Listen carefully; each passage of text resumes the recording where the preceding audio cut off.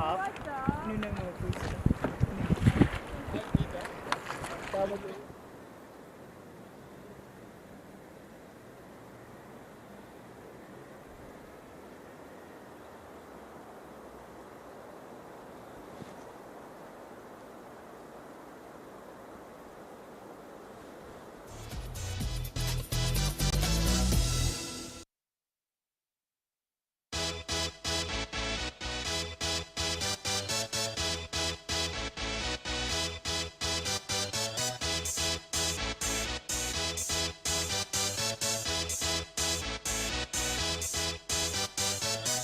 Ready for this?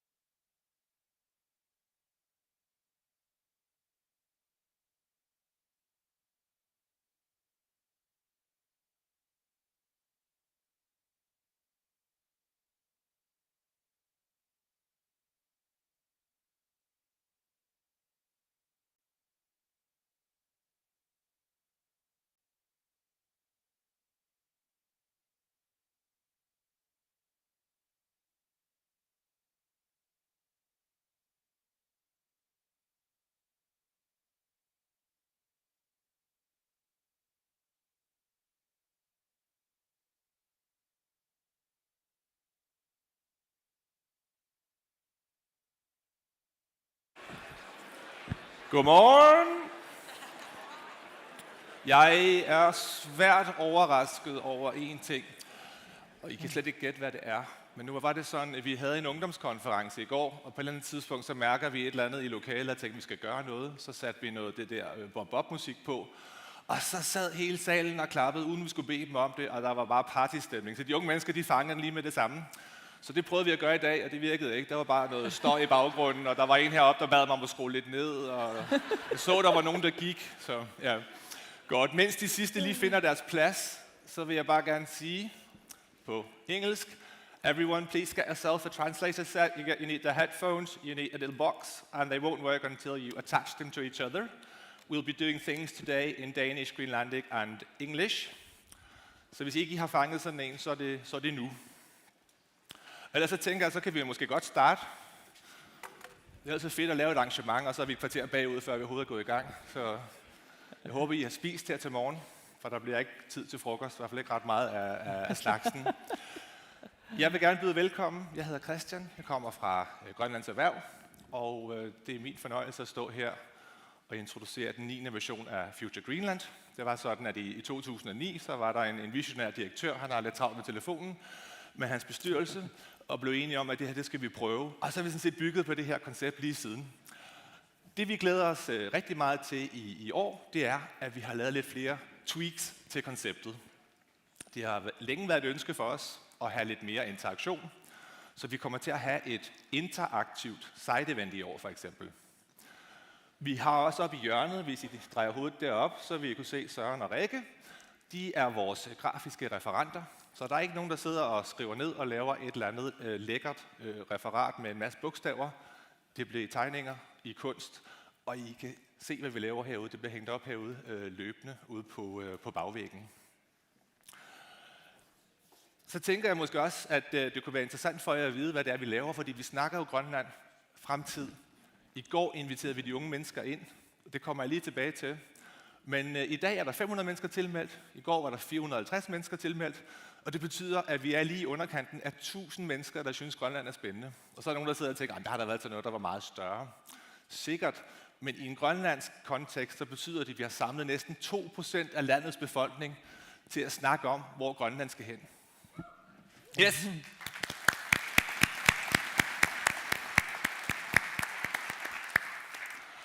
Og så snakker jeg lige med Kuno før, nu beklager jeg, at vi lige hænger Kuno ud, men Kuno han er en Atesardut-medlem, og han siger, at det bliver egentlig dejligt, at vi lige har fået de her 2 fridage fra landstingssalen og komme over og bare sidde og blive inspireret og lytte. Og det holder jeg op på. Der skal lyttes. Vi har en masse på hjerte, hvor vi også gerne vil vise, hvordan erhverv og politisk niveau snakker sammen, hvor godt det er med et stærkt erhvervsliv, fordi det er det, vi er her for, hvor godt det er med et stærkt civilsamfund, og hvor vigtigt det er med politikere, der har mod til at træffe de rigtige beslutninger og indgå i dialog med befolkningen. Det her med dialog og interaktion, der har vi også taget ved lære. Så en af de andre ting, vi har gjort ved vores koncept siden sidst, det har vi rent faktisk tilladt at læse den evaluering, I gav os sidst. Så vi kunne se nogle events, som er en inspiration, og det bliver farligt det her, kan jeg godt sige. En inspiration.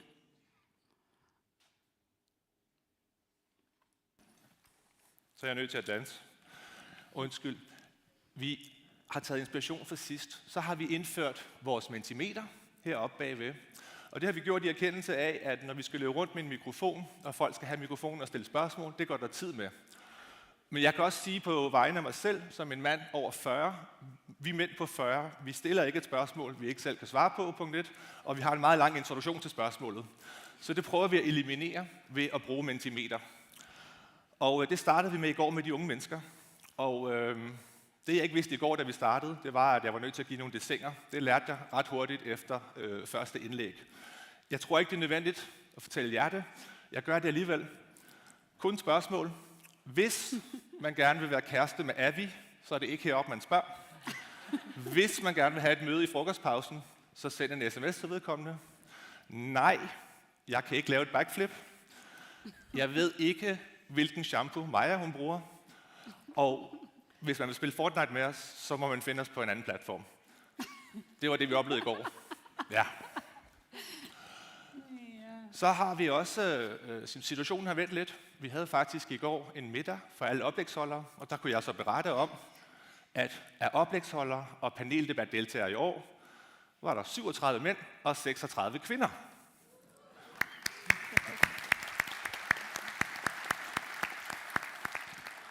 Men, og nu ved jeg ikke, hvad der er så sket, om det er patriarkatet, der ikke er trukket sammen i bussen.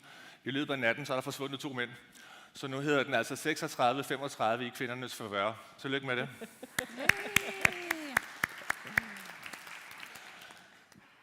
Det er også den største konference, vi nogensinde har haft. 500 tilmeldte. Noget af det skyldes, at vi har endnu flere talere på i år. Vi har meget mere dialog på scenen. Det er selvfølgelig mange flere gratister, og så giver det jo anledning til at sige tak til de 4 af jer, der har betalt fuld pris herover. Til jer, der gør, at resten af jer skal have det rigtig sjovt. Så jeg håber, I vil interagere og nyde konferencen, ligesom vi plejer. Og så ved jeg ikke, om der er så meget mere praktik, vi skal komme ind på nuværende tidspunkt i forhold til, hvordan vi afvikler. Og så vil jeg gå over i det mere indholdsmæssige, som vi har lovet at snakke ind i. Det her, det er et øjebliksbillede fra en times tid siden. Et andet nyt koncept. Vi startede med en coffee morning over på Pascucci, hvor man kunne møde Tommy Ahlers og møde manden bag Tommy Ahlers. Så der var 75, og vi havde inviteret 75, fordi Tommy og jeg er fra 1975. Det er temaet. 15 nationaliteter kan vi i år byde velkommen til. Det er holdet bag.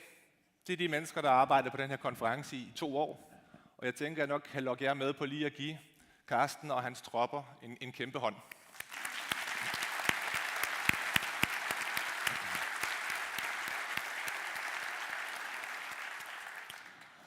Jeg skal ikke læse den her op, men vi evaluerede jo, hvad skete der i 2022. Vi kom frem til, at i dag skal vi snakke bæredygtighed. Den konklusion, vi kom frem med, det er, at bæredygtighed, det skal vi integrere i vores grundforretning. Det er en license to operate, og det er det, vi lidt har prøvet at lægge for dagen i dag. Så har vi i bedste stil lavet nogle post-its til jer, så I kan se, at det her bæredygtighed, det er faktisk ret bredt. Tit så bliver det noget med, og det er nok noget med miljø og klima. For os er det altså også noget med noget socialt, og specielt noget økonomi. Men vi bruger det jo i dag til at komme vidt omkring. Så selvfølgelig snakker vi energi, grøn omstilling. Vi snakker altså også diversitet og ligestilling. Vi snakker biologisk bæredygtighed. Vi snakker vores økonomi. Selvfølgelig politisk bæredygtighed i forhold til de her lange aftaler, vi kan støtte ret på. Vores alliancer, gode, solide alliancer, som vi kan handle med verden på. Så har vi proppet det ind i sådan en model, og dem, der kender mig, vil vide, at jeg er gammel konsulent, og det betyder, så har vi alle mulige modeller, og så snakker vi ind i det, og folk behøver ikke forstå det, det ser bare skide godt ud. Det her er the golden circle. Så vi har prøvet lidt at sige, hvorfor pokker er det, vi gør det, vi gør? Kan vi ikke godt blive enige om, hvorfor vi har en retning, hvorfor vi har et sted, vi gerne vil hen til? Må vi finde ud af, hvordan vi gør det, og præcis hvad det er, vi gør. Så vi har proppet alle vores dejlige oplægsholdere ind i modellen her, og gjort dem så små, som vi overhovedet kunne. Og så har vi prøvet at bygge vores konference over de 2 næste dage op efter den her model. Så det er de mennesker, I kommer til at høre fra, og lade jer inspirere af. Og nu nævnte jeg jo det her med kønsbalancen før. Vi har også en 50-50 balance, eller måske lidt en overvægt under købet, til folk herfra kontra folk udefra. Så vi tager inspirationen udefra, så tykker vi på den herhjemme og hører lidt på, hvordan det går herhjemme. Så vi lader os inspirere af hinanden i Grønland, for der er masser af gode erfaringer, masser af god viden. Og så henter vi også nogle folk udefra, som kan give os noget perspektiv. Og så kan jeg tænke mig at sige lidt om, hvad der skete i går. For første gang nogensinde så holdt vi en ungdomserhvervskonference som optakt til det, vi skal i dag. Målet for os, det var at sige, det nytter jo ikke noget, vi sidder her og snakker om, hvad der skal ske i fremtiden. Vi er nødt til at spørge de unge mennesker. Så ved hjælp af sponsorer fik vi sat en konference op og kørte en hel dag i går, fuldstændig på samme måde, som vi kørte med jer i dag og i morgen. Det var unge mennesker fra hele Grønland. Der var sponsorer, der havde fløjet unge mennesker ind fra Granak, Asiat, Sisimiut, Sydgrønland, og så selvfølgelig en masse Nuuk-skoler. De snakkede kunst og kultur som levevej. De snakkede politik. Der var en spændende politisk debat. Snakkede fremtidens arbejdspladser. Snakkede demokrati. Hvordan bruger vi sociale medier i demokratiet? Hvordan kommer vi igennem med vores budskaber? Og vi startede med at tage sådan en selfie, hvor de alle sammen havde tændt deres mobiler, for at være sikre på, at vi havde et billede med mange mennesker på.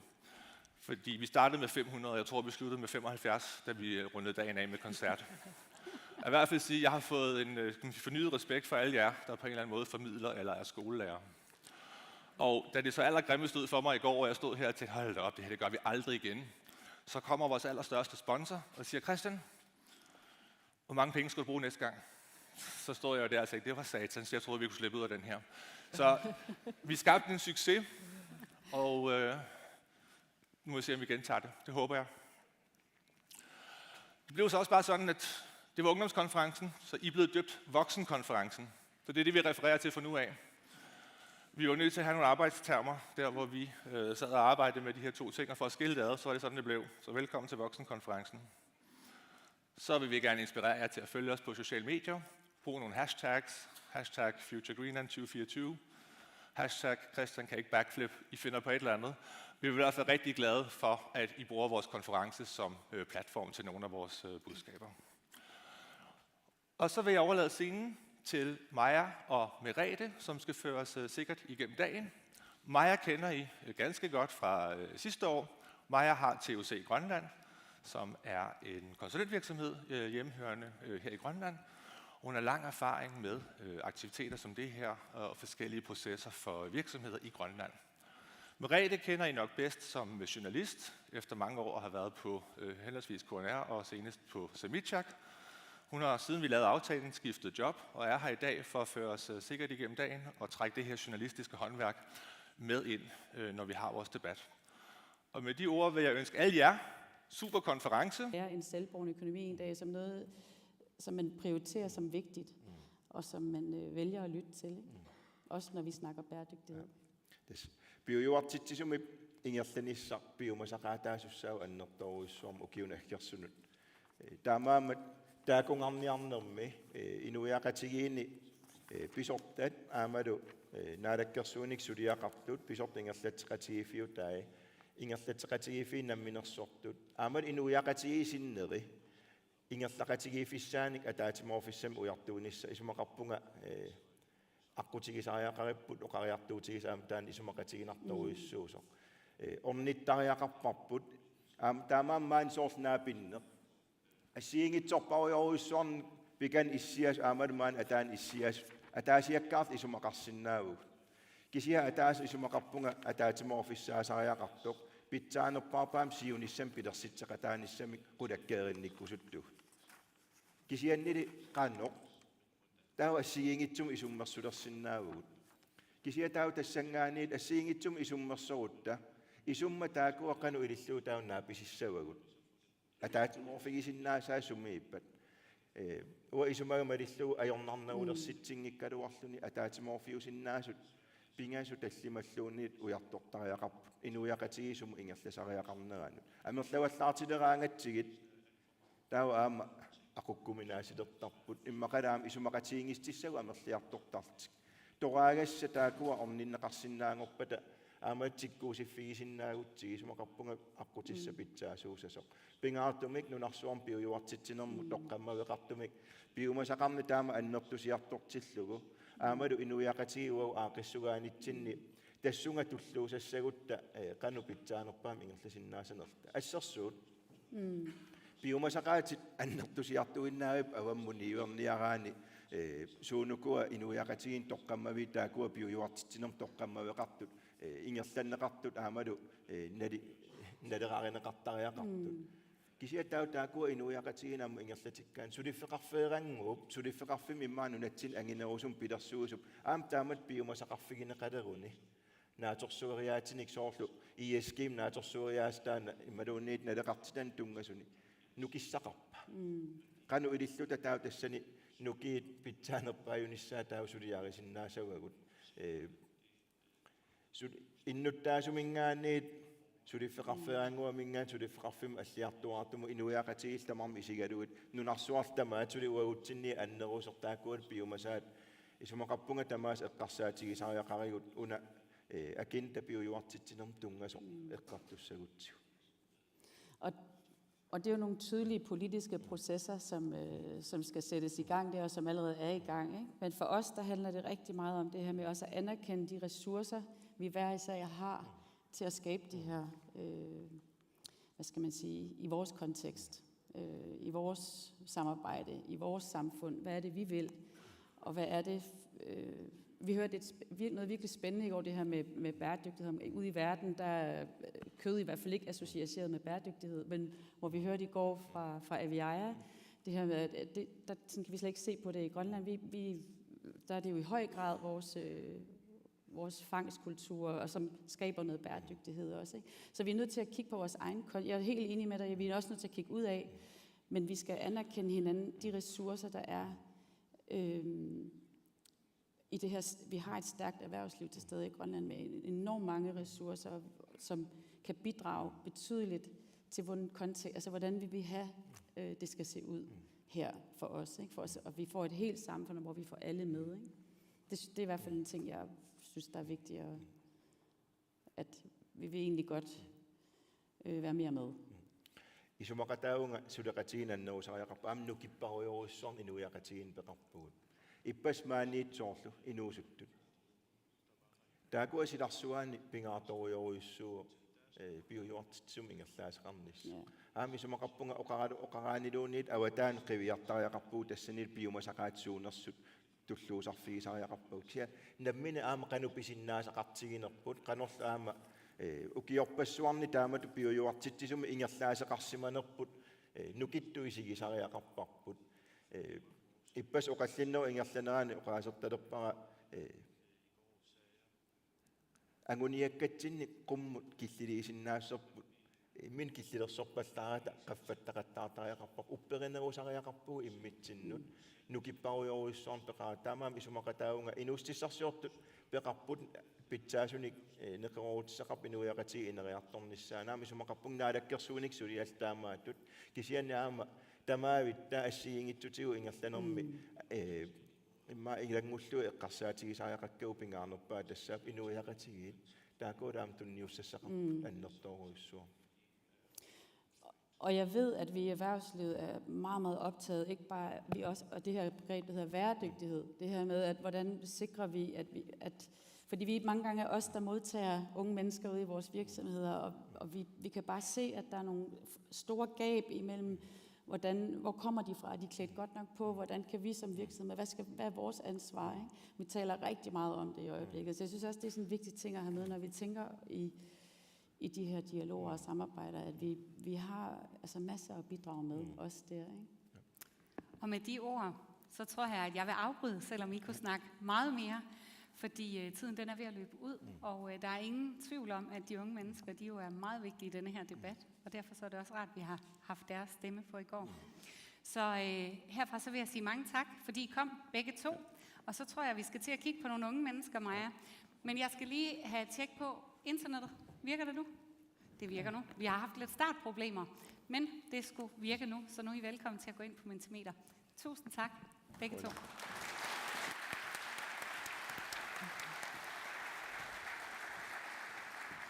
Ja, Røanarsuaq muttimu krisimullu.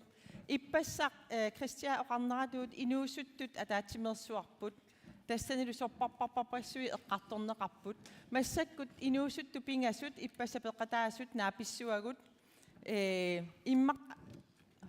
Imma eqqaasinnaawar siunissamingaanniit inuulluaqqussummik massakkut sangaqassuugut. Inuusuttu pingasut Balle Christiansen, tassanuumi maani massakkut giuumi 3. kertoq. Der var du Aja Lybert Jepsen. Sionna i din njernertuungortoq maani aamanuumi. Aamadu Aviaja Corneliusen, massakkut maani nuumi angiimi i din njertoq. Oqaloqatigissavaallu Christian Kelsen. Takannatigilluaritsi.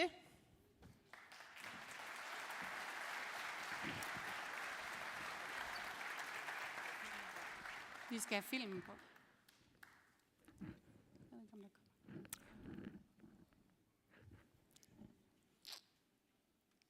Der skulle komme en film. De siger, at filmen kommer senere. Okay, kan vi så ikke lige få en kæmpe hånd? Forestil dig at køre en mega fed film med høj musik, og så går der 3 unge mennesker ind her. Værsgo.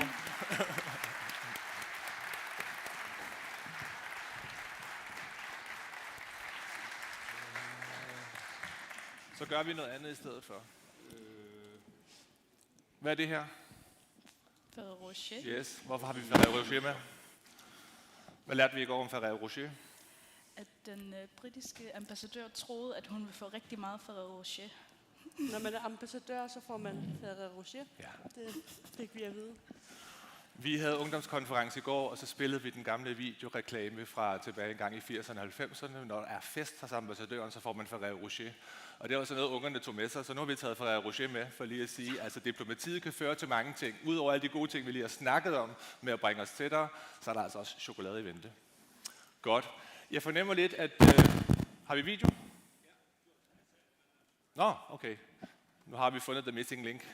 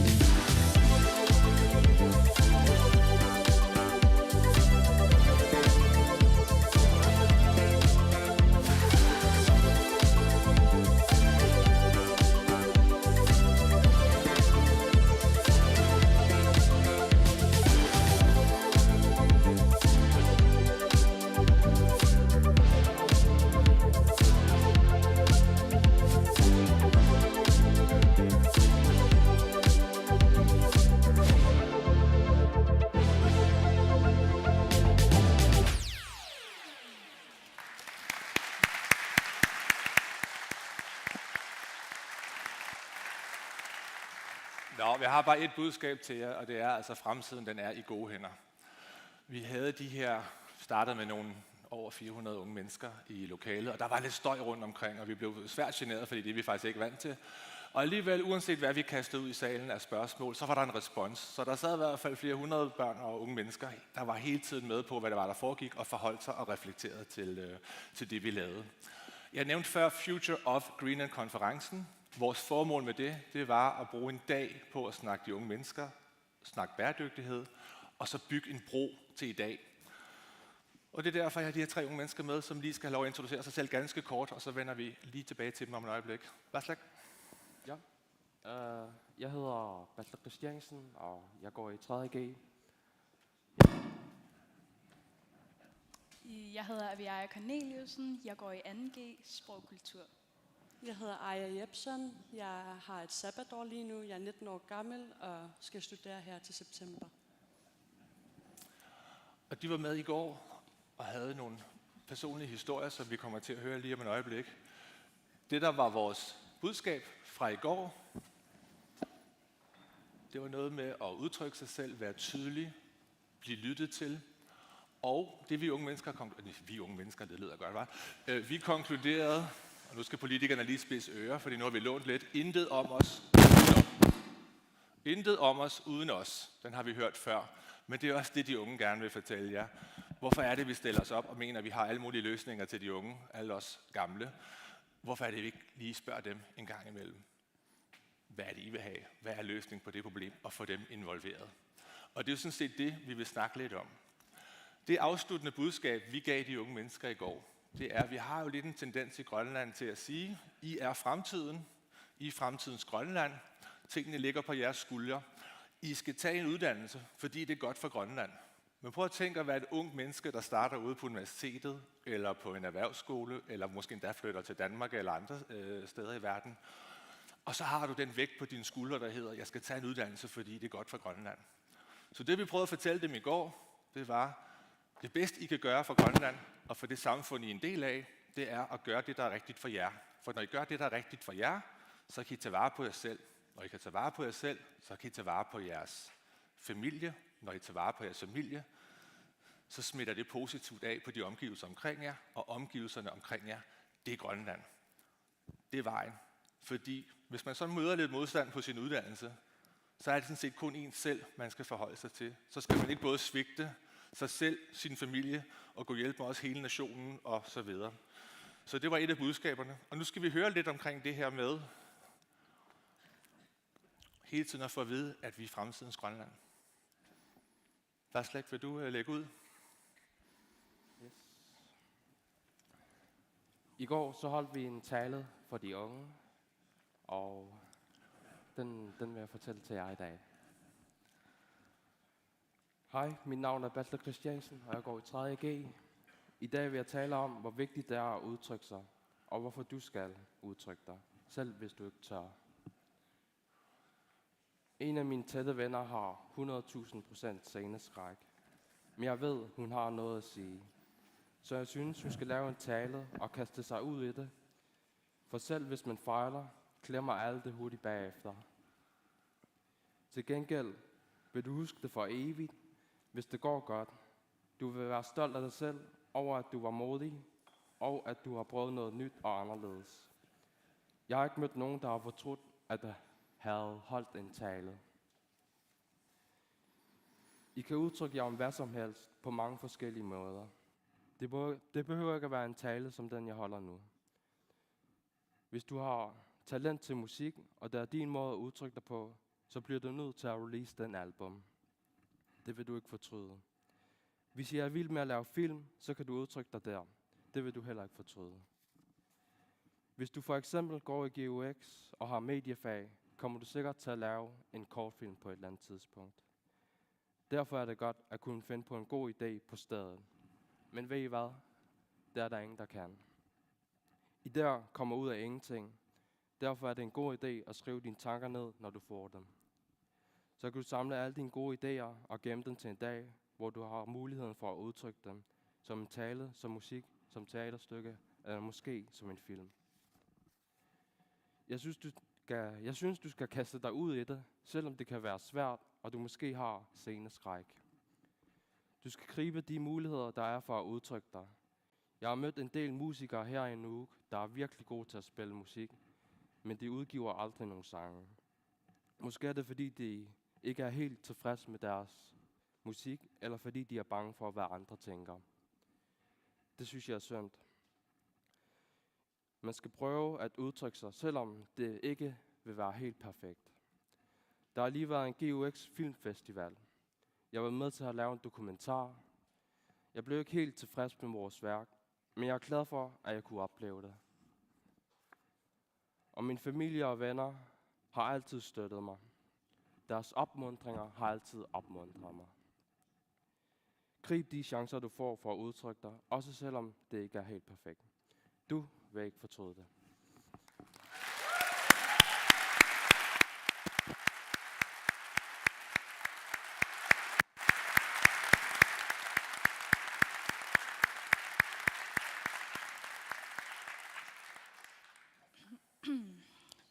Jeg har holdt den her tale i går for de unge og for vores fremtid. Jeg taler her i dag for at snakke om den fremtid i Grønland. Den fremtid, jeg skal leve i. Den fremtid, vi alle skal være sammen med til at opbygge. Men først vil jeg lige gøre opmærksom på, at jeg vælger at tale dansk, fordi der er flere, der vil forstå det danske sprog, og fordi det grønlandske for mig var næsten tabt, efter at have boet i udlandet flere gange, og på grund af flere dele af min familie og venner udelukkende taler og forstår dansk. Men hvem er jeg? For jer er jeg måske bare en person, man normalt ser ude i gaderne, i skolen og måske til kaffemæk.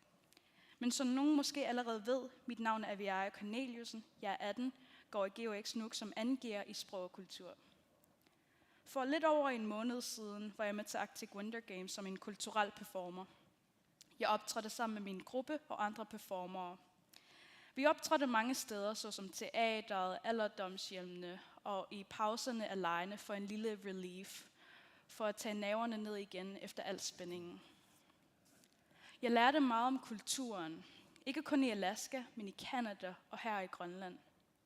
Men det, der forvirrede mig, var, hvor åbne de var med deres kultur, hvor meget deres kultur var indblandet i deres hverdage, med deres qilat blev brugt dagligt efter at have været i kirke, og at de havde specielle dage til at være sammen som en samfund, for at konkurrere, ikke kun ved at danse eller synge, men for sjov, for kulturen og for deres identitet. For mig var det en kulturschok. Jeg blev stolt, fordi det er deres kultur, men også vores. For her i Grønland er det nyt, i hvert fald for mig, at være grønlænder, at være inuk. Vi som dem spiller ikke på en qilat i hverdagene. Dog slår så dengidangut, som de gør. Og vi er først lige begyndt at acceptere dunit som en del af vores hverdag. Er det fordi, vi har glemt, hvem vi er? På grund af de ting, der skete i fortiden med, at vi ikke måtte være dem, vi var, fordi det var forbudt. Vi blev undertrykt, mistede meget af vores kultur. Vi tabte meget, selv mennesker. Men vi er tilbage, for vi er folket. Vi er inuit. Det vi mangler her i Gadaslit Nunat er stolthed over for, hvem vi er, som alle andre i de arktiske.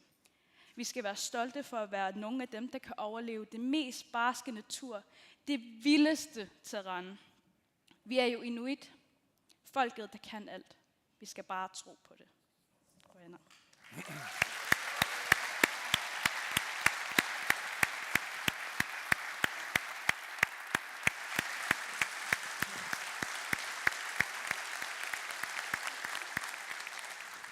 Da jeg lavede min tale for nogle uger siden, før vi skulle snakke for Future of Greenland, så fik jeg at vide, at jeg skulle snakke til de unge. Så den her tale, den er beregnet til de unge, men jeg synes også, det er vigtigt, at I hører det. Galaslit Nunata Sionissa. Fremtidens Grønland, Future Greenland. Dessa uagut. Jeg kom til verden for 19 år siden, til en tryg familie, et land i udvikling, til en verden i forandring. Og jeg har boet her i hele mit liv. Jeg blev færdig med GOX NUK sidste år, og jeg fik tildelt Fighterprisen.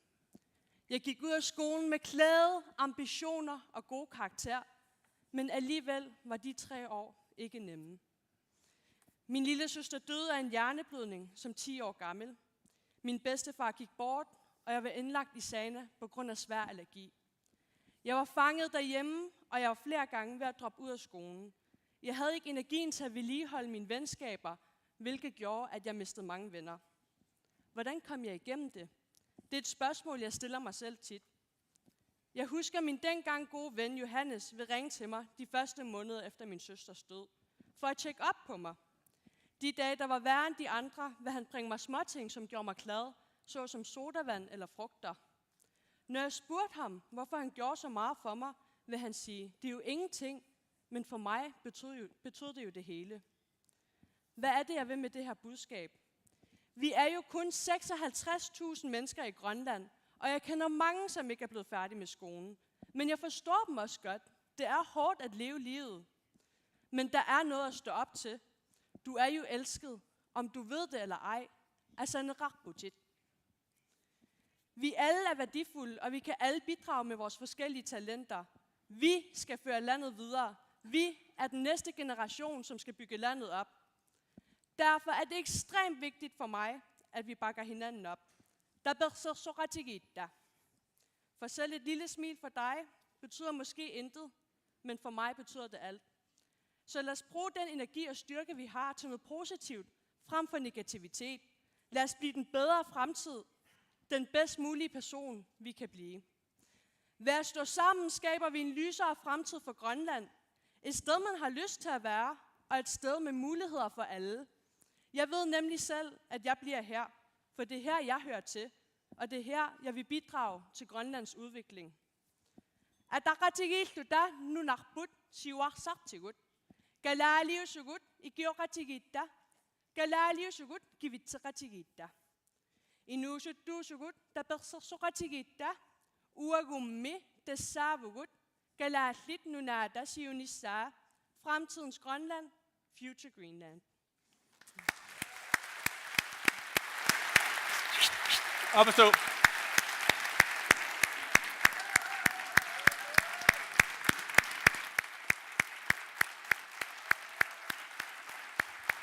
Det er for jer, det der.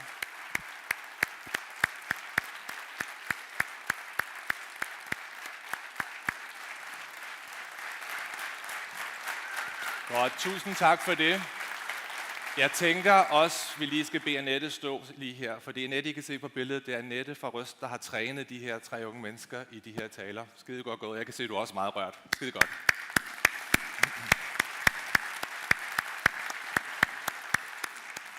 Nå, men nu har vi jo deres ører. Hvad er det så, vi gør, når vi har skabt os det rum her? Vi har fået de voksne til at lytte. Hvad vil vi så? Det forpligter jo. Vi vil gerne snakke om det, der mest har... Hvad er ordet? Betydning. Ja, det, der havde mest betydning for os i går, i forhold til konferencen Future of Greenland. Ja, at det er vigtigt, at vi bliver hørt som unge. Det er vigtigt, at I som voksne er klar med åbne hænder, fordi som sagt, så er vi den næste generation, der ligesom skal føre landet videre. Så egentlig bare, at I lytter, og I er klar til at tage imod os, når vi kommer til voksenverden, som man kalder det. Når I er interesseret i det, vi er i gang med, så meget som vi er interesseret i det, I er i gang med lige nu. Ja, det vi gjorde i går, det var, at vi gav en indføring i demokratiet. Hvad er det? Hvorfor har vi det? Hvorfor er det så vigtigt? Hvad bruger vi det til? Lidt om, hvordan vi kan kommunikere i det. Når vi kommunikerer i det, hvordan får vi så vores budskaber igennem? Vi snakkede bæredygtig grønlandsk mad, for eksempel. Der var sæbebobler, ikke? Og chokolade, der var konkurrencer. Man kunne vinde penge. Vi havde introduceret de unge mennesker for noget, som var vildt fedt i gamle dage. Det hed en postkasse, breve og frimærker. Vi trak lod fra en god gammeldags postkasse i vores konkurrence. Vi hørte om fremtidens arbejdspladser. Vi mødte nogle kunstnere, som har formået at skabe en levevej ved at være dygtige musikere. Vi hørte fra ambassadøren, hvordan man kan bruge diplomatiet til at skabe sig en plads, men hvordan vi egentlig også igennem vores kontakt med omverdenen er med til at definere vores egen kultur. Og jeg tror, med de ord vil vi forlade scenen, og så bare sige, at vi ønsker os nysgerrighed i dialogen. Lyt til os, vær nysgerrig på, hvad de unge mennesker har. Noget ligeværdighed. Vi kan godt snakke i øjenhøjde, selvom vi ikke er lige gamle. Diplomatiet bygger broen, også herhjemme. Vi skal inddrages, den tror jeg er ved at stå ret klart for jer. Og så skal vi være stærke i vores kultur, for igennem vores relationer, så bliver vi stærke deri. Skal vi sige grønnak og forlade scenen stille og roligt? Tak skal I have.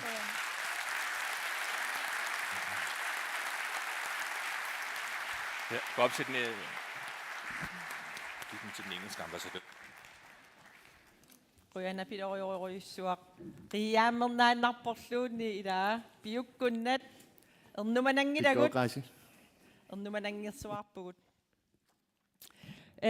Siunissa tinningaanni inulluaqqussumminggaanniit massakkut immaa tunumu imalunni kingumut qivialaarluta ullumimut aamalu immaa siunissam ikaarsaalaarluta tusangaqalaassuungut.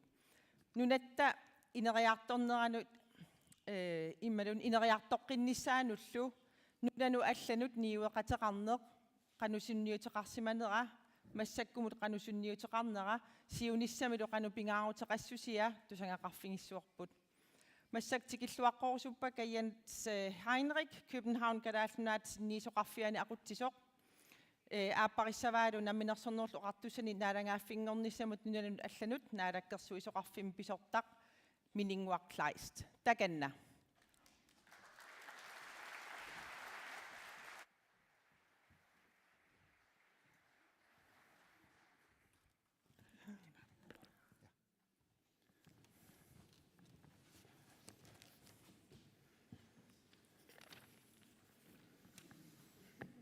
How do we follow that? Hello, very nice to be here. Since the initial migration of people into what is today Greenland 4,500 years ago, the resources here have been distributed and traded in a vast network. The iron from the meteorites, soapstones, and other types of stone, the antler from reindeer, the seal blubber to made into oil, the falcons, the ivory from narwhal and walrus, and also the hides from walrus made into rope. With the trade, impulses from different places were part of the cultural evolution. Living in the harsh conditions meant a need for ingenuity, and you can see elements of the material culture being adopted by the outside world. The colonial relationship between Greenland and Denmark started in 1721 with a number of consequences. The mobility and internal trade system of the Inuit society saw a halt. Until then, groups from different parts of Greenland met in the summer and traded different products and forged family ties. The colonial administration had a clear interest in maintaining the productiveness of the seal hunting culture in Greenland, as oil was produced from the seal blubber. Around 1900, a decline in the numbers of seals caught by Greenlanders, most likely on account of European seal hunting vessels, meant the introduction of alternative trades, sheep farming and fishing, but initially on a fairly low level as investments were hard to acquire. One of the other relevant areas is the mineral resources. As mentioned, the former cultures had utilized different mineral resources, and with the colonial era, an ongoing search for minerals were apparent. Different attempts were done, and with cryolite, a long-ranging venture was started. During Second World War, the cryolite held a crucial role in ensuring the Greenlandic society and all Danish activities outside of occupied Denmark. It also gave a sense of Greenland having the resources to manage on its own. World War II also revealed the strategic importance of Greenland, and the American military presence has since been a part of the Greenland condition. With the modernization, the industrial fishery was to be the economic foundation for the new Greenland, and it is still today the most important economic trade. Thank you, Jens, and thank you to the organizers for inviting us to this important conference. It's something to follow the young guys, women who were here just before, especially when you started the pacifier cold turkey on your daughter last night. But the subject here, trade today. As when you go back to colonial times, we've had trade on many different kinds of products. Today, the mainstay of our trade is on fish products. Last year, we exported for something around 5.9 billion Danish crowns, and of those, about 5.8 billion Danish crowns came from the activities with fish products. Mainly, or almost half of shrimp, and then Greenland halibut and cod. Now, our main markets today are the EU, European market, and China. But the world is a dynamic place, and for not so long time ago, the UK, our friends from the UK, were part of the EU, and our trade with the EU, or UK, went through the legislative framework that we have through the EU. So we have, in order to protect and support the trade we have with the UK, started dialogues and talks and negotiations on a potential first free trade agreement that Greenland participates in with another country. And of course, we do this in close contact with industry. Sometimes we have brilliant ideas and they shoot them down. Other times we have agreement on things and then we move forward. The UK takes up about 10 to 15% of our collected exports. And last year, Greenland companies paid around 90 million Danish crowns in tariffs to the UK government. That is basically what we're trying to do away with, basically. And of course, the UK has demands for us. But we do this because we need to try to ensure the ability to compete for Greenland companies and to have access, good access to different markets. Markets go up and down, notoriously. Today, China is a strong market, and who knows how that will develop in the next 10 years. And for that, we need alternatives, and we need to keep the markets we have today. So that is what we are working on. We even debate the big markets that we have as things can change. We have for many, many years traded with the EU. We have free access to the EU single market, so tariff-free access. We do that because we are an overseas country and territory to the EU, but also because we provide fish quotas for which we are also financially compensated, but we provide fish quotas to the EU. Now, we're the only one in the North Atlantic that does that. And of course, there are political debates on whether or not this should continue in the future. And whatever our politicians decide, we'll try to make solutions on.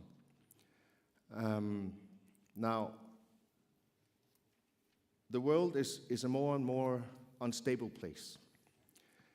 It's a place where these major events like Brexit, but also COVID-19, that luckily did not affect Greenland trade too much, even though it did, but not too much.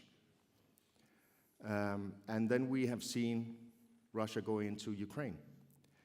So the world has become a steadily more unstable place and unpredictable.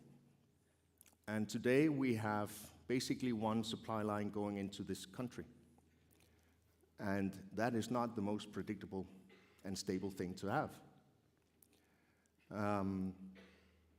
Therefore, not so long ago, the Greenland government, together with our four political parties, members of Inatsisartut, came out with a new strategy, Nothing About Us Without Us. And within that strategy, there is a lot of focus on we need to try to develop trade with our neighbors to the west, Canada and the US. Today we very little trade with the US and Canada. And that even if we are the closest neighbor, our closest neighbor is Canada. Actually today we share a land border with Canada. Now, if we want more stability, we want more security of supply, we need to develop a line westwards. Now, why can't we just let market forces make sure that we have a supply line or freight line going to Canada and the US? Well, the reason for that is that we have legislation in place that prohibits it today.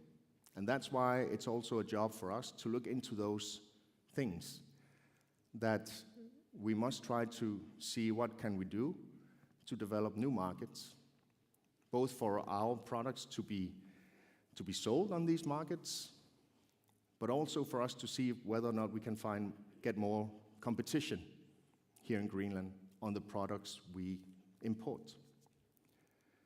And that is part of the situation we have. And previously, as part of the situation we also had, was the cryolite, the minerals, being part of the trade we had with the outside world during the Second World War. Now there is also interest in our minerals. Not because of a war that we are involved in, but because the world is trying, or at least the like-minded countries of which we are part of, are trying to adjust to a new reality. A new reality where we have to secure security of supply on minerals, on trade. And that is where Greenland also is starting to see small movements towards trying to make this more concrete. That was what I had, and maybe we should open up for questions, remarks. Yes, thank you very much for taking us from the past to the present. So this is, of course, pretty important for the future and for the sustainable development of businesses in Greenland. And we actually do have a few questions. Now it's working, so I want to take advantage of that. From the audience have asked, the vision in the strategy are great, but at what cost? What is being done to generate new forms of income and cut costs to finance new projects? Like, could you be more specific on what is being done according to this strategy that Inatsisartut has been working on? So we're looking at one concrete thing that we have right now is the work we do within the Joint Committee with the US. Within that committee, we have working groups on trade. We look at the provisions, the legislations that we have in place.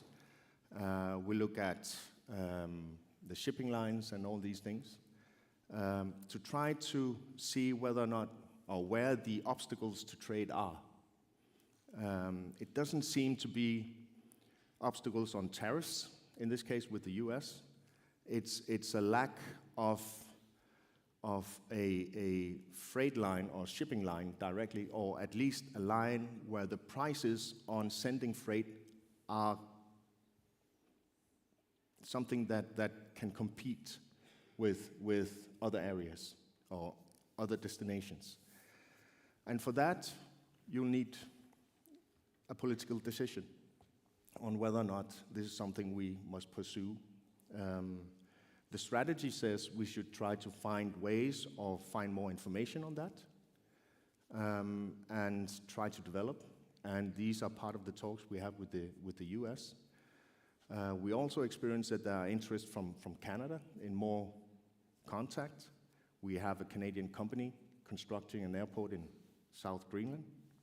And I think activities like that will be something we'll see more and more with. And we have an airline or a flight that will start this summer between Iqaluit and Nuuk. So that's very important. So now there's a lot of questions here. So I know that I cannot get through all of them. So please forgive me if I don't choose your question. But actually, I want to stick with the shipping lines, because there's a question about how can we get more competition when the structure in many sectors is based on monopoly. And that's actually also with our Royal Arctic Line and Air Greenland, for example. So how can we develop the shipping lines and the trading with the West, the Canada and the US, without getting in trouble there? Looking factually at things, that two avenues that I can see. If one is to develop trade with the US or Canada. One way is to allow for ships from other countries to come in from, let's say, from the US or Canada and supply with products in Greenland, supply Greenland with products. That is one way. I don't know if that is a politically feasible way, but it's one way. Another way is to support Royal Arctic Line to actually open a route. It will be a route that most likely will not be economically feasible in the beginning, so they will need support. You cannot expect them to support such a line, a freight shipping line route to the US or Canada without support. It needs to be developed. But from what we can see, and with our contacts with Greenland businesses, tourism, importers and others, there's quite some interest in getting products directly from the US and Canada. There has been quite a number of companies participating in some of our events. Thank you. Then we have, if you can go up a little bit, yes, Jens, as a historian, how important is our history for us in order to understand and define ourselves today? I would say in terms of trading and collaboration with other countries. Very important. Could you maybe elaborate on that? How? The main point Why? is that we do have resources and we are able to have an economy based on the resources, how to utilize them, how to trade with the outside world. You see a number of examples on that anyway. So I think that's a key part of history. Okay, so I think we will get just one last question here. I would say that if you go up a little bit, yeah. I think something that is on everybody's lips these days is the new legislation in, for example, fishery and tourism. And one of from the audience is asking, Greenland are closing opportunities for foreign investments in fisheries and tourism. How will that affect future trade, if it will? I mean, could you maybe put some words on that? I cannot predict it. I don't know, and this is an area that the Fisheries Act, Tourism Act is handled in other ministries, so I also have to be careful of what I say on that. But I know when it comes to some of our brilliant ideas on the trade agreements, negotiations with the UK, that while we are discussing, while there's political discussions on a Fisheries Act, it has been difficult to try to find certain solutions, while other solutions were more possible. So I'll keep it at that. But we have respect for the different parties that participate in the dialogues or discussions on the Fisheries Act, but our department is not part of that. Okay, so I think that you brought up the Great Britain, the negotiations about trading, and in a short time we will actually get a visit from Emma, the ambassador from Great Britain to the Kingdom of Denmark, and maybe she will tell us a bit more about the negotiations about trading between our countries. So for now, I would say thank you very much for coming on stage. Thank you.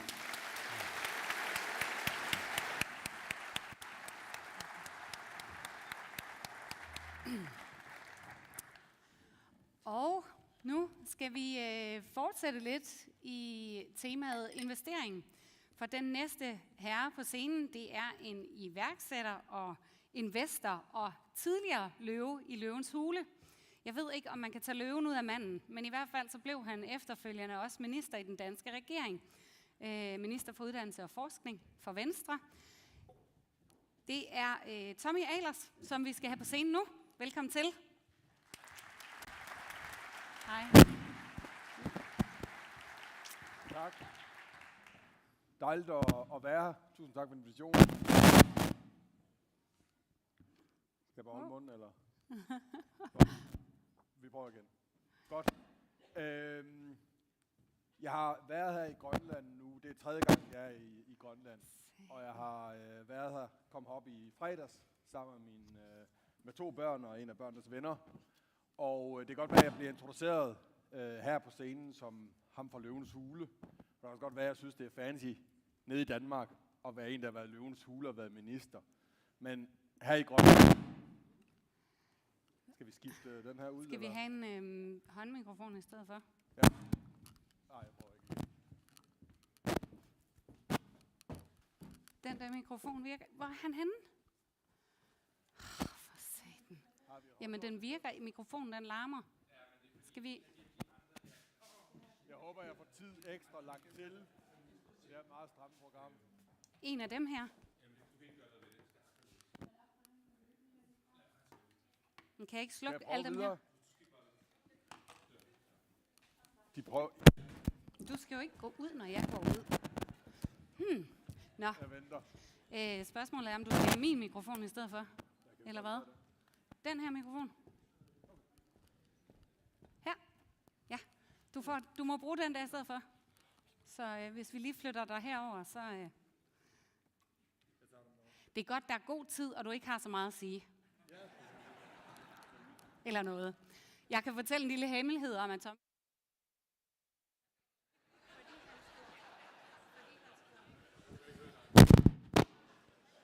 Er den der nu? Nej, jeg tager den derovre. Ja. Hvis jeg fortsætter hemmeligheden her, ikke? Han var tidligere op, fordi han faktisk var oppe for at fjerne halvdelen af sit slideshow, fordi det var for langt. Så derfor så er det jo heldigt nok, at vi lige har et lille teknisk problem, der skal håndteres også. Det er dejligt. Jeg håber, vi når det meste. Ja, det gør vi. Det er godt. Jeg ender bare med at starte med at undskylde til oversætterne, at jeg nu snakker ekstra hurtigt, og det var mit problem i forvejen. Så. Nej, det jeg skulle til at sige, det var, at når man synes, det er fancy at være for Løvens Hule, så kommer man til Grønland, og så indser man, at heroppe er der noget helt andet, der er fancy. Og det er, at man har investeret i Rockflower Company og kender Minik Russing. Så er man sådan lidt. Så vil folk gerne have en selfie med en, bare man har mødt Minik. Han er den rigtige helt heroppe. Jeg skal nok komme tilbage til det firma. Jeg skal ikke så tæt på den. Okay, godt. I kan høre mig nu. Og I kan også høre mig derude. Godt. Videnskaben kan godt hjælpe os. Den kan faktisk også godt redde os. Og det er det, jeg vil tale til jer om her de næste kvarters tid. Jeg har 3 roller nu. Den ene rolle er, at jeg startede et investeringsfirma, der hedder Lookup Ventures, hvor vi gennem de sidste 2 år kiggede på og mødt 300-500 forskellige startups. Alle inden for klima eller biodiversitet, og alle nogen, der arbejder med de her dybe, svære teknologier, så ikke bare det nemme software. Så er jeg også blevet adjungeret professor ude på DTU, hvor jeg underviser nye, håbfulde videnskabsfolk, som også drømmer om en dag at starte deres virksomhed, undervise i entreprenørskab. Og så er jeg også blevet formand for Concito, fordi jeg stadigvæk godt kan lide også at operere, selvom jeg arbejder med specifikke virksomheder, så jeg godt kan lide at stadigvæk være med til at påvirke ting på et metaniveau, på et politisk niveau, for det skal vi stadigvæk, og derfor får man for Concito, som er en af Nordens største grønne tænketank. Når man taler om klimaforandringer, så er der mange måder at vise på, hvor alvorligt det står til. Vi kan vise billeder af for meget vand, eller for lidt vand, eller ild. Men den her graf, synes jeg, fortæller, at det ikke kun det, der sker lige nu. Det er også den fremtid, vi måske lige om lidt er på vej ind i. Den viser de her 16 forskellige tipping points, man har identificeret, som hvis vi passerer dem, så står der rigtig, rigtig slemt til, og vi forstår ikke helt, hvor alvorligt det er på den anden side, og vi kan ikke vende udviklingen. Og så som I kan se på grafen heroppe, så er indlandsisen her i Grønland på den skala, og den temperaturstigning, vi allerede har nu på 1,1 grad, den gør, at på nogle af de her tipping points, der er vi allerede inden for det range, hvor de her ting måske kan ske. Og jeg står selvfølgelig her og taler dunder for, at indlandsisen forsvinder i morgen, men det vil godt være et sted, hvor udviklingen ikke kan vende. Så det er rigtigt, som Obama har formuleret det. Det her, vi er måske den første generation, der virkelig har mulighed for at gøre noget, men også den sidste, der måske har en mulighed for at nå og redde det. Så vi skal agere.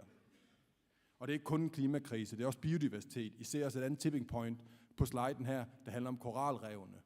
Hvis de forsvinder, og de er ved at forsvinde, men hvis de helt forsvinder, så snakker vi 25% af al marinebiologi forsvinder. Når vi taler om, hvad vi så skal kigge på af løsninger, så skal vi huske, at det ikke kun handler om at investere i noget, der gør, at vi ikke forurener mere. Vi udleder mindre CO2 med vores transport eller vores fødevarer. Det er det, I har nede i den hjørne, der hedder krisen og klima. Det handler om 2 kriser. Det er klimakrisen, og det er biodiversitetskrise. Og inden for de her 2 kriser, er der 2 dimensioner, vi hele tiden skal agere på.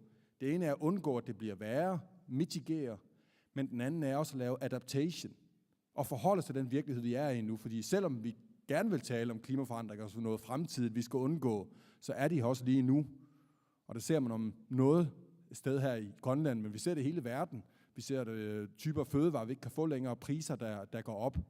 Så mange af de investeringer, vi kigger på nu, er ikke kun investeringer i ting, der gør, at vi undgår, at det bliver værre, altså mitigerer. Men det er også i ting, for eksempel at bruge AI til at udvikle nye typer afgrøder, som er afgrøder, der godt kan tåle 2 måneders tørke og 2 måneders regn derefter. Det har måske ikke, rykker ikke noget som helst på at udlede mindre CO2, men det gør, at vi stadigvæk har de fødevarer, vi skal bruge for på et tidspunkt, hvor klimaforandringerne buller derudad. Når vi så kigger på de ting, der skal gøre, at vi kommer til en klimaneutral verden, og målet for hele verden er at gøre det i 2050, så er vejen derhen faktisk ret klar. I hvert fald når man kigger på den helt overordnet set. Der har vi 6 ting, vi skal, og de 6 ting vil samlet set få os hen et sted, hvor vi har fjernet de 55 milliarder ton CO2, vi udleder hvert år. Og det er inden for hver af de her 6 ting, som vi kigger på, når vi laver investeringer, så kigger vi på, møder de nogle af de her ting. Det er selvfølgelig også det med at sørge for, at vi kan være i den verden, hvor vi allerede erfarer klimaforandringerne, men inden for de her 6 ting, er der tusindvis af idéer, der skal implementeres. Og de er alle sammen svære, og de kræver alle sammen rigtig, rigtig mange penge. Men det vilde er, det her er også den vildeste forretningsmulighed, vi nogensinde, alle her i rummet, kommer til at opleve i vores levetid. Det må vi godt sige højt også. Vi må gerne sige højt, at vi også vil skabe nogle klimamilliardærer, så det kun bliver at redde noget, men også bliver at skabe noget. Også skabe store formuer. Og det kan vi gøre. Dem, der tør gå derud og sige, jeg kan lave noget, som både er godt, og noget, I gerne vil have, som forbrugere og som virksomheder, og samtidig er et skridt hen på vejen mod en klimaneutral verden, kan tjene rigtig, rigtig mange penge. Studier viser, at klimateknologier i 2030 er det et markedspotentiale på 12,5, det hedder trillioner på engelsk, bliver billioner på dansk. 12,5 billioner i årlige forretningsmuligheder. Så selv en superkapitalist som Larry Fink kan se ideen i at investere i klima. Og grunden til, at den er stor forretningsmulighed, det er alle værdikæder i alle industrier, der skal forandres inden for de næste 10, 20, 30 år. Det får os altså ikke vildere end det. I Look Up Ventures, der har vi over de sidste 2 år investeret i bygget en portefølje på 13 forskellige virksomheder. Alle sammen, jeg vil godt dele småt især for jer, der sidder bagerst her, så jeg skal ikke gennemgå alle 13 investeringer, men jeg vil godt lige prale af 2 af dem. Og det er, som jeg nævnte før, Rockflower Company med Minik Rosing i spidsen, og så er det Ikaton. Rockflower Company, og det er begge to nogen. Rockflower Company er jo en virksomhed, godt nok helt formelt set en dansk virksomhed, men når det bliver en kæmpe succes, og det aner vi ikke endnu, for sådan er det at investere tidligt og med stor risiko, men når, skal man sige, det bliver en kæmpe succes, så er det også en stor virksomhed her i Grønland. Og det er en virksomhed, som tager den gletsjermel, der pludselig bliver blotlagt, fordi isen forsvinder. Den gletsjermel tager vi og sejler rundt i verden og bruger som gødning. Det kan være steder i Afrika, hvor jorden er helt udpint. Vi drømmer også om at kunne tage det her rockflower gletsjermel og sprede ud på marker med det formål at suge CO2 til sig, og så få den bundet i jorden, så den også kan fjerne CO2 fra atmosfæren. Og så er den helt store drøm også, men det er svært at bevise, at det har den effekt, som vi godt kan vise i laboratorier, og det er at tage den her gletsjermel og sprede ud i havene og lave en forsuring af verdenshavene, og dermed gøre dem i stand til at suge mere CO2. Det er sådan en rigtig spændende virksomhed, som jeg er stolt over at have investeret i, og håber, det bliver kæmpestort. Så er der en anden virksomhed, som er Ikaton. Og grunden til, at virksomheden hedder Ikaton, det er fordi, at den er inspireret af det fænomen, der sker på bunden af Ikafjorden, nede i Sydvestgrønland, hvor man har de her store ICA-søjler. Jeg har desværre ikke set dem, men det er den forsker på Københavns Universitet, der har set og betragtet dem i lang tid, og fundet ud af grund til de her søjler, som nærmest har sådan lidt en mytologisk karakter her i Grønland. Grund til, de opstår, det er, fordi der siver CO2 ud under havbunden eller under fjordbunden op, sammen med nogle mineraler. Og når den CO2 rammer koldt saltvand, så bliver det til de her ICA-søjler. Så krystalliserer det, bliver til nogle store søjler. Og det er den her forsker formået at genskabe i virkeligheden i laboratorier, og ikke vente 1000 år på det, men kun vente et par timer. Og det er en teknologi, der så kan gøre, at vi kan tage CO2 fra nogle skorstene og pumpe igennem koldt saltvand, og så lave om til kalk, calciumkarbonat, som kan bruges i industrier, i malingsindustri, i plastikindustrien, eller som ude på markerne også.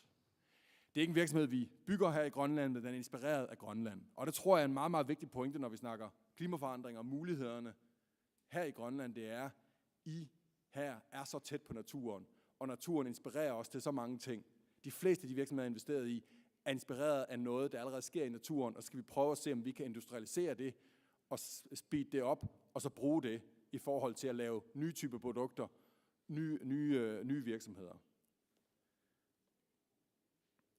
Og det vi drømmer om, og det som Danmark og Grønland skal drømme om, det er at tage en masse af den forskning, der er derude, masser af de idéer, der er, og så lave det om til nye store grønne virksomheder, som vi har gjort tidligere med Vestas, Ørsted, Novonesis, Topsø. Og hvis vi gør det, så kan vi både bidrage i hele rigsfællesskabet til, at vi også laver løsninger, der får os ned på 0 gigaton CO2 i 2050, og samtidig er et kæmpe bidrag til økonomien. Så det ikke kun handler om at gøre det ene, men også gøre det andet, skabe økonomisk vækst. Det kan vi gøre. Og for at gøre det, så er der faktisk 3 ting, vi skal gøre. Det ene er at tage teknologisk risiko i meget højere grad, end vi gør i dag. Det andet er at få videnskabstalent til at bygge virksomheder. Det gør de ikke så meget, som vi gerne skulle have det til at gøre. Og når de så bygger virksomhederne, så tænk dem meget mere ambitiøst og meget mere globalt. Og den første omkring at tage teknologisk risiko. Det er faktisk interessant, at mange af de her typer virksomheder, vi kigger på, det er noget, som er bevist i et laboratorie. Man har måske produceret 1 kilo eller 2 kilo, har det nede i småskala, men det er ikke skaleret op endnu. Og jeg skal tro på, at det her godt kan lade sig gøre i fuld skala, når jeg investerer i det. Jeg skal tage en teknologisk risiko og tro på det. Jeg er som investor, som de fleste investorer er, vi er meget gode til at tage kommerciel risiko. Fordi jeg har ikke en naturvidenskabelig baggrund, så det der teknologisk risiko, det er sådan lidt farligt. Men tage den kommercielle risiko, det forstår jeg godt. Jeg har læst jura, jeg har været hos McKinsey, så det kan jeg godt forstå. Men vi har meget få med naturvidenskabelig baggrund, der er med til at træffe de her beslutninger, og derfor er faktisk rigtig dårlige til at tage teknologisk risiko. Jeg har været i uddannelses- og forskningsminister. Der sidder 200 mennesker i departementet, og jeg tror, der var 3 eller 4 i uddannelses- og forskningsministeriet, som har en naturvidenskabelig baggrund. Jeg har talt for stort set samtlige bankdirektører i Danmark, og spurgt dem, hvor mange her har en naturvidenskabelig baggrund. 0. Hvordan skal de så kunne ture og investere i en virksomhed, som de slet ikke forstår, fordi det eneste kemi og fysik, de har, det er noget, der fortoner sig tilbage til første år i gymnasiet. Vi skal blive meget bedre til at involvere folk med naturvidenskabelig baggrund i beslutningsprocesser rundt omkring i samfundet, fordi de ser måske noget, der ser farligt ud for dem, der ikke forstår det, som knap så farligt. For mange af de her teknologier kan godt lade sig gøre, og vi skal gøre dem nu. For hvis vi kun bevæger os i det sikre felt, det her det er fra den internationale energiagentur, hvor de kigger på alle de teknologier, vi skal implementere, og hvis vi kun implementerer de teknologier, vi allerede kender nu, så kommer vi kun 25% af vejen hen mod målet i 2050 om klimaneutral verden. Men hvis vi turde tage alle de teknologier, som vi godt ved, forskerne er egentlig færdige med dem, de har sagt, bare gå amok, det virker godt, vi har testet det. Hvis vi skal have dem skaleret op og blive til store virksomheder, så får vi de næste 41%. Og når vi så stadigvæk tør investere i nogle helt nye idéer, nogle helt fjollede ting, hvor man tænker, det kan der aldrig lade sig gøre, og tør investere i forskningen stadigvæk, så får vi også de sidste 34% med. Og så kommer vi hele vejen. Men lige nu har vi rigtig meget fokus på sol og vind, og det er fantastisk, men det er altså kun de 25%, vi fokuserer på ved at hele tiden tale om sol og vind, som de store løsninger. Dem skal vi nok få implementeret, for det er en god business case og er bevist. Vi skal have de andre ting i gang også. Når vi taler innovation i mange år, så har vi kun talt om innovation som noget, der sker i bits. Altså noget, der sker, det er noget virtuelt. Det er det, der har skabt den her bølge af innovation mellem 80'erne og 2020, som de fleste også har haft vores erhvervsaktive karriere i. Innovation, det er noget med en app eller en website. Nej, innovation nu, det er noget med atomer. Det er at bygge nogle nye fysiske produkter. For software er fantastisk, men det kommer ikke til at redde verden, for det er den fysiske verden, vi er ved at smadre. Og derfor skal vi tage den her teknologiske risiko og skabe noget nyt. De første step i det her med at skabe noget nyt og tage teknologisk risiko, det sker ude på universiteterne. Det skal I ikke. Nogle af jer skal. Men de fleste af jer skal ikke bekymre os om det som private investorer og private aktører. Det kan vi trygt overlade. Det har vi betalt vores skat. Der bliver investeret rigtig meget forskning. Vi har de store foundations, der også støtter det. For eksempel Novo. De skal nok støtte det her. Men det er det næste, når forskerne har sagt, at det her virker. Så skal det bygges til rigtige virksomheder. Og det koster rigtig mange penge, for det kræver tusindvis af forsøg for at bygge de her virksomheder. Og der skal en stor risikovillighed til. Men det vilde er, at normalt når man investerer, så opererer man inden for 2 sådan hovedrisikokategorier. Det ene er den kommercielle risiko, og den anden er den teknologiske risiko.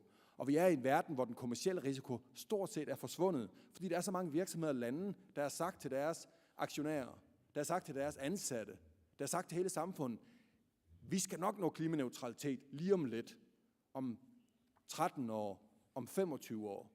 Og dem, der går ud og lover det, de kan ikke gå ned for de løfter.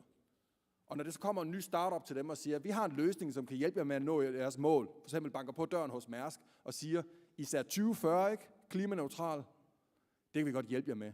Så siger Mærsk til dem, okay, kom indenfor. Vi vil godt tage en risiko på jer, og vi vil gerne begynde at implementere jer i vores produkter. Det har vi aldrig oplevet som startups før.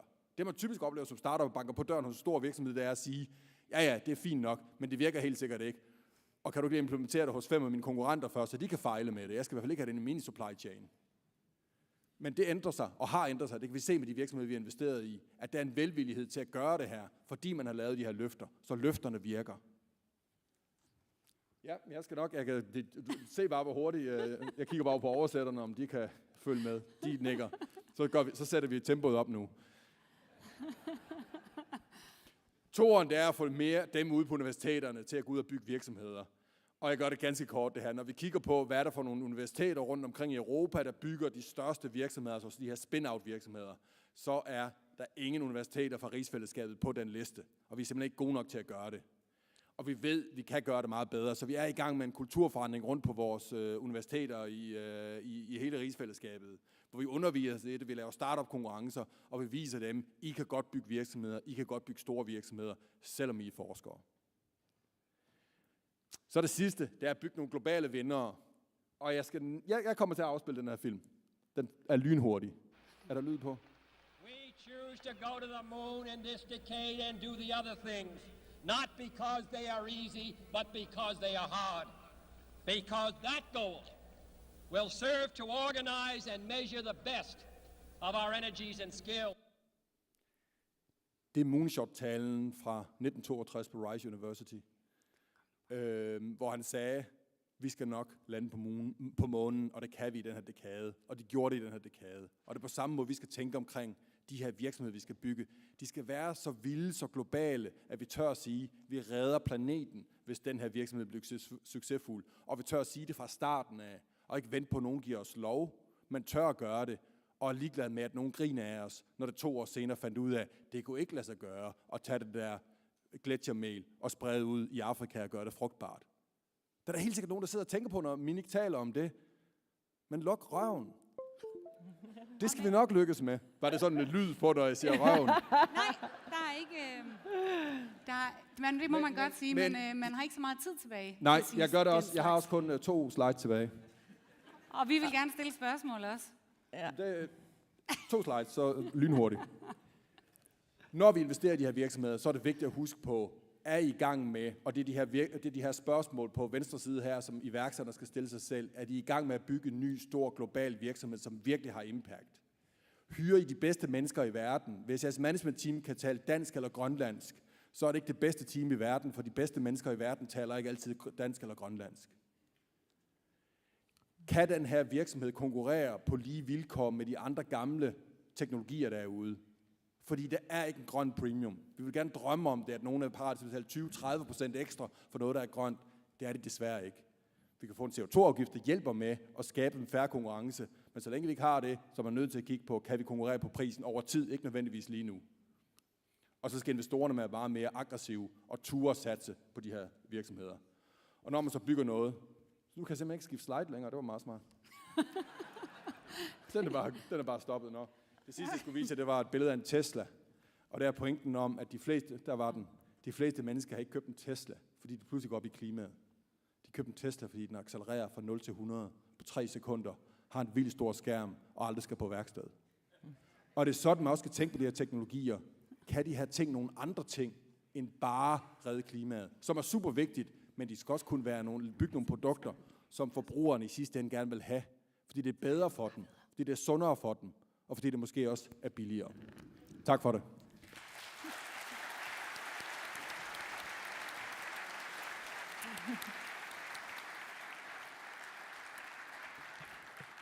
Ja, der er jo masser af rigtig gode spørgsmål, både heroppe og på min lille lap papir.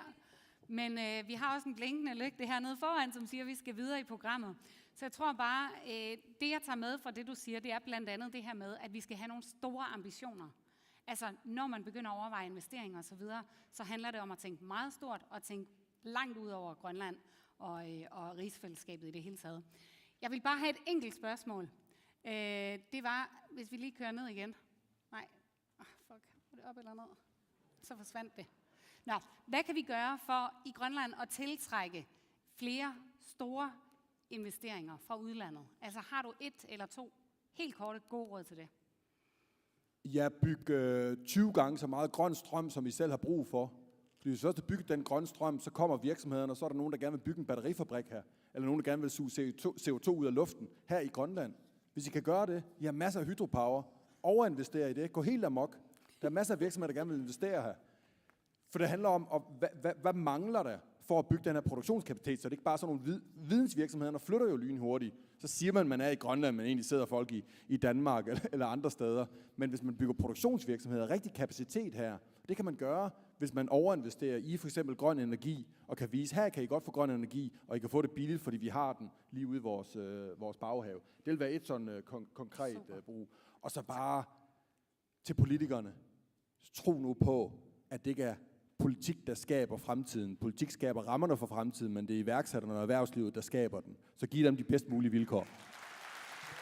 Mange tak. Tak. Tak til Tommy Ahlers. Mange tak.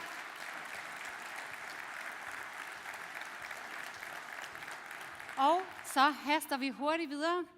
The next guest on stage is the British ambassador in the Kingdom of Denmark, Emma Hopkins. And if you have read the program, some of you might think about Chris Barton, who's trade commissioner. He was supposed to be here. He's not going to be here.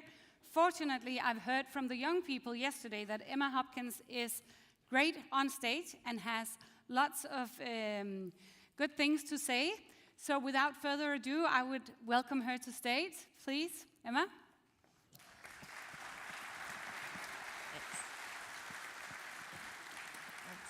Video. Okay. Yeah, I've got the clicker. You got the clicker. Yeah.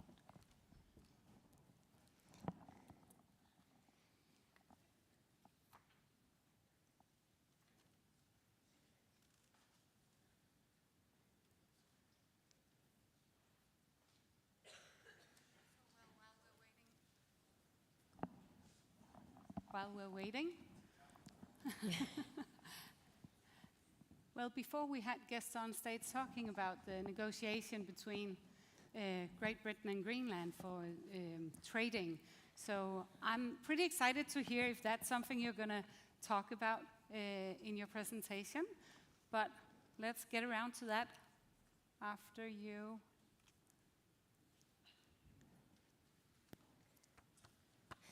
It's a really good video. I can tell you what's in it. But I'll just say hello whilst it's loading. And ladies and gentlemen, excellencies, distinguished guests, thank you so much for having me here. It's a pleasure to be here both yesterday and today.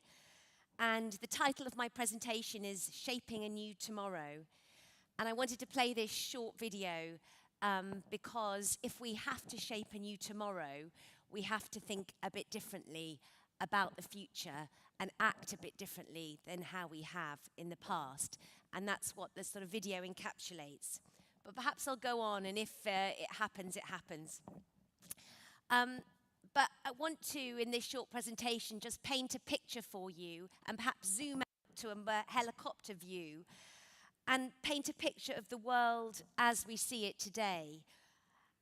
And from a UK perspective, what some of the threats and opportunities are before looking at how we should respond collectively to those opportunities. And as I was introduced, Chris Barton was supposed to be here with me. He's His Majesty's Trade Envoy to Europe. And we were going to do a double act because really to send the message that diplomacy and trade in this new age and in the future are so closely intertwined. And we must consider these issues as one. But you've just got me, so I'll try and do the trade aspects too. But any difficult questions, he'll be here this afternoon. So I think if we were looking back on the last few years, we might agree that the world is a much more dangerous, a more volatile, a more confrontational, and definitely a more competitive place than perhaps we've ever known in our lifetimes. From worldwide pandemics to the extreme weather events to increasing conflict and trade wars. Indeed, these are the backdrop to what we are seeing around the world. I think we are seeing a lot of our assumptions about the global world order being tested as this intensification of competition continues, and that competition is over values, it's over interests, and it is over norms. I want to just talk about, and perhaps I'll go on to my slides, and if we can get the video, you can have my Ferrero Rocher chocolates. So I want to talk about four significant, what we would describe as crosswinds in the world today. And the first is that military conflict is once again being used and seen as a legitimate tool, although unwelcome, of state power. Perhaps if I can just go on to, yeah. And the wider and long-term repercussions of what's happening in Ukraine, what's going on in the Middle East, what's happening in the Caucasus, the arc of fragility in Africa. You know, these are patterns of hot fragility and conflict. And military action, both by countries and non-state actors, is becoming more recognized as a tool of geopolitical competition, as a means to challenge borders and upend the global order. And of course, that's got huge implications on the humanitarian side, development, politically, and so on. The second crosswind I want to talk about, okay, this happened to me yesterday as well. So the second crosswind is about climate urgency. And really that is underpinning and having an impact in many different ways. So how we adapt to the real world extreme climate events, how we manage this transition to a green economy. That's all has an impact on food security, forced migration, global health crisis, and it puts pressure on a global system that's struggling to really cope with all these simultaneous crises. The third crosswind I want to talk about is trade distortion. The UK is a great believer in the positive value of free trade. It's the tide that lifts all boats. It creates jobs, growth, improves living standards. It strengthens partnerships between countries. And it has this transformational impact on the well-being of billions around the globe. But to do it, trade has got to be fair as well as free.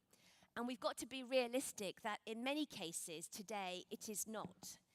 We see countries using lower standards on environmental protection and human rights as a source of unfair competition, and also to restrict trade through political coercion. We witness major economic players using distortive subsidies and government control that breach some of those international norms. And we see an erosion of support for the WTO.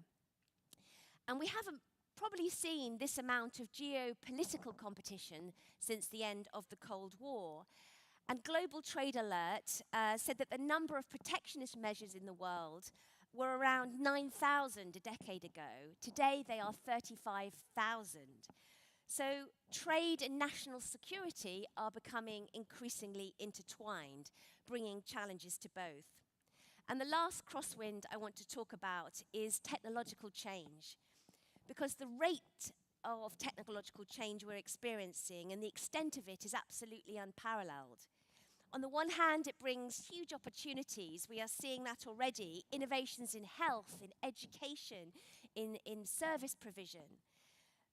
AI, quantum, and biotech are also bringing huge benefits and have the potential for productivity gains, in the short and medium term. But there's a dark side too that we're also seeing, and this dark side could be about AI-generated propaganda and deep fakes that has a huge impact on our democratic processes. Personal privacy is also being eroded. There's major social and employment adjustments that we're going to need to respond to this technology. And the demand for the materials that we need for this technology is also distorting and developing some of our trade dependencies, our supply chains. And so we've got to navigate these transformations if we are going to get the benefits of some of this transformational technological change. So these are the 4 crosswinds or challenges: the use of hard military power, climate adaptation and insecurity, trade distortions, and technological change. So given that backdrop, how do we then, as like-minded allies, seek to shape this future of tomorrow? And over the last decade or so, the UK has been focused on really preserving the post-Cold War architecture in the world, which has benefited both the UK and many others, this international rules-based system that we call it.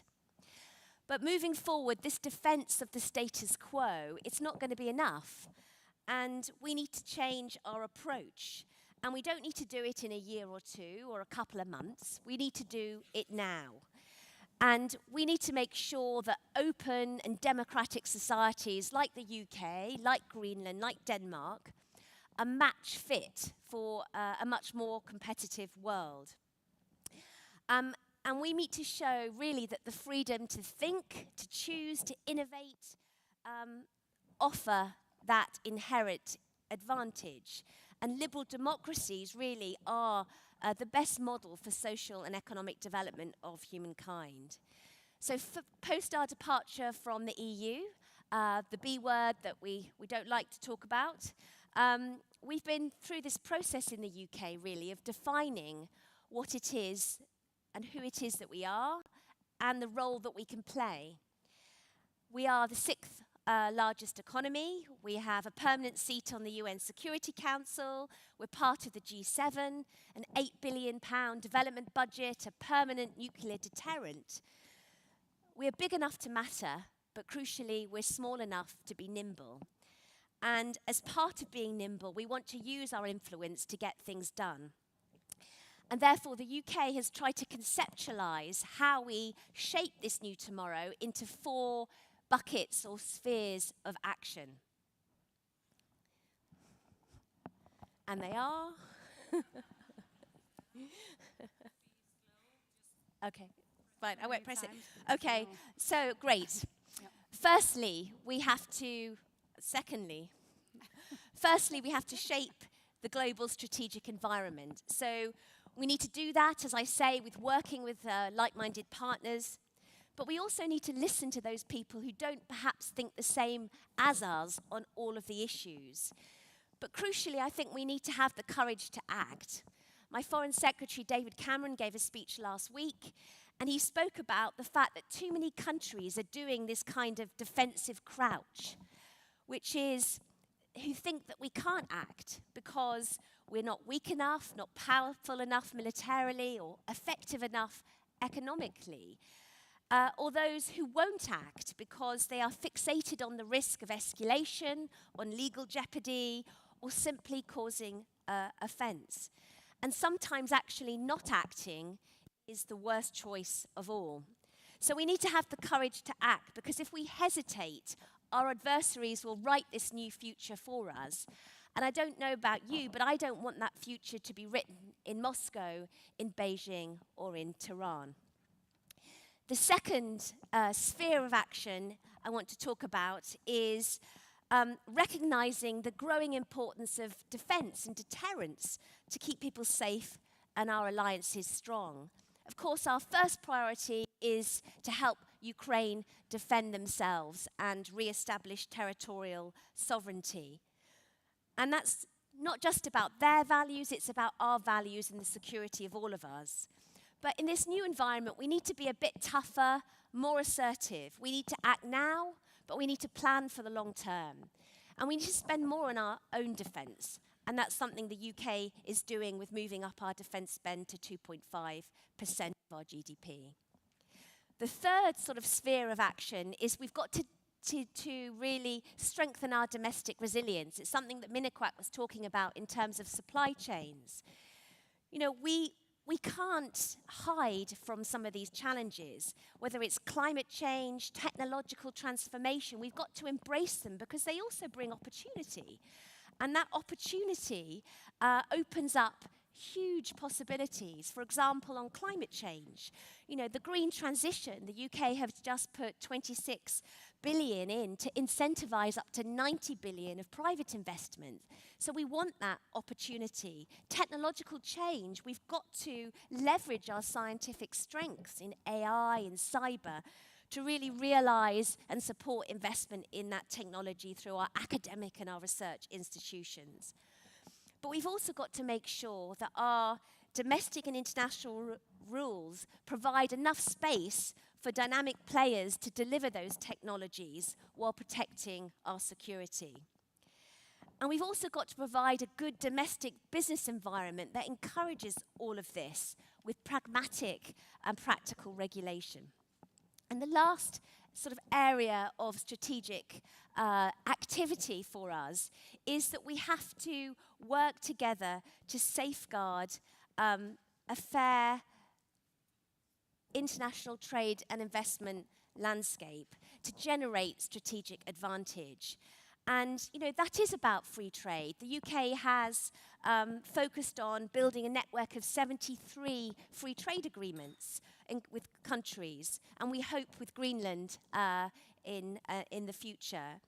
And we've got to develop and diversify our trade and investment links through some of our promotion activities. We've got to face the reality of unfair competition and seek to address it through some of our remedies. But striking this balance isn't that easy, and we really need to also look at the international infrastructure, such as the World Trade Organization, and making sure that that's fit for the 21st century. So those are our sort of 4 areas or spheres of action.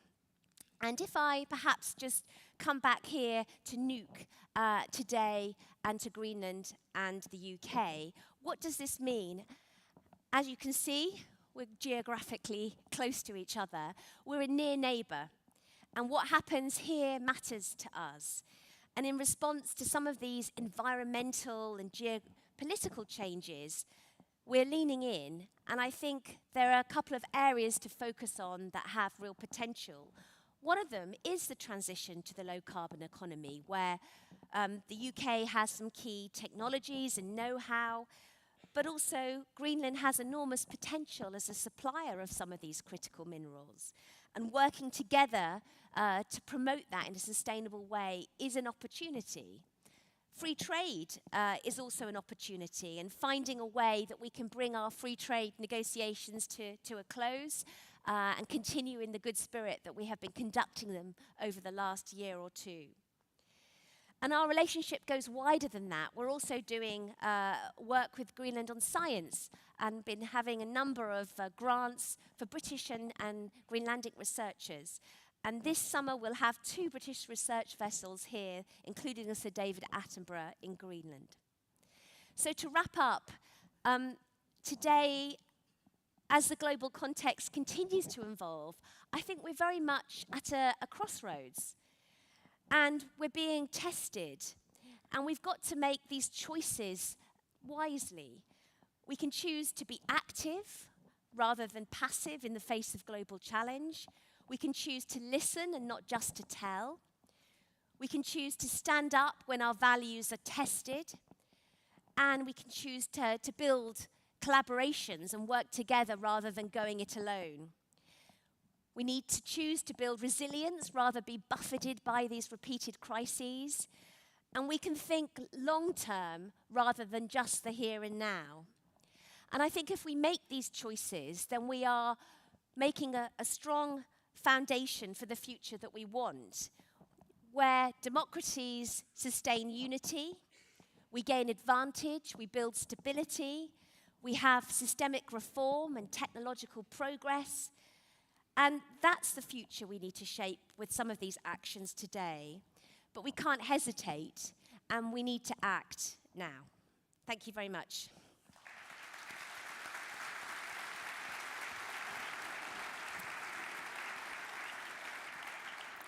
Well, thank you very much for that.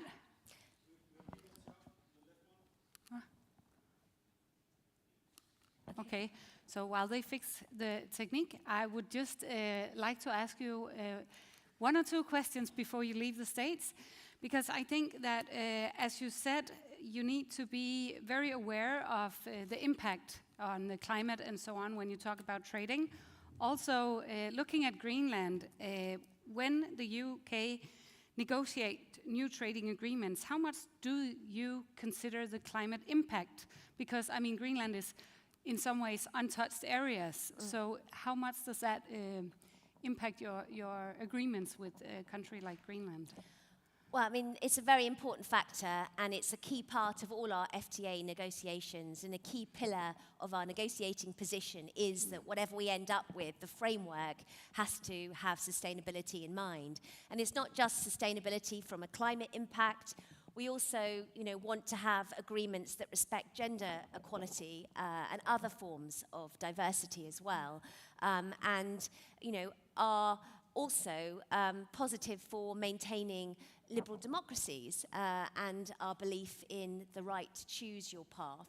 So I think some of these fundamental values-based aspects to our free trade agreements, which are part of our negotiations with Greenland, and we share that perspective with Greenland, so it's not something that we're coming with that isn't agreed upon. So I think that is absolutely essential, and actually that's how you drive some of this systemic change, through these big structural frameworks that can then be implemented in a way which is sustainable. So just a quick answer here. Yep. The trading agreement with Greenland has been ongoing, the negotiations, for 2 years. Are you ready to sign anytime soon? We've got 80% of the text green. We have a meeting coming up in the next couple of weeks. It's been a very constructive process. We want a balanced agreement. We found it extremely useful to have this conversation, regular conversation in Nuuk, Copenhagen, and in London. So we're talking about it this week, and we continue to work very hard towards a positive outcome. I do have a last question. Both of us was participating yesterday at the youth conference, and there's a question up here. You were one of the most popular speakers at the youth conference yesterday. What makes the biggest impression on you when engaging with the youth in Greenland? I just love the confidence I saw yesterday, and the fact that there were lots of voices, and lots of the discussions I had with young people, they had a perspective.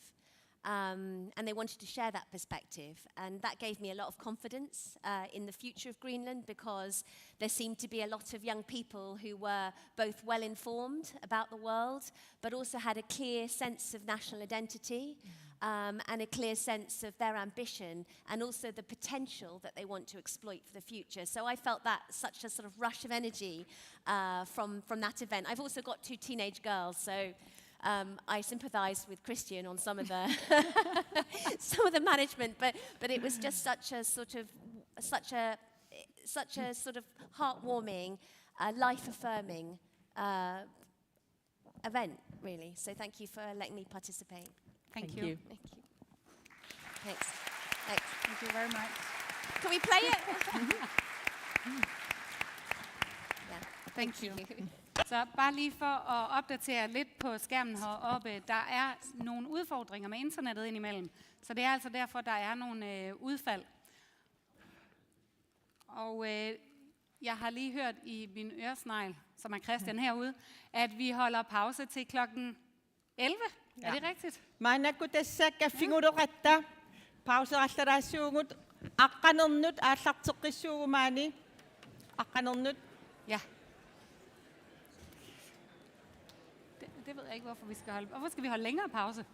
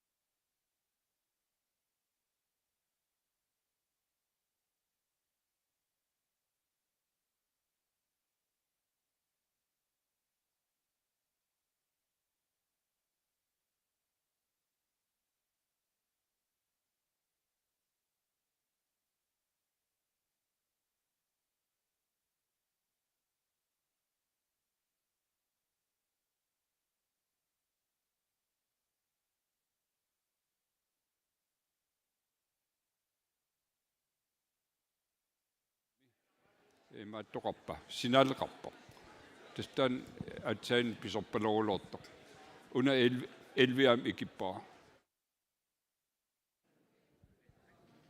elvi ta tiitappikanissuu imassinnas akornusorsuus arlaan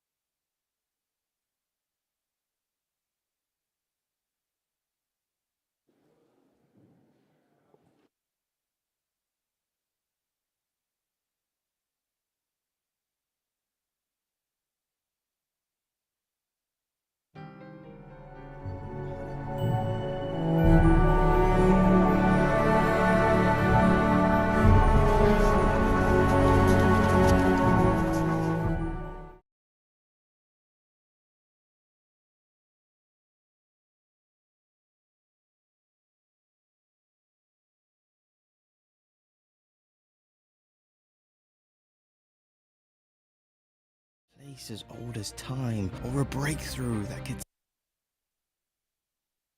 save your life. We see power in the web.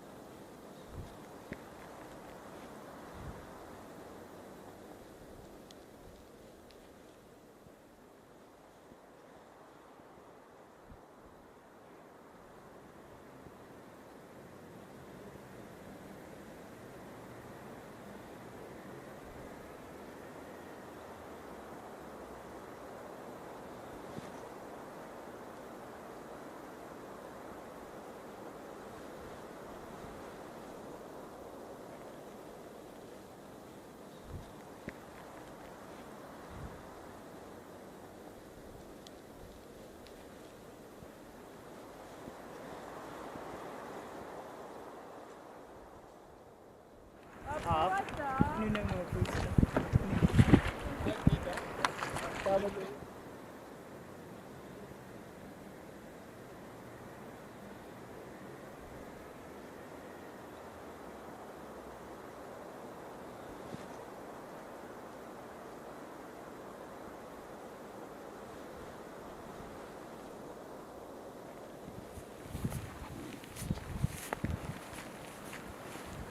Back in the 60s.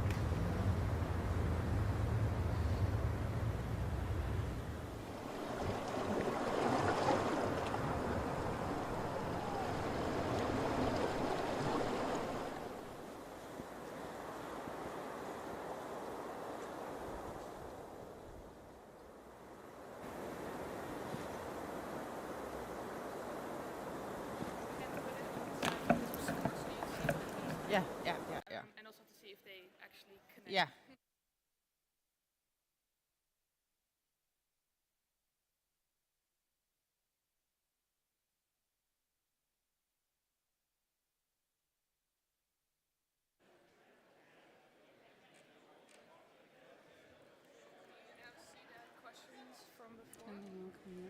Yeah, so Okay. it's on the same slide. Yeah. So you don't have to do anything else, just be here, and questions will come in automatically. Okay. And I'll also keep them here, and I'll try to move with you that people can read what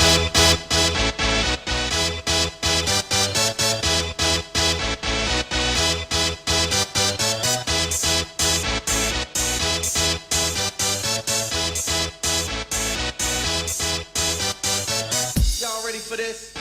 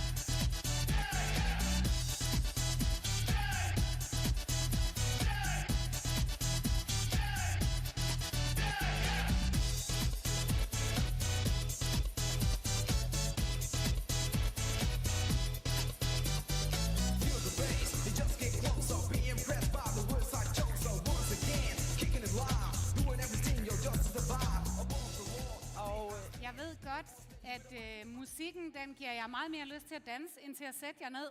Men vi er allerede en smule presset på programmet, så jeg vil gerne bede jer om at bruge denne her energi fra musikken til at skynde jer ind på plads og sætte jer ned.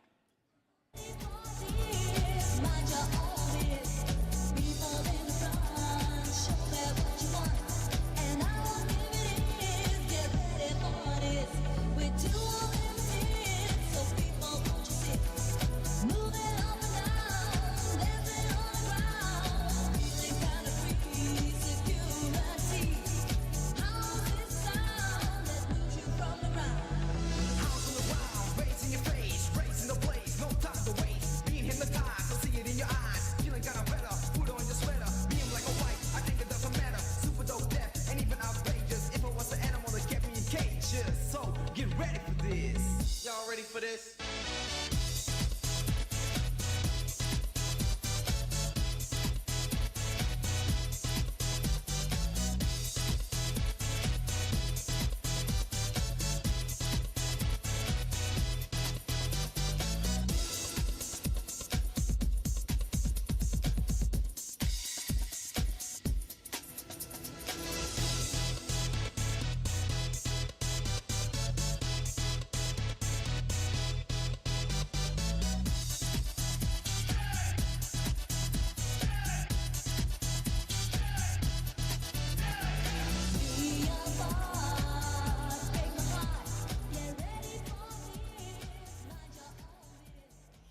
Jeg kan mærke, at vi skal have en ny taktik her. Vi skal have en ny strategi, der hedder noget med, at I skal være her 5 minutter, før vi starter.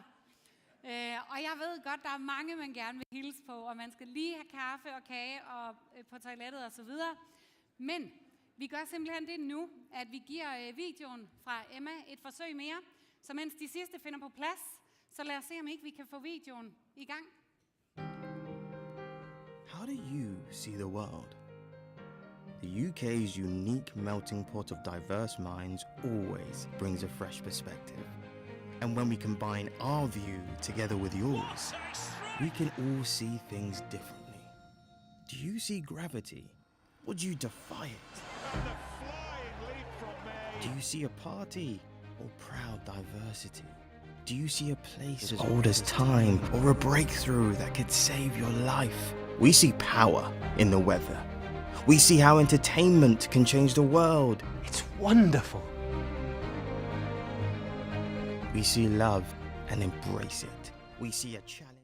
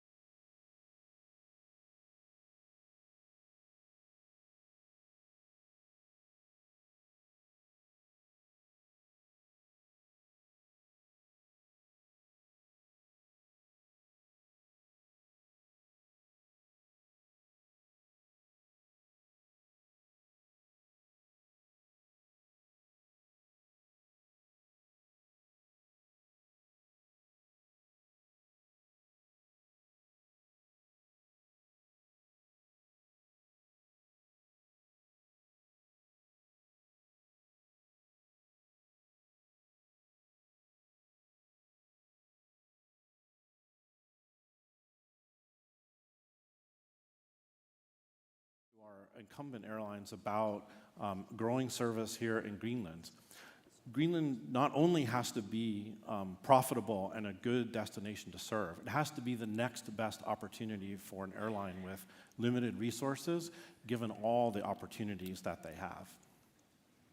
Fortunately, Greenland is blessed in having a very strong local airline in Air Greenland. So Jakob, I'd like to start with you and just ask, new airport coming online in a few months, what is air service going to look like post-opening with Air Greenland?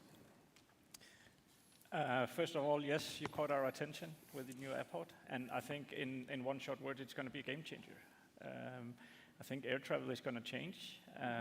Definitely, it's going to be easier, cheaper, more flexible, and the connectivity is going to go up. So I think if we just forget all about foreign airlines and tourism and growth, just for the people living, especially in Nuuk in the beginning, it would be a game changer. We'll see that people will travel more and be able to do more things for both work and pleasure.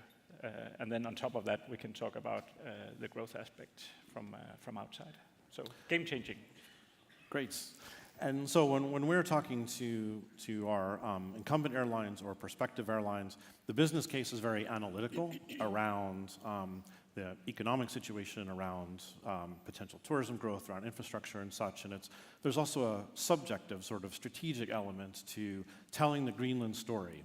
So Snorri, you hear that story from lots of destinations. Icelandair has a vast network both sides of the Atlantic. Talk a little bit about the process you go through when you're evaluating new routes and kind of what are some of the key drivers of your decisions? Yes, I think you summarized it quite well in the introduction here, that whenever we are evaluating the next steps in the development of our route network, we need to be sure that we are picking the right destinations to fly to.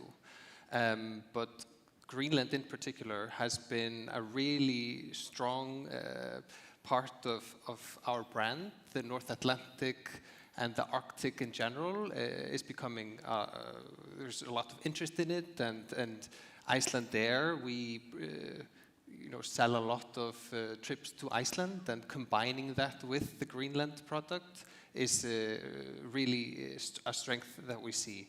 So when we are evaluating these routes, we are looking at how is the current service level, how are current demand patterns for passengers coming to destinations and flying out of them, and then trying to understand, working with local stakeholders to understand if there are aspects that we can strengthen the air service and develop the route even further. So there's a lot of steps that go into that, yeah. And so Icelandair over the last couple of years has made some significant changes to improve the access of its Greenland service to the breadth of the Icelandair network, both in North America and in Europe. So what does the future look like for our Icelandair service here? Yes, so a few years ago, Icelandair Group combined the international Icelandair with the Air Iceland Connect airline that operated into Greenland, and thereby moved the operation out of the domestic airport in Reykjavik into the international one in Keflavik. And with that, we've seen tremendous connectivity between our Greenland routes and the rest of our European and North American gateways. And we continue seeing a really strengthening there with people flying in and out of Greenland via Keflavik to the rest of our gateways. And with the opening of the airports, we really see an opportunity there to continue developing the connectivity between Greenland and the rest of our network with more reliable service with all the infrastructure that's being built at the airports. One of the key success factors for destinations in attracting new air service is having a team approach. It's never just about one factor. It's not just about the airports. It's not just about regulation. It's not just about tourism. It's a team approach. So, Shelley, I know Canadian North, very much a community-focused organization. talk to us a little bit about how that teamwork those communities come together in that teamwork and how it drives your network development. Yeah, so we are 100% Inuit owned by two different shareholders in Canada. We connect all Inuit communities, 21 of which are isolated. This is an important partnership that we would like to see with Air Greenland because it will bring Inuit Nunanga back together. It's a great partnership where we can open Canada up to Greenland, but Greenland can be open to all of Canada where we service about 35 destinations. So working as a team, all the Inuit regions we service, so it's a great destination for sure, and getting Inuit back together. And so it's actually no accident that we have the two of you on stage with us together, that you've got a burgeoning partnership. We're looking forward to our Greenland service to Iqaluit coming up. Talk a little bit about the partnership between you and what it holds for the future. Yeah, so we signed an LOI in, I think it was 2020, just a week before COVID hit, so we're getting back. But it's a very important partnership. There are strong ties between Greenland and Inuit part of Canada. And also, I think within the resource development, with the constructions and going on and tourism, I think there's definitely a basis for opening up that route again. And the partnership with Canadian North, we are very like-minded. We have the same challenges, but also the same values, which are sometimes a little bit different from what you mentioned.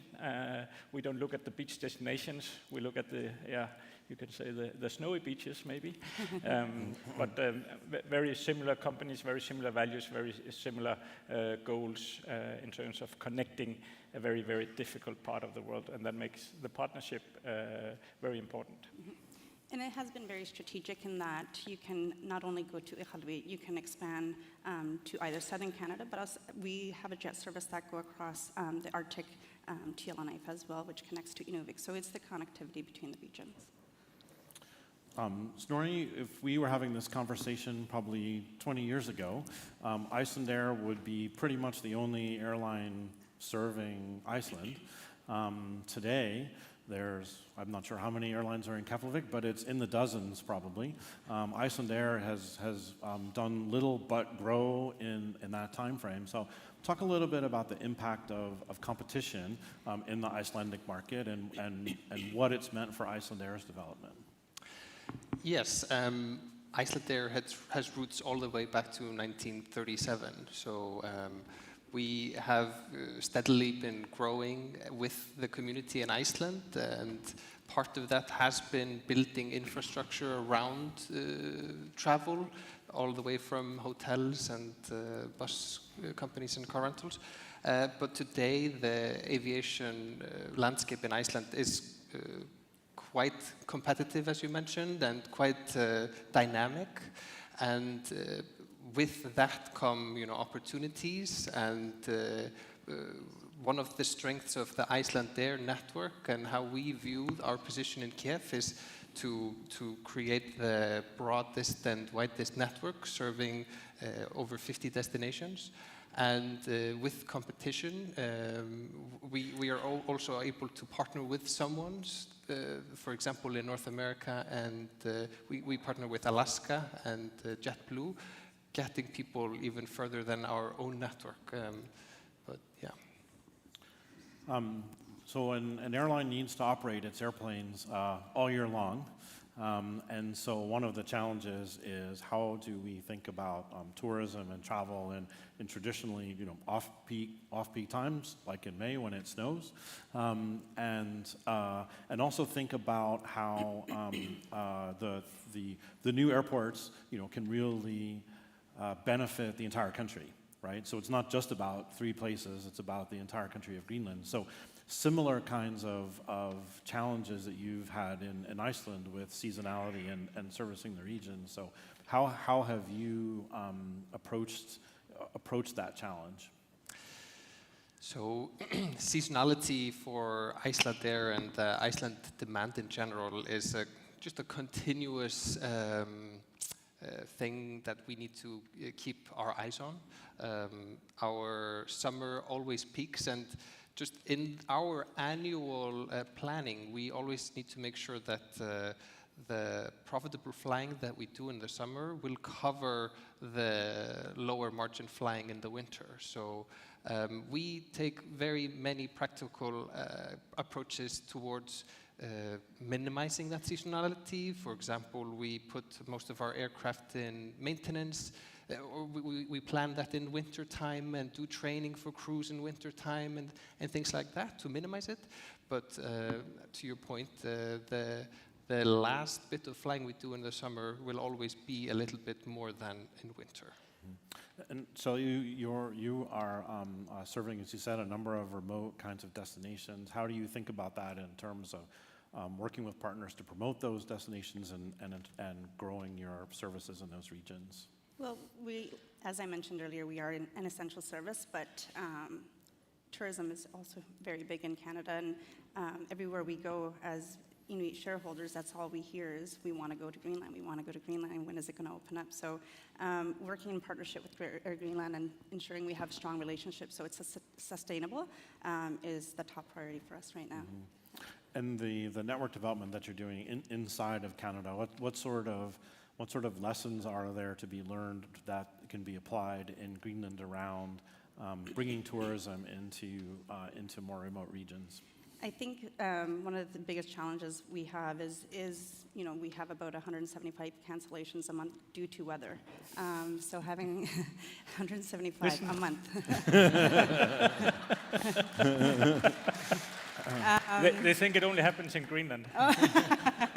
Yeah, it's and then the infrastructure and trying to recover as the only airline in the north right now. And the biggest thing for us is we are a lifeline. So we are invested in the communities that we serve. So the planes that are touching down are not just for tourism, but as an essential service. Jakob, in addition to the new airports, we've got a pretty significant change coming in the cruise traffic and the introduction of cruise turns. In Nuuk, how is that impacting your thinking about the development of the Air Greenland network, and what will that mean for you?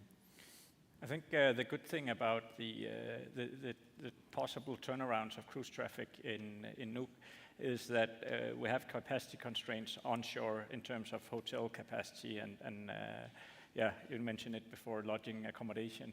And the good thing about the cruise ships is that they actually bring their own hotel. So you take that constraint out of the equation.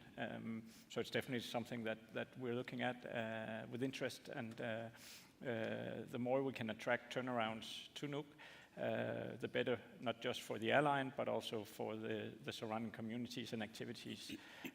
But of course, again, the seasonality is a very limiting factor because the cruise season is very short. So one of the things that we're trying to talk to some of the operators about is how to extend the cruise season also, because that would make it more sustainable in a way from a business point of view. And also adding capacity for a very short period of time is the biggest challenge for all airlines, you know.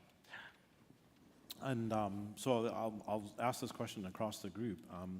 Sustainability is an important theme that's running through this conference. It is one of the most significant challenges and opportunities in the aviation and aerospace industries. How is sustainability affecting your plans over the longer term, but also your thinking in the near term? I know, Jakob, you've got you're partnering with an electric aircraft and other types of. So Snorri, why don't we start with you?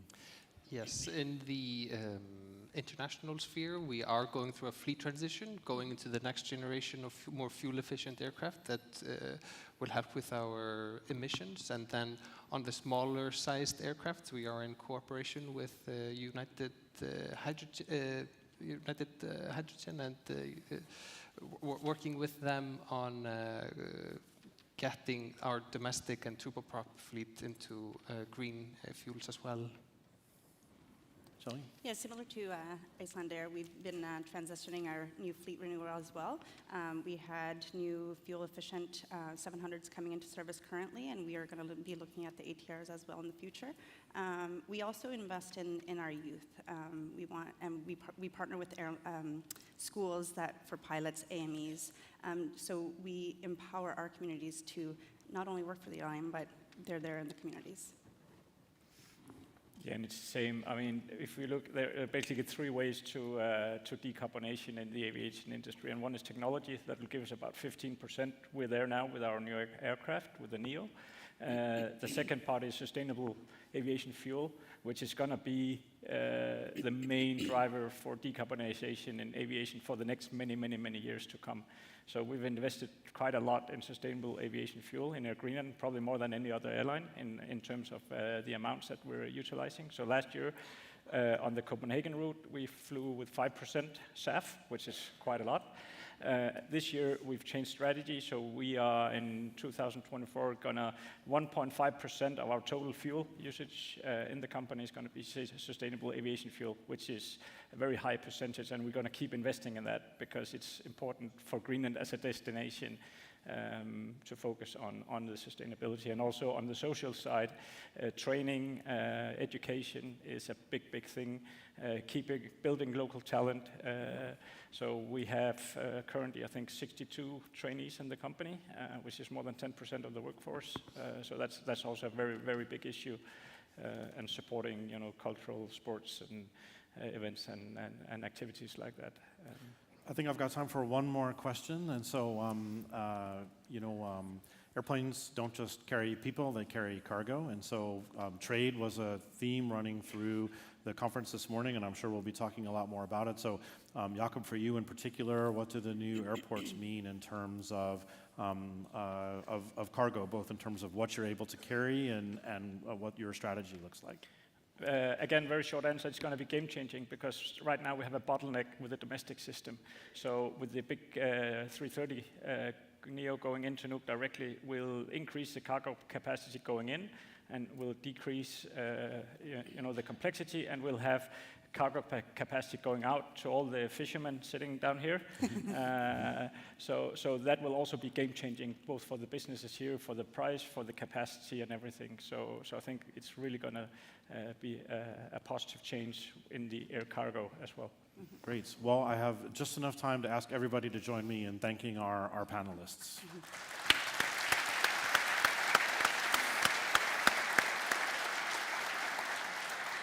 Yes, thank you very much. Another subject that we could have talked about for a long time. And I think that the people from around here, there is one thing that stood out on the questions here, and that is that, Jakob, now you can be quoted for flights getting cheaper after November 28th.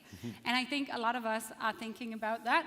So, but thank you again for being here. Hopefully we'll have time for more talks during the next 2 days. Thank you very much. Awesome. Thanks.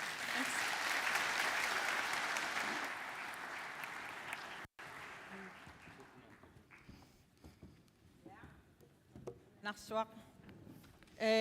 Kikkutamamik piujuartitsineq oqaluuserivaat. Pissanganarpu kisianne tusaassallungu oqallinnertamanna sumingaani aqunneqarpa oqallinnersunik imaqarpa nunani allani sunik imaqarpa oqallinner piujuartitsinermut atatillungu maannakkut Air Greenland piujuartitsinissamut aammalu suliffeqarfimmi attaveqqaqatigiinnerma akisussaasoq inkatuakut Munstertia Markusen oqaloqatigissavaa Islannit nunani Islannip nunatsinni generalkonsuliat Geir Oddsson taakkulo tikilluaqqoriussuarsingit.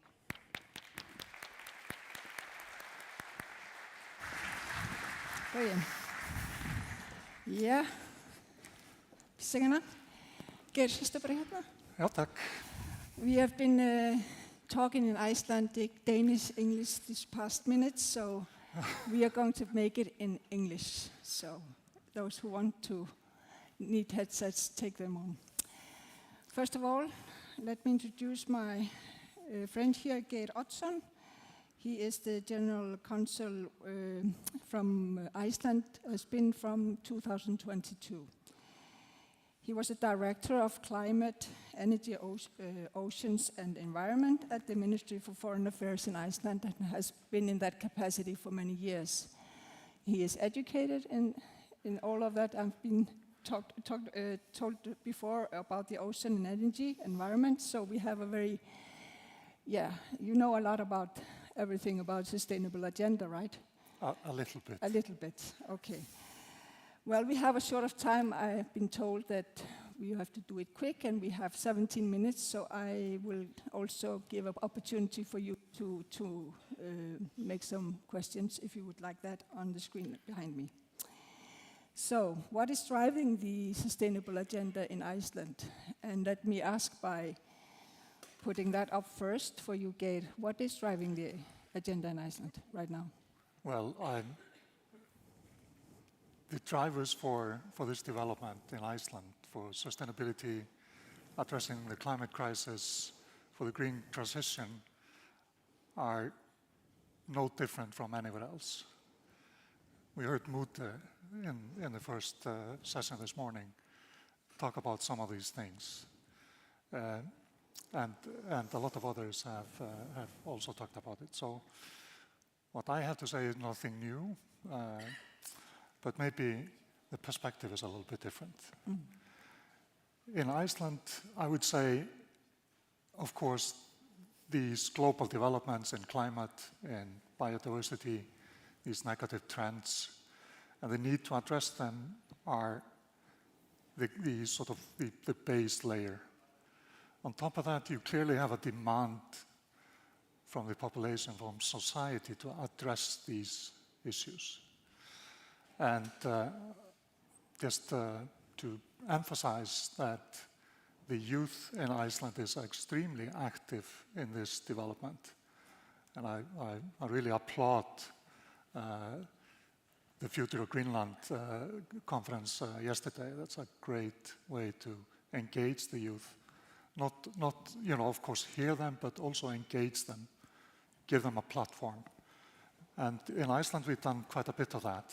And we always, in all the big international fora, we have a youth delegate with us at the COPs, the environmental COPs, at the biodiversity COPs, at the United Nations General Assembly, etc. Thank you. So, when you came back from the United States, where you was educating yourself in natural resource management, you became a civil servant almost right ahead.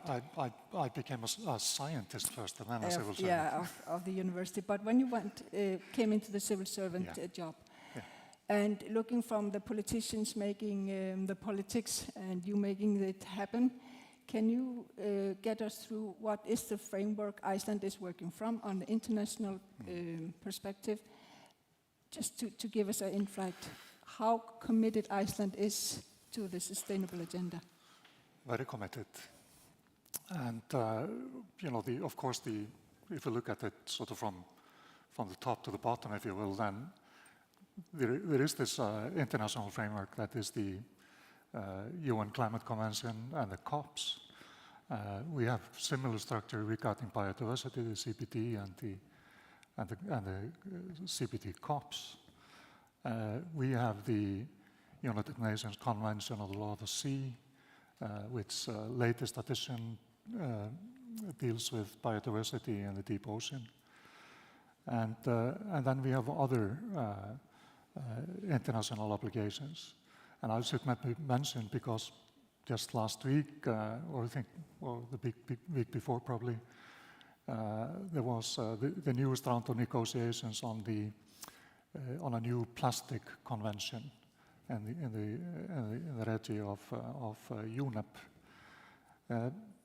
Besides that, we also have regional frameworks, which in this part of the world is sort of the Nordic cooperation. It's the Arctic, and maybe because we are talking about Iceland in Greenland, then we have to mention the West Nordic cooperation, which is quite strong in many of these areas we're talking about. Then Iceland, like everywhere else, we have our strategies and action plans regarding the green transition, the energy transition, and then, of course, how we nationally contribute to our international obligations. For example, in the Paris Agreement, with what is called NDC, so nationally determined contributions. Iceland, together with Norway, has joined the EU in reaching carbon neutrality by 2040. And then we have, on top of that, we have other obligations that, or we have set other goals, let's say it, let's put it that way, that will push the energy transition and this green transition much faster than actually the global goals are. But I mean, nearly 100% of the Iceland energy is from renewable sources. So when you say Iceland and energy transition, can you elaborate a little about that? Why is that? Is that a problem? Are there some obstacles in that road? That's a really good point, because as you probably know, Iceland has 99% of its electricity production from green energy. So there is nothing to catch up on there. We can't use that to fulfill our obligations regarding reduction in emissions or anything like that. So the biggest sort of area that Iceland is working on is the energy transition and transportation. We've taken the first steps, and we are over the threshold regarding electrical vehicles and for sort of personal vehicles. We are going into electric and other green energy sources for heavy transportation on land, and we are doing development regarding shipping and air transportation also. I heard while I was in the back room that Snorri said something about that Iceland is developing some solutions with Icelandic energy companies, and the same for Eimskip, our largest shipping company. For electrical fuels. And besides that, probably the largest sort of source of emission in Iceland, like in many places, is agriculture. And we are working on things there. We are reclaiming wetlands, which is also a huge issue regarding emission reduction. I stop you there because there is a point in there. I follow a bit in Iceland politics, and I know you're very committed to the green transition. You sell energy to aluminium sector and heavy industries, and I know there's been a lot of discussion in the population regarding what are we going to utilize the last of our resources, natural resources, in terms of energy. So would you give a little elaboration on that? From my civil servant perspective? Yes, no politics. Diplomatic way. It's a fact that energy is sold out in Iceland. Energy-intensive industries, you mentioned aluminum, there are others, including data centers. We mine Bitcoin in Iceland. It's very controversial. But this means that in the energy transition, for example, in transportation, where are you going to get the energy from if all the energy is already sold, and it's actually oversold? Because on the non-guarantee market, we have had some cuts and reductions. So there is a need to produce more energy and to go into new areas, new sources, wind and more hydro and also more geothermal. It is extremely controversial in Iceland because of the environmental impact of these projects. And maybe I can stop off there, because when you say that you have the nature as nature has value, right? Nature the wilderness has some value. That's why you get all the tourists. About how many now? 4 million or 2 million? North of 2 million. Okay, but they are coming for the nature, right? And they are absolutely coming for nature, and there is absolute value in nature, because you mentioned I did my master's and PhD in the US, and where I, amongst other things, worked on the evaluation of ecosystem and nature, wilderness, and these non-monetary values, these non-market values of nature. And you're absolutely right. What is Iceland, and what, we're in Greenland, what is Greenland selling as a tourist destination? It's what you see around you. It's nature. The wilderness. It's the wilderness. It's being alone without seeing anything. But still you have to utilize your nature to produce more energy, right? And these are developments that are sort of pulling in different directions. Sounds familiar, also in Greenland, right? And I imagine that this has to be a part of the discussion in Greenland also. I mean, how do you reconcile these different absolutely necessary developments?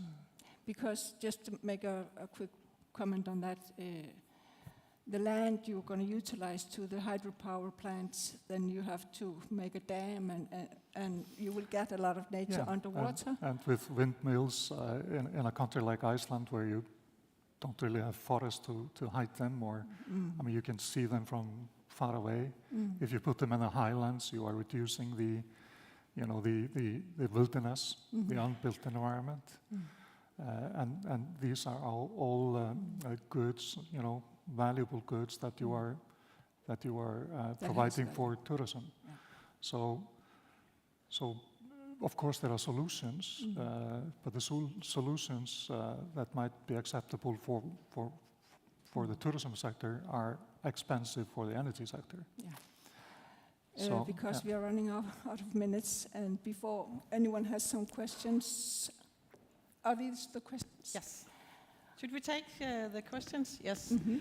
I think we should hear about what are your opinion on carbon capture storage as a business in Greenland? As a previous speaker just said, that we should over-invest in hydropower. What do you think? Yeah, that's a good question. Thank you, whoever raised that question. I was actually going to mention it. So Iceland did overinvest in energy. We are producing 8 times the baseload.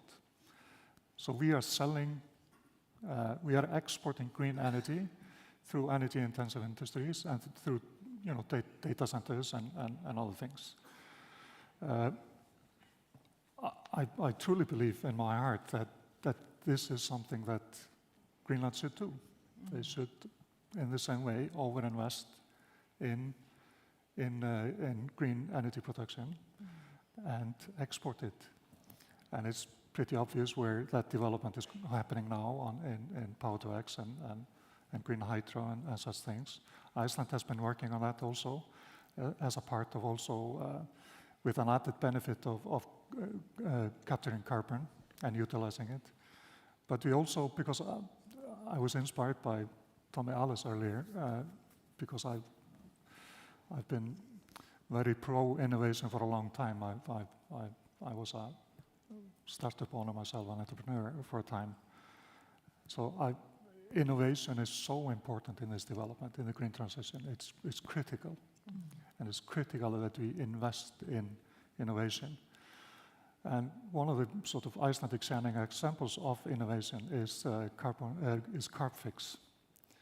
And Carbfix has been in discussion and assisting or advising the Greenlandic government regarding the opportunities of doing the same in Greenland. Carbfix pumps down CO2 and water into basalt, where you create, where it crystallizes over a couple of years. It's a natural process. And there is no question that that's an opportunity in Greenland also. And interesting, the newest development regarding that, I see time is out, is that the European-funded quota terminal project in Iceland, where you're actually shipping CO2 from Europe to store it and mineralize it in Icelandic basalt lava fields, and which is an incredibly interesting development. But of course, another perspective is that you are importing the what do you call it, the pollution of Europe to Iceland and storing it there. But you know, that's the other perspective. Because of course there are multiple perspectives on all of this. Let's hope it's not on Reykjavik Peninsula, where you have some well, at least we are producing a lot of lava, so that's. Let's be the last word. Thank you so much for joining us. Merete? Ja, så skal vi fra samarbejde og vidensdeling med Island til et andet sted, hvor der også bliver samarbejdet meget, nemlig Nordisk Ministerråd. Og det næste på scenen, det er Karen Ellemann, som mange af jer måske kender som politiker i Danmark, hvor hun jo blandt andet har været minister for nordisk samarbejde i 2 omgange. Hun har også været social- og indrigsminister, og så har hun været ressortminister for både fiskeri, ligestilling og miljø, som jo alt sammen går ret godt i tråd med sustainability, altså bæredygtighed. Og nu er hun så ikke politiker mere, men generalsekretær i Nordisk Ministerråd. Velkommen til Karen Ellemann.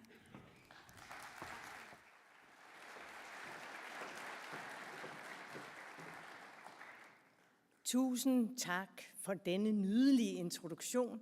Og ja, jeg taler dansk, men jeg prøver at gøre det langsomt af hensyn til tolkene. Først og fremmest til Erhvervsliv Grønland. Tusind tak for invitationen til at være her i dag. Jeg har virkelig glædet mig meget til at komme tilbage her til Nuuk. Jeg har heldigvis været i Grønland rigtig mange gange gennem årene, og jeg vil våge at påstå, at jeg er godt opdraget, fordi mine forældre sørgede for, at jeg i hvert fald fra helt ung både har kendt til og har oplevet Grønland. Og det er jo klart en gave, og en gave, som jeg også har følt et kæmpestort ansvar for at give videre til mine børn. Fordi selvfølgelig er det vigtigt, at vi som danskere kender til og kender Grønland og vice versa. Og nu er jeg her så, som nævnt, i embedsmedfør. Og ja, det har jeg også været flere gange før, blandt andet som både socialminister og miljøminister. Og jeg bliver nødt til at starte bare med en lille anekdote. Det kan være, den inspirerer til lidt tegning deroppe, fordi da jeg var miljøminister, så havde jeg fornøjelsen af, sammen med Grønlands daværende miljøminister Anton Frederiksen, at mærke 2 hvaler, altså sætte sendere på dem.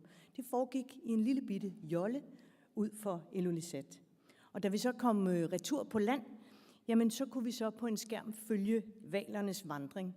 Og så var det, at Anton han meget generøst foreslog, Karen, skal vi ikke navngive de her 2 hvaler?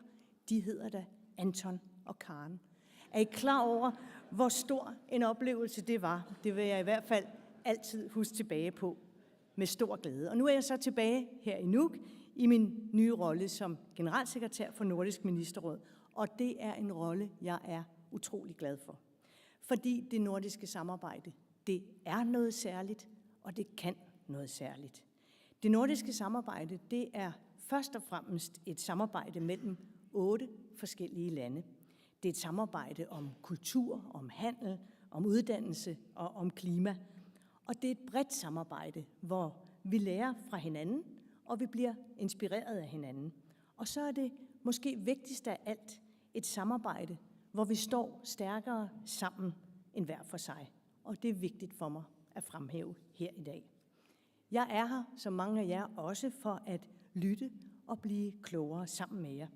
For det er vigtigt for mig og for Ministerrådet, at det arbejde, som vi udfører og finansierer, at det kommer hele Norden til gavn.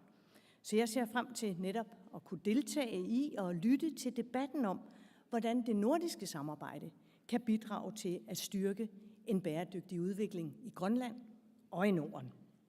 Hvad kan vi lære af hinanden? Hvordan kan vi sammen skabe konkrete og mærkbare resultater til gavn for mennesker, for natur og for biodiversitet og erhvervsliv? Tiderne, det må man sige, de har skiftet karakter siden Anton og jeg, vi stod i en jolle i Diskobugten. Vi lever i dag i langt mere tumulte og urolige tider, med krig i Europa, i Nordens nærområder og med global ustabilitet. Og Ruslands brutale, fuldskala angrebskrig i Ukraine og de globale klimaforandringer, ja, de har konsekvenser. Konsekvenser, som påvirker os alle sammen i Norden, og som også påvirker samarbejdet og leveforholdene her i Arktis. Vi kan ikke længere bare tage kerneværdier som frihed, demokrati og ligestilling for givet. Hverken Norden eller Arktis er immune over for de udfordringer, vi står midt i. Også internationale regler og multilateralt internationalt samarbejde er under pres, og det er blevet sværere at samarbejde og samhandle med alle. Og det er med til at forme måden, som vi kan og skal tænke bæredygtig udvikling på. Bæredygtighed handler i dag også om modstandskraft, om resiliens over for de mange globale kriser, som vi befinder os i, fra klima til krig. Og vi må styrke vores modstandskraft i lyset af klimaforandringer og naturkatastrofer, men jo også styrke vores modstandskraft mod desinformation og manipulation af information i vores frie og åbne samfund. Det er nok mørkere tider, vi lever i nu, men samtidig så må jeg også sige, at jeg oplever, hvordan denne her nye globale virkelighed også har bragt de nordiske lande endnu tættere på hinanden. Vi har fået øjnene op for, hvor meget vi rent faktisk har til fælles og bør stræbe efter også at forsvare sammen. Vores fundament, vores kerneværdi, frihed, lighed, demokrati, som vi jo ikke må tage for givet. Det må vi ikke, hverken her i Nuuk, eller i Tromsø, eller i Hjørring, eller i Stockholm, eller i Tórshavn. Og derfor så er det jo også tydeligt at se, hvordan de nordiske lande nu står tættere sammen, også i NATO. Og det er vigtigt i en organisation som Nordisk Ministerråd. Tiden, vi lever i, den kræver, at vi står tættere sammen, også i Norden. Og af samme årsag vil jeg også bare være helt ærlig og sige, at det ville være trist for Norden, for Grønland og for vores fælles arbejde i Arktis, hvis det grønlandske engagement bliver skruet ned og ikke skruet op. Med resiliens som fundament, jamen så er vi i Nordisk Ministerråd netop nu i gang med at finde veje til fremtidens samarbejde om et trygt og stærkt Norden i vores fælles nordiske vision, Vision 2030. Den åbner også op for et tættere og stærkere samarbejde med Grønland. Og med Vision 2030, jamen der ønsker vi at skabe et grønt Norden og et konkurrencedygtigt Norden og et socialt bæredygtigt Norden. Hvis jeg lige tager det første først, et grønt Norden.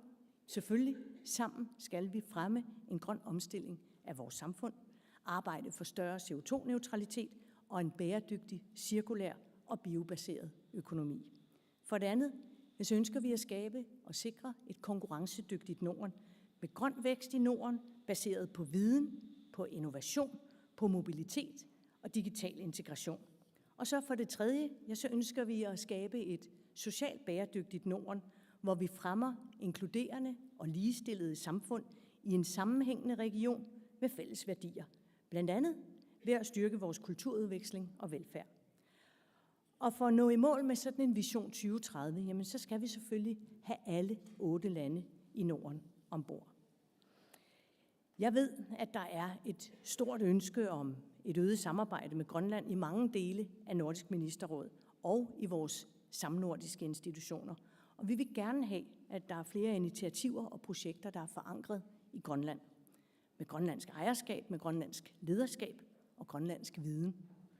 Og derfor så vil jeg bruge nogle få af de minutter, jeg stadigvæk har til rådighed, på rent faktisk også at komme med nogle helt konkrete eksempler på, hvordan det sker i dag. En af de vigtigste fællesnævnere her i Norden, det er selvfølgelig nok indlysende for jer, betydningen af havet og fiskeri. Og det er også et prioriteret område, hvor der foregår rigtig meget vigtigt samarbejde på tværs af Norden. Både blandt myndigheder, blandt forskere, fiskerikontrol, fiskeriskoler, kokke og mange flere. Og her der spiller det grønlandske bidrag naturligvis en meget vigtig rolle. Det er også der, at Departementet for Fiskeri og Fangst i Nuuk, det er lige præcis der, at man administrerer Nordisk Ministerråds fiskeripulje. Så vil jeg også gerne fremhæve et initiativ om sikkerhed til søs, og hvordan vi får flere unge mennesker til at komme ind i fiskerierhvervet.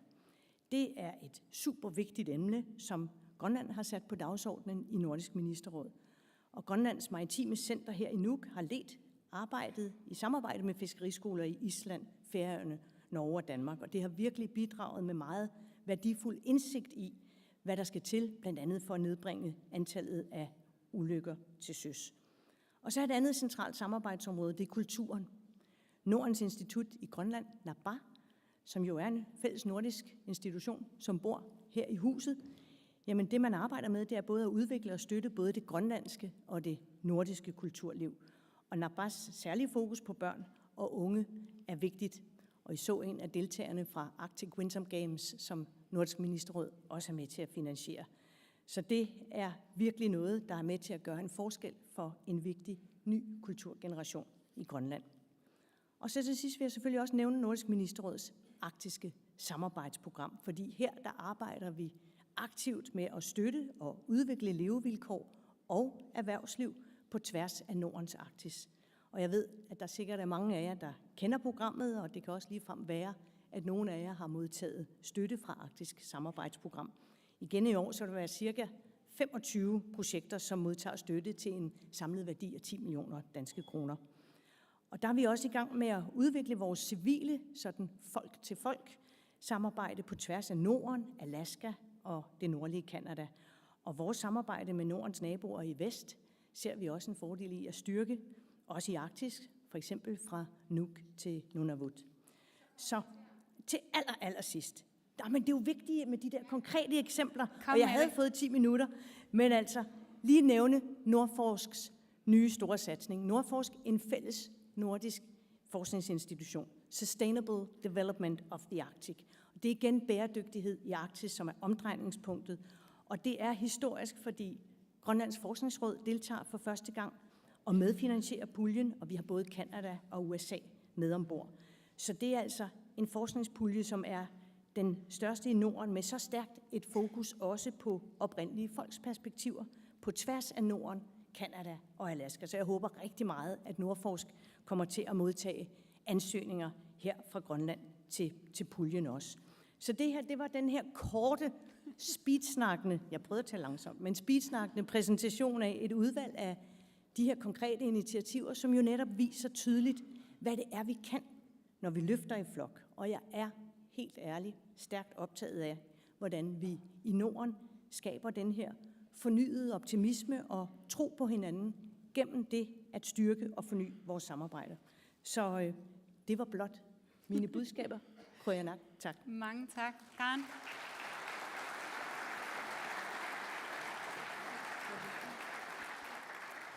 Altså, der er et par spørgsmål, og jeg tænker, at det vi alle sammen nok er mest interesseret i, det er, hvor er hvalen Karen så henne i dag? Jeg tror bare ikke, du kan svare på det. Så derfor så har jeg et andet spørgsmål, som jeg godt vil have svar på. Og det kan også være lidt svært at svare på, fordi der er også blevet spurgt herom, hvordan kan man samarbejde uden til Grønlands deltagelse, eller Ålands deltagelse, eller andre af de her lande, som er med i samarbejdet, som du også har nævnt som lande, men som nogle gange giver nogle komplikationer i samarbejdet. Det er jo også noget af det her, som jeg tænker, at I skal være opmærksom på i det samarbejde, I sidder med. Hvad kan I gøre for ligesom at komme ud over de politiske hurdler, der er undervejs i samarbejdet? Jeg bliver bare nødt til at vise jer billedet af min hverdag, som er 8 lande, der samarbejder. Og når ministrene mødes i de forskellige ministerråd, så er det 8 ministre, det er 8 flag. Så i praktikken er det jo, altså i hverdagen betragter jeg det som et meget, meget ligeværdigt samarbejde. Og her har jeg forsøgt ligesom at vise med konkrete eksempler, at det vil i min verden bare ikke være komplet, hvis ikke alle 8 var med ombord. Og jeg synes, det er værdifuldt, og det er mit simple budskab, og forhåbentligvis også en tydelighed, at der er bestemt flere fordele i det. Og ja, så er internationalt samarbejde indimellem besværligt, fordi ikke nok med, at vi er 8 lande, så skal vi også være enige. Altså sådan en konsensusmodel, den kan man nogle gange godt blive lidt træt af, og den kan være lidt besværlig. Ja. Men selvfølgelig skal vi være enige, og selvfølgelig skal vi se lige præcis det, jeg også prøvede at sige, at sammen er vi altså stærkere, og kan virkelig med de initiativer, som vi har i denne her fælles nordiske muskel, rent faktisk skabe resultater til gavn for alle vores befolkninger i Norden. Tak skal du have. Så kan jeg vist ikke trække den længere. Tak til Karen Ellemann.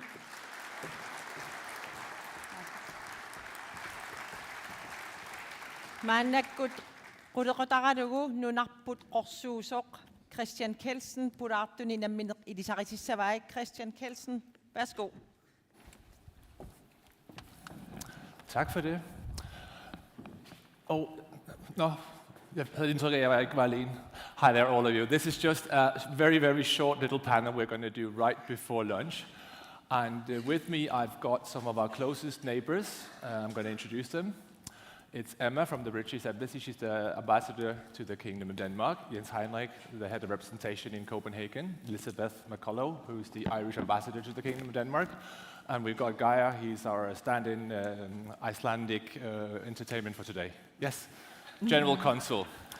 Good people. These are the folks that brought us Guinness, fish and chips, smørrebrød, and ash clouds. So we're going to be talking to them about how do we put the green in Greenland. To begin that talk, we're just going to pop down to France for a quick visit. We'll be hearing a very, very short story about a voyage that took place more than 200 years ago.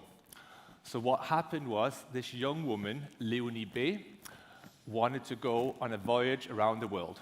Back then, they weren't too keen on having women on board ships, so she had to pretend to be a man. She got on this vessel, and they traveled north to the Arctic, to the poles. On her voyage, she met Victor Hugo. And those of you that know Victor Hugo know he's the guy that gave us Les Miserables, for example. Her voyage, the story, and their conversation has actually made it into a very contemporary story that we'll be reading from in a moment. Am I dragging it long enough, Lars? Are we ready to go? Future Greenland, bonjour. Un petit coucou de France, le pays de Victor Hugo, l'auteur de certains des livres et pièces de théâtre les plus célèbres au monde. France has a long-standing interest and curiosity about Greenland, the land of green. This short text is about a young woman, Leonie, on a voyage to the Arctic in the 19th century, during which she heard about famous French author Victor Hugo. Leonie loves everything: the white, the grey of the ice, the fresh air, the blue of the sky. The story of Eric the Red and his wife Thorhild, who built a church in a fjord located in West Greenland. And do you know what this name means? The gale has passed. Land is the earth, she says, and grown? Grown comes from green. Greenland is the green land, the green territory, the green country. But it is an island of the Arctic. There is only ice, like here. Yes, but the question, my dear, one of the many questions that our explorers have come to unravel here is, since when? Since when has Greenland been frozen? Since when has Greenland stopped being green? What happened? Why was it covered in ice like this? Was it already there when the Vikings came? And that's a very good question. So we've asked our closest neighbors, most of whom have actually had some trouble with Vikings, if I'm not mistaken. And I think we're going to start our question with Gaia, because you seem to be the cause for all this trouble. From an Icelandic perspective, if we say that the color green could be the color, it could be the term for a young activity, a young nation. It could have to do with climate change. It could have to do with many things. How does Iceland perceive Greenland through the eyes of green? What are you seeing? Well, first of all, we didn't have any problems with Vikings at all. No, you are the Vikings. And secondly, it's actually the first time I always say I'm the representative of Iceland, of Iceland to all of Greenland. But it's the first time I'm the representative of all Icelanders to Greenland. So that's a new one. I'll put it in a memory bank. But this was a 2-year-old book. I'm going to read you a passage from a much older book. And this is Íslendinga bók, the saga of the Icelanders. And I'll read it in Icelandic first. And we are talking about Erik the Red. Hann gaf nafn landinu og kallaði Grænland.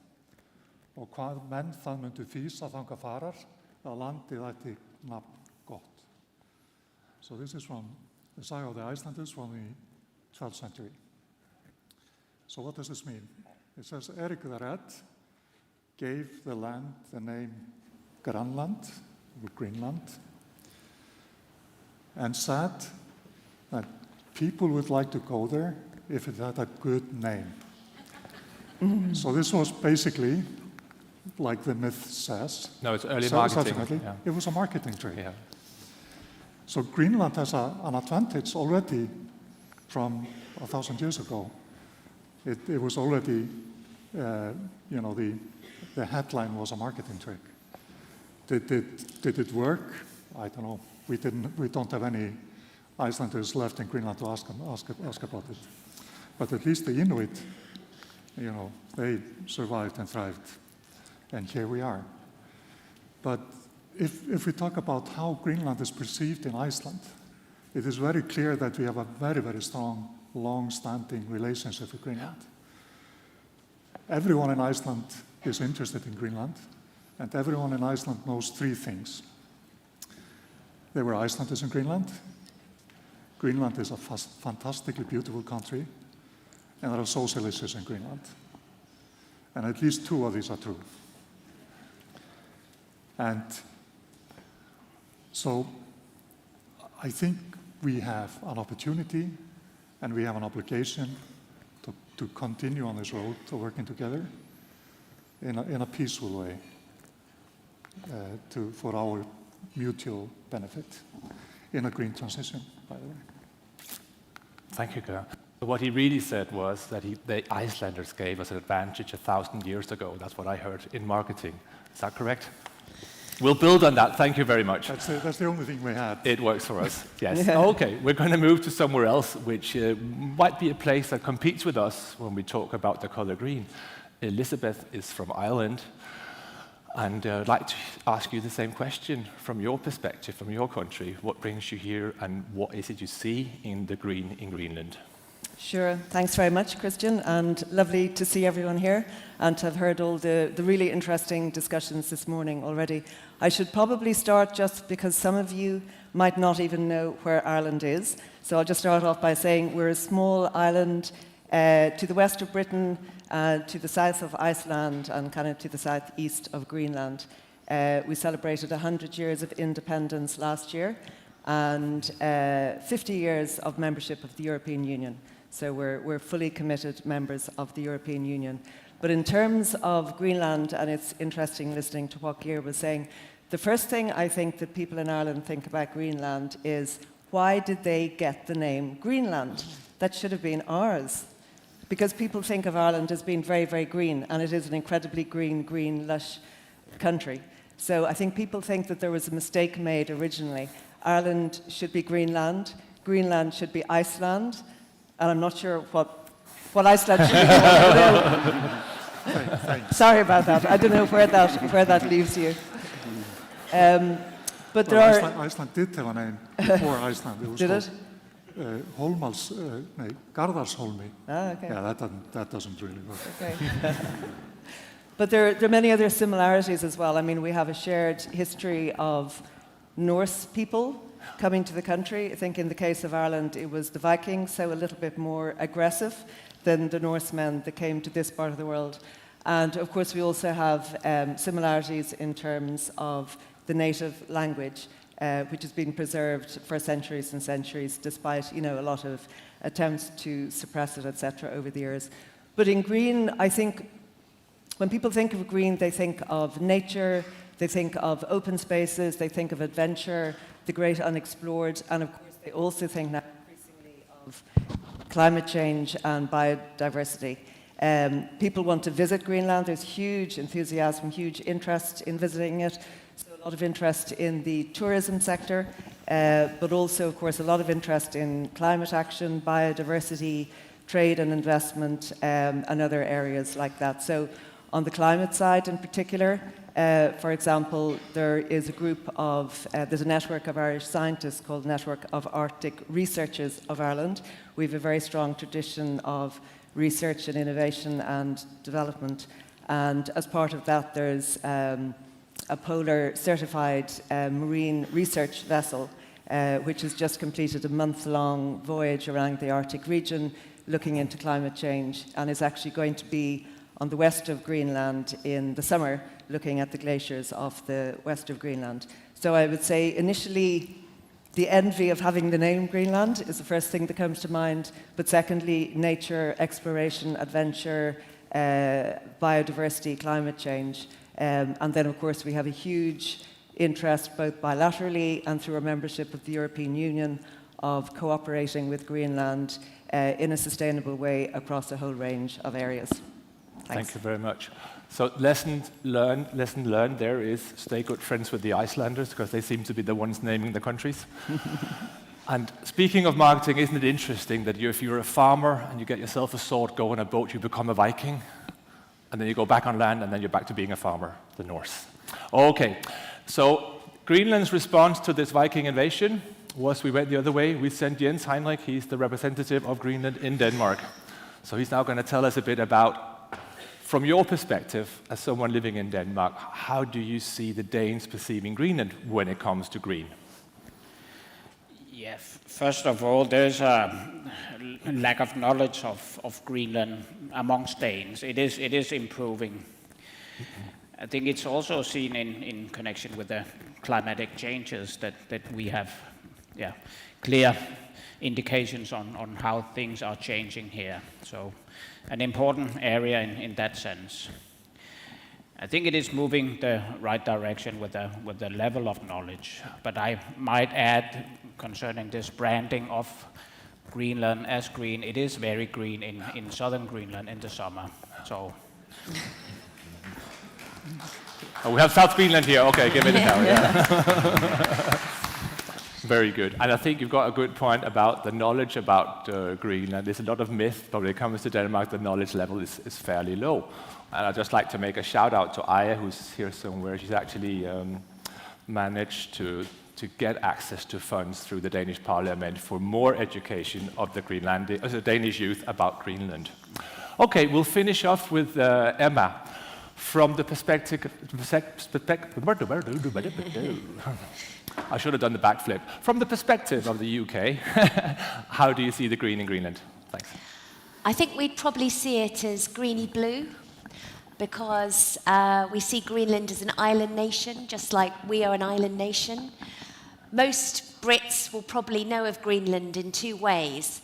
They will have had a prawn sandwich from Marks and Spencer's and ate wonderful Greenlandic prawns, or they will have watched Sir David Attenborough or Lewis Pugh, some of our big naturalists, either swimming in the Greenlandic Ocean or visiting and talking about the biodiversity here. So that's how the British population probably perceive Greenland. There's an element of mystery to it, but I think from the bigger picture, I call Greenland blue because the oceans and what happens here with the ice doesn't just affect Greenland, it affects the world. So Greenland and what's happening in Greenland and the knowledge about that, the local knowledge and expertise from a science perspective, I think is so important to globally to our understanding of the impacts of climate change. And so I think there's that external projection that Greenland have across the world, but also into the UK, about the long-term implications for our planet of what's happening in the ocean. So I'd say, Greenland is greeny blue. Thank you very much. And we've had an intelligent suggestion that we're going to take away the monopoly from Iceland to name countries, and we're now proposing that we call you Lava Land. And now, just a quick opinion, it's a yes or no? You were saying? Sorry, I didn't hear you. No, thank you very much. This is what we had for this panel, so let's give our panelists a big hand. And before we leave the stage and I let the moderator send you back to lunch, I'd just like to say thank you very much to our sponsors. We are seeing more and more interest every time. And I think we're going to change the concept for next time because we keep raising the levels and we keep just selling out. What we did this year, I'd like you to know, is we introduced a new level of sponsorships. We get lots of requests every year from people that like to join but can't afford to participate. So we took a concept which is quite known in many places in the world. You can go into a restaurant and then you can buy an extra cup of coffee and they'll leave the receipt on the board, and then if a homeless person comes in to the restaurant and asks, are there any coffees available that haven't been picked up yet? And then you take one off the board. So what we did this year, we reached out to a couple of companies, asked them, do you want to sponsor an extra ticket for the future of Greenland? And fortunately, lots of companies said they would do that. So we put those in the door. The GBA, Greenland Business Association, we sponsored 20 students. So this lot of tickets were, for instance, for some of the NGOs that aren't very well funded, or perhaps young people that have just finished university, haven't gotten their first jobs yet, but still want to partake in our agenda here. So we've got some people in the room today that are sponsored by other companies through this sponsorship. So just like to say thanks to those sponsors, to the people participating on those tickets, and obviously to all the other sponsors as well. And with those words, I think we're going to be talking lunch. Well, thank you very much. Thank you. Thank you very much. Таматтаперлилингуатсиаратта уллеққарниссарпут массаккут қанилливоқ кисианни никуитсиннаси оқаасеқалаарниарпагут ималуунниит паассутиссат массаккут сусоқассанерсоқ паассутиссиисутингилаарниарпагут қаллунаат оқаатингилаассуакка. Jeg tror, vi alle sammen er ved at være godt sultne og trænger til at få lidt at spise. Men inden I rejser jer, og inden I begynder at løbe ud for at få noget at spise, så vil vi gerne lige reklamere for de ting, der kommer til at ske nu her efter frokost. Der vil være en masse side events. Side events nummer 1, civilsamfundet og NGO'erne. Er der nogle løsninger, vi overser, og hvor er de gode partnerskaber? Vi foregår inde i Lillesalen, som er herinde ved siden af. Nummer 2, uden finansiering, ingen udvikling. Hvad vil det sige at tiltrække investeringer? Foregår herinde i Hans Lyngesalen. Nummer 3, Et bæredygtigt samfund har selvfølgelig en stærk presse, kommer til at foregå over på Hotel Hans Egede, så der skal I ud og have lidt frisk luft. Og det foregår i rum 57 og 58. Sideeventsene foregår fra 13.30 til 15.00. Så 13.30 til 15.00, der foregår sideeventsene. Vi starter herinde igen, præcis kl. 15.30. Så vi vil meget gerne have, at I sidder ned kl. 15.30 her, når vi starter igen. Så ja, det er ikke så nemt. Ja, jeg vil sige, det er ikke så nemt at få tiden til at hænge sammen, når der er så mange interessante mennesker, der fortæller så mange spændende ting. Så vi prøver på at blive lidt skarpere i eftermiddag, og så håber vi, at I nyder jeres pause, og får noget godt i maverne, og også kommer ud og kigge lidt på det dejlige område omkring Gaduak, og måske over til Hans Egede. Så tak for formiddagen, og have en god frokost.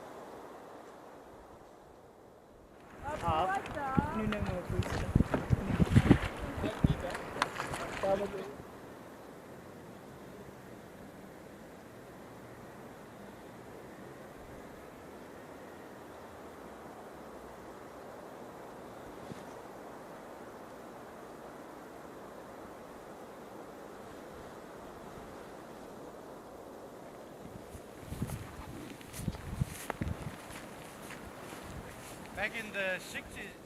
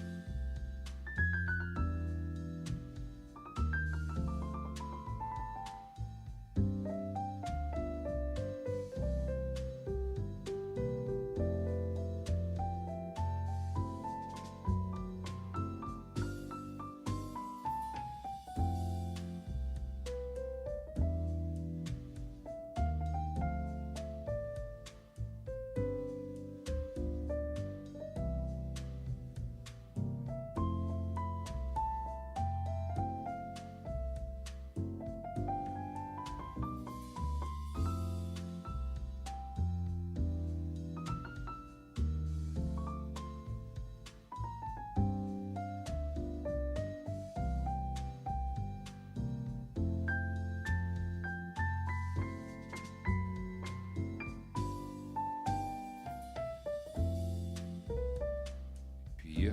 1, 2, 3. 1, 2, 3, 4. 1, 2, 3, 4. 1, 2, 1, 2, 3, 4. 1, 2, 3, 4.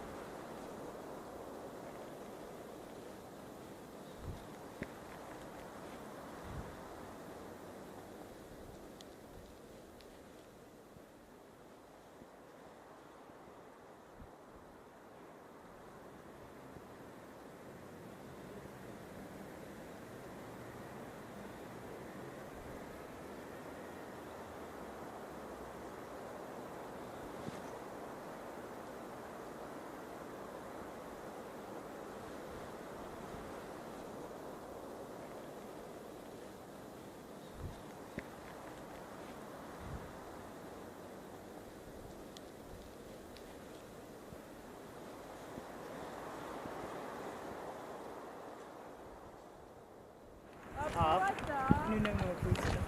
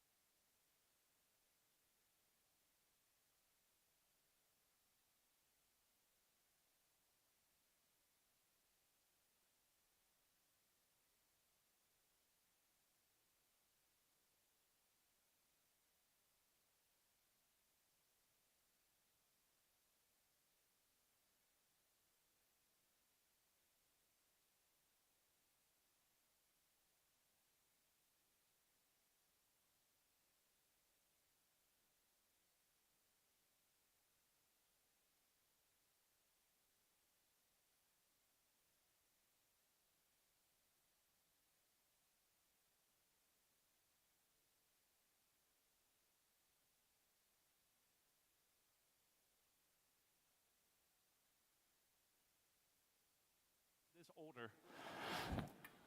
You can pick in between or where you want to be. Actually, the idea was that Ricky will be here. That would be the idea. Ja, du må også gerne komme herover, hvis der skal være plads. Yeah, we'll do like this. Gare, then you will have space on this one. Okay. We'll just wait. Perfect. Welcome, everybody. Mike Tyson, before a game, before a fight Mike Tyson had, he was once asked, what's your plan for this fight? And he answered that everyone has a plan until they get punched in the face. We had a few plans for this panel, and there has been a few changes. So luckily, some people stepped in last minute. So you will see two faces here that are not a part of the program. But this fight will still take place. Not according to the plan, but it will still take place. It will be about investments. It will be about green energy. And the structure of the panel is quite simple. First, we will set the scene with a story from the UK by Casper. And then afterwards, we'll go straight to this great panel with a lot of expertise. And they will talk through how we will get the money for all of these dreams, what impact will it make, how can we make it possible, and how can we guide policymakers to actually succeed?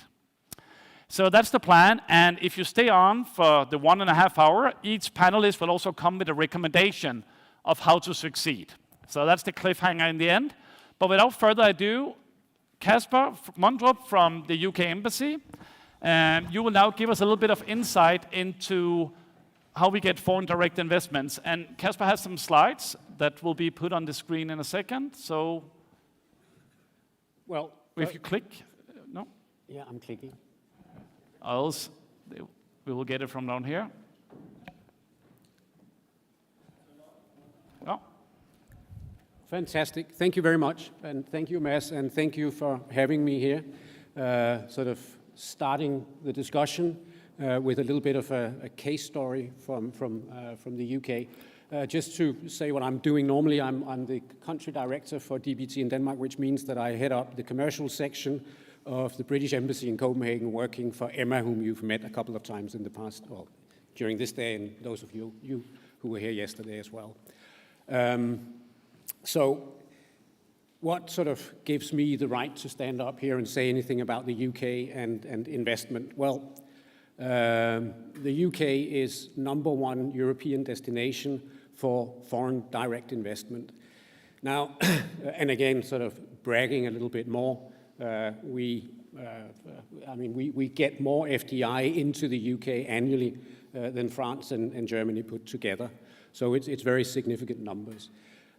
Now, how is that relevant to Greenland, considering that, as we heard from Emma, the UK is the world's 6th largest economy? I don't know where Greenland is ranking, but clearly a little bit lower than that. So how is it relevant what the UK does to attract investment into green energy, into the green transition, and how can that sort of relate to Greenland? Well, those of you who were here listening to Tommy Ahlers will have heard, what are you going to have? What are you going to do? Well, it's very easy. You just build 20 times more green energy than what you need, because then you will have a commodity that lots of companies will want. And actually, one of the areas where the UK have really succeeded, and an area which, of course, we at the British Embassy in Copenhagen have been very much involved in, is on green transition. And we call it green transition more broadly. But in essence, the majority of that is coming into offshore wind. And this is where I think there is a relevance in terms of an instrument that we have been using over the past 10 years very successfully to attract foreign direct investment into green energy in the UK. And that mechanism is called Contracts for Difference. Now, as you can hear, it's a contract, and I'm not a lawyer, so I'm not going to give you the sort of finer detail of how it works. Actually, I think Troels from Dansk Industri, who's standing here, I think he probably knows more about it than I do.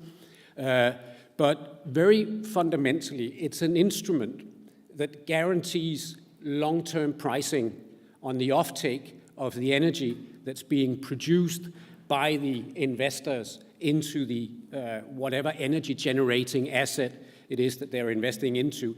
And again, the majority of that is offshore wind. So the builder of an offshore wind park, the owner, the operator, the investor, knows what price they're going to get per kilowatt hour, megawatt, whatever, for the next 10 years, and in some cases even more than that, which offers them a very clear calculation on their return of investment in the long term. And really, if you talk to investors, that is exactly what you want. I'm sure that that will be echoed in the panel a little bit later. So with those contracts for difference, we have been able to attract very substantial investments into the UK. And I think a key element of this also is that in the construction, where typically you can attract a multiple of 3 to 4 to 5 against the government's investment from private investors, is that the construction is put together in such a way that you share risk with the investors. The investor will take the majority part of the risk, but you do share on the pricing and on the energy pricing and fluctuation. But you also share the benefit when things go in the right direction. So it's an equal partnership, however, with a very long-term view and long-term guarantee on the pricing, which again enables which enables us to attract large investment. And again, I'm not a lawyer, I'm not an expert in Greenlandic politics. I'm sure that there will be some here sitting, well, I mean, you can't just adopt that into the Greenlandic economy. But again, this has been a very effective instrument. We have done it in a way that's been working for the UK. Maybe there is a way that such an instrument could be put together in a way that would work in order to attract green investment into Greenland. So, Matt, over to you, and thank you. Thank you very much. So, these are the topics that this panel will be talking about now. It's about green energy, it's about investments, it's also about building maybe more than what we need. For those of you who are from Greenland, you know that Buxifjorden, the hydropower plant, was built actually as one of the first public-private partnerships in the world. And back then, there was they expected it to run for many, many years. And already now it's too small. So we definitely need more energy. We need a lot more green energy, and we need to find some financing. So this panel will talk a little bit about this and give some recommendations of how do we get more energy and how do we get more money. To start out with, I will let each panelist introduce themselves and talk a little bit about how they work in that field, just very briefly, because I don't like to read out long bios. And Aviaya, we'll start with you, because you're in between jobs almost. So why don't you hit us off and explain your background and expertise and why you think you're here on this panel. Yes, thank you. I'll give it a go. Thank you for having me here today. Hello? Yeah. My name is Aviaya, and not so.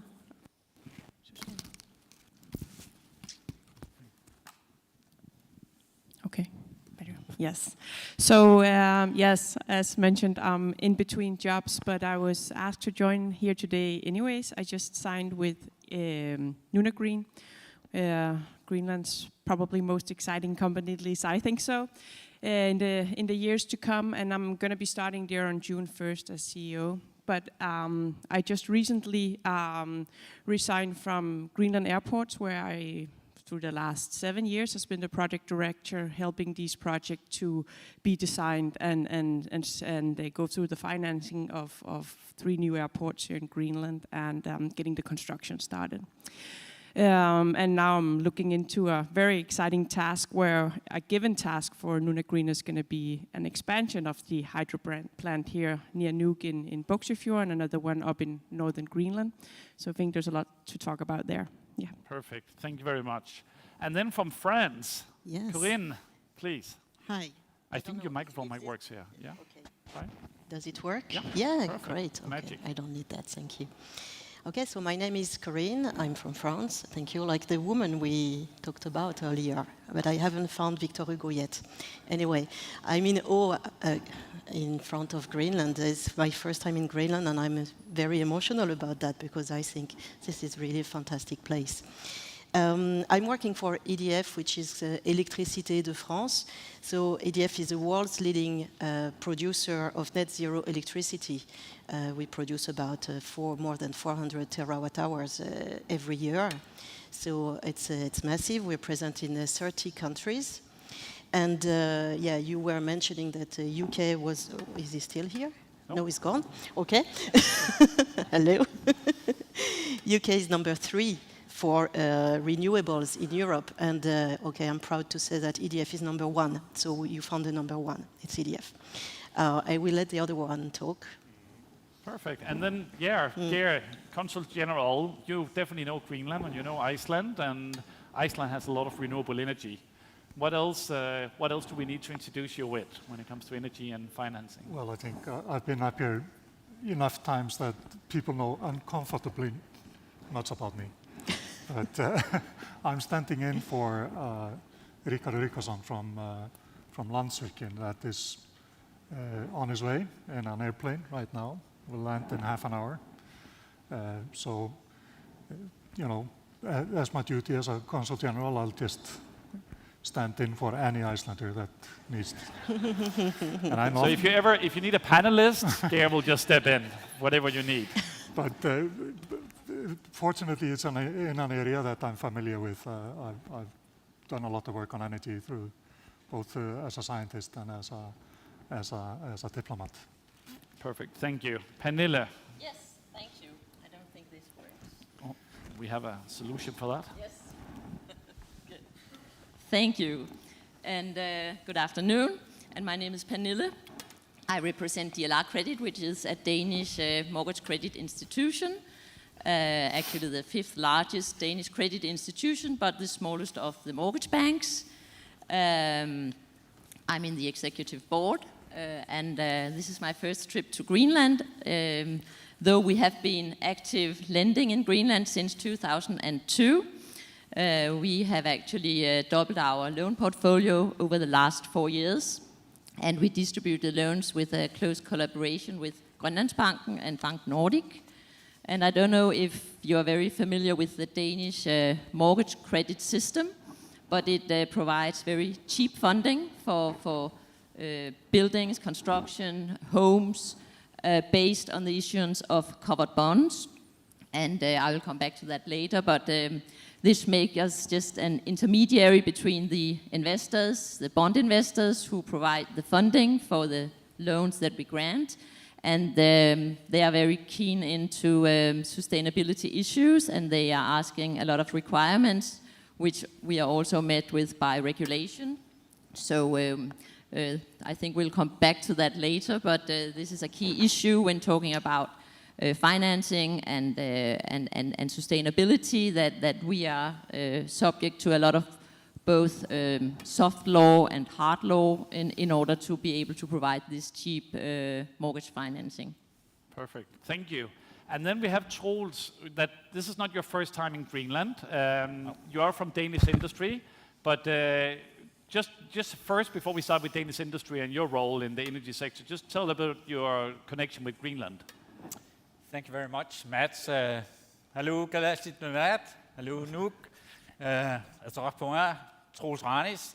And then I'll switch to English and say that I was almost born here in Greenland. I grew up here. My school is Ukaliusak, where I had my exam in the middle of the 80s.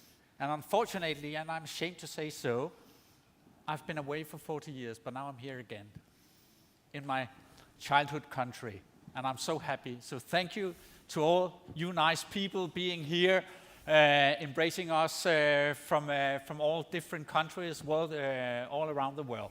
So, besides that, I'm Managing Director of DI Danish Energy Industries. I represent just above 1,000 energy companies within large-scale developers, OEMs, utilities, grid operators, consulting firms and service companies as well. And we are part of Danish industry, which has above 20,000 company members. Most of these industrial players are global players. And they have strong focus on foreign direct investments. I follow these companies around the globe. They invest in South Korea, Vietnam, US, Europe, and perhaps even here in Greenland. Let's see if this will be the case. And we have great experience with Danish industry and the companies that I represent here. We are the third largest export industry today in Denmark, and we have developed over decades this industry here through a strong development of innovation and technology. And today we are well leading, of course, in offshore energy, wind turbines, but also within energy efficiency and a lot of other things that could be mentioned here. We account for almost 10% of the total Danish commodity export today. So it's significant to Danish economy. Thank you very much. So what we will do now is we'll do another round like this, and we will touch upon three things. One thing is, why is it necessary? Why do we need to look into the green transition? So this is something about capacity. Maybe we are talking about power to X. Could be relevant, exporting. It could also just be climate change. Global warming in the Arctic happens at 3 times the global average. So clearly there's a lot more water floating in our rivers. So why is it necessary? We've also talked a little bit about what's the role of the private sector. We have a mixed panel here. We all know the saying that if you want to walk fast, you walk alone. If you want to walk far, you walk together. And we heard from all the panelists, you cannot do this alone. You need outside partners, either from financing, from construction. You need local know-how, all of this. So we'll talk a little bit what is the role of the private sector. And most importantly, try to get it into the Greenlandic sector. Because we heard from the UK, we heard from Denmark and France and so on, Iceland. So we can learn something and be inspired, but we need to remember where it is that we are constructing and building. I think the airports is a good example of this as well. So, Abiyai, why don't you kick us off a little bit about why is it necessary to expand the hydro plant? What's the need? Give us a little bit of an introduction for the people that don't know it, and also about the scale of this. Yeah, okay, that was kind of a broad question, but I'll give it a go. So, I guess there are two strategies here from a Greenlandic perspective when we're looking to green energy, because we have the perspective on expanding green energy supplies for the local communities here in Greenland. And as the company I'm starting from, we're going to start with expanding the hydro plant here outside of Nuuk, which has run out of capacity. And the expansions that they're looking into doing now is actually going to create more capacity than is really needed for the cities in many years to come. And that kind of leads into the next discussion about green energy here in Greenland, and where within the government also is now a clear need to decide on a strategy. We've been hearing it all morning, like how big capacity there is here in Greenland for making vast amounts of hydro plant energy. But what are we to do with this energy? Are we gonna sell it commercially? We heard from Iceland how Iceland had some clear strategies in inviting in new industry into the country to be situated near this new green energy. Or would it be possible in a future not too far from now, to actually export it through Power to X? That's also very interesting, and something that I know the Greenlandic government is very keen to have a bigger learning about.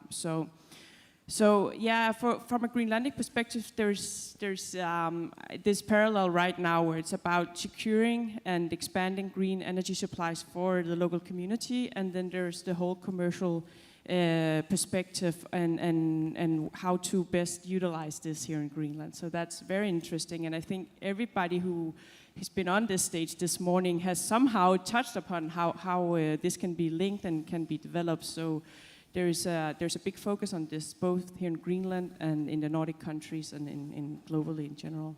And I know this project, Lunar Green, is obviously still very new. We had talked about it for many years, but it's still relatively new. Could you maybe just if possible, and maybe also use some of the inspiration from the airports, but how are you working with international partners, like whether it being Danish or Nordic Investment Bank or construction workers like Pentagon, or could you talk a little bit role about people from outside of Greenland in these mega projects, which is a mega project in Greenland? Yeah, so the work has actually been going on for some years now, where there's been a mapping of the potentials here in Greenland, which has been shared with people abroad, and this has arisen a lot of interest in the possibilities and especially some of the resources or areas here where you could build some quite big hydro plants.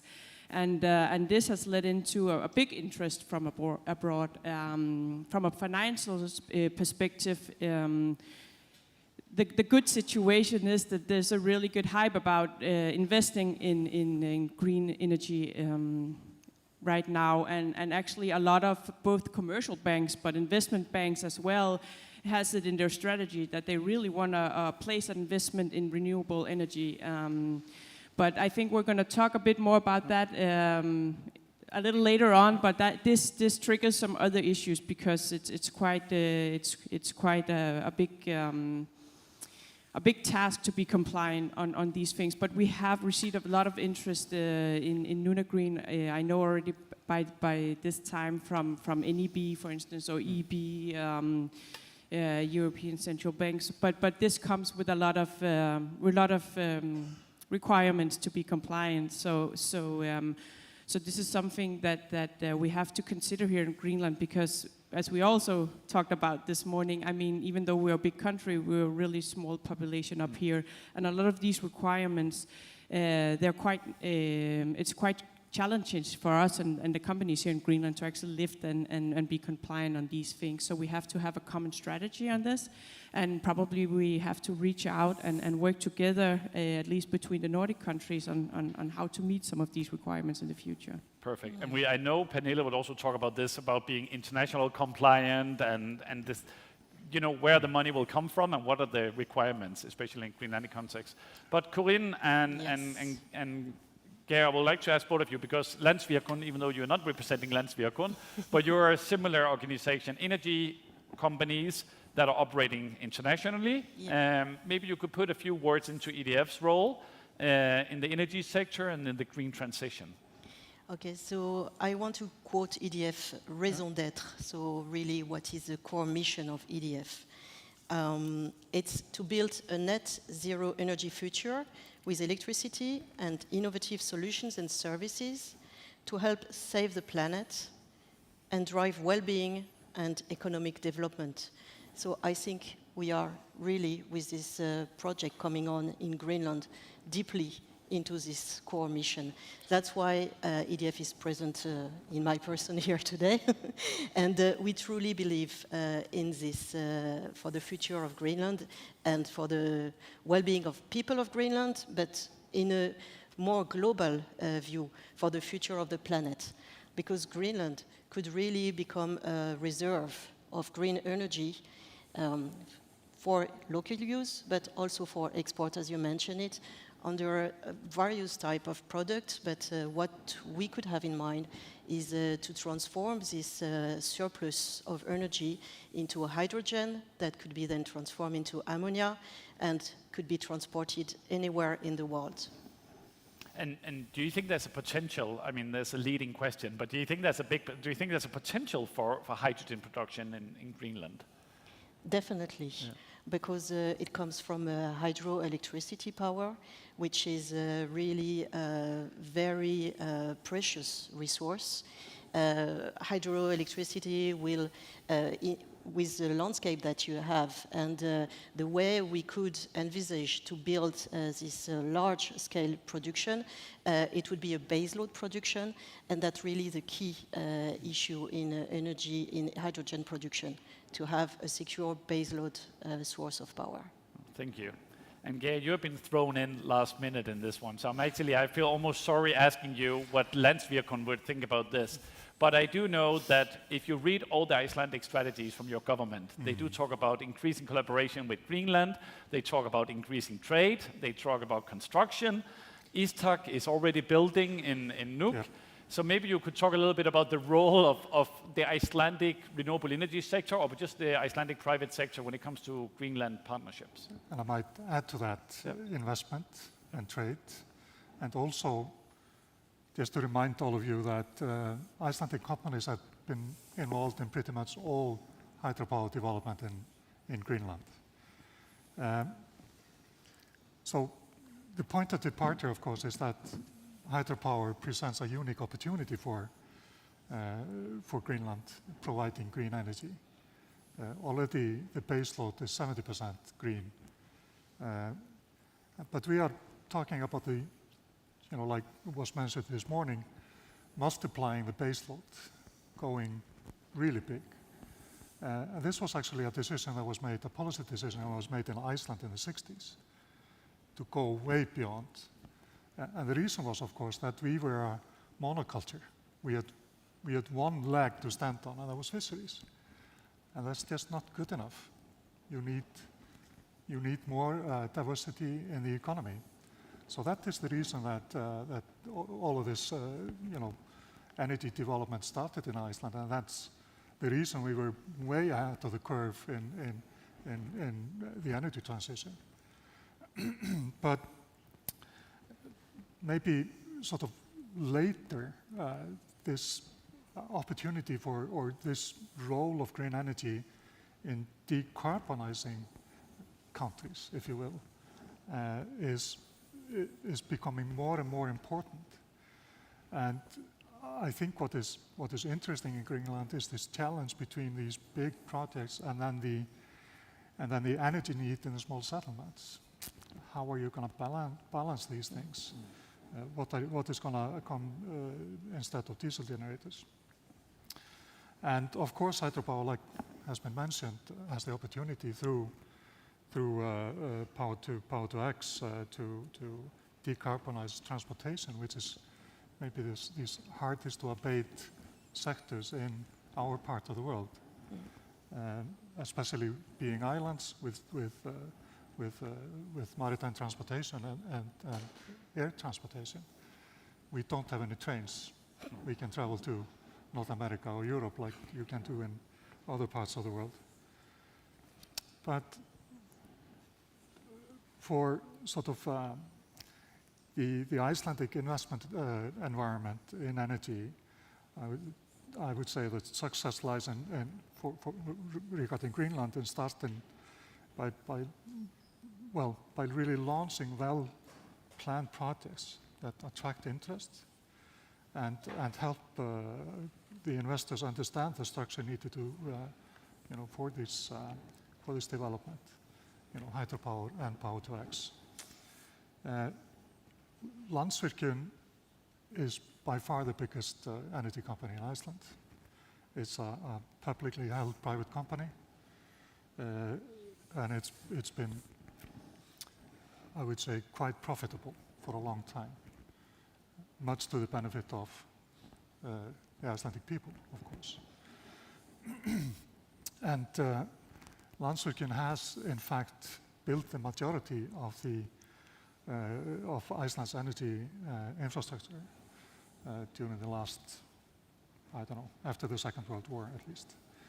And they are operating 15 hydropower plants, and one that is, they will start building this summer. 3 geothermal power plants and 2 wind turbines. And so this is a long experience of building both hydropower, wind, and other in, let's call it, of course not the same, what you call environment and situation as Greenland, but at least there is something, there are similarities.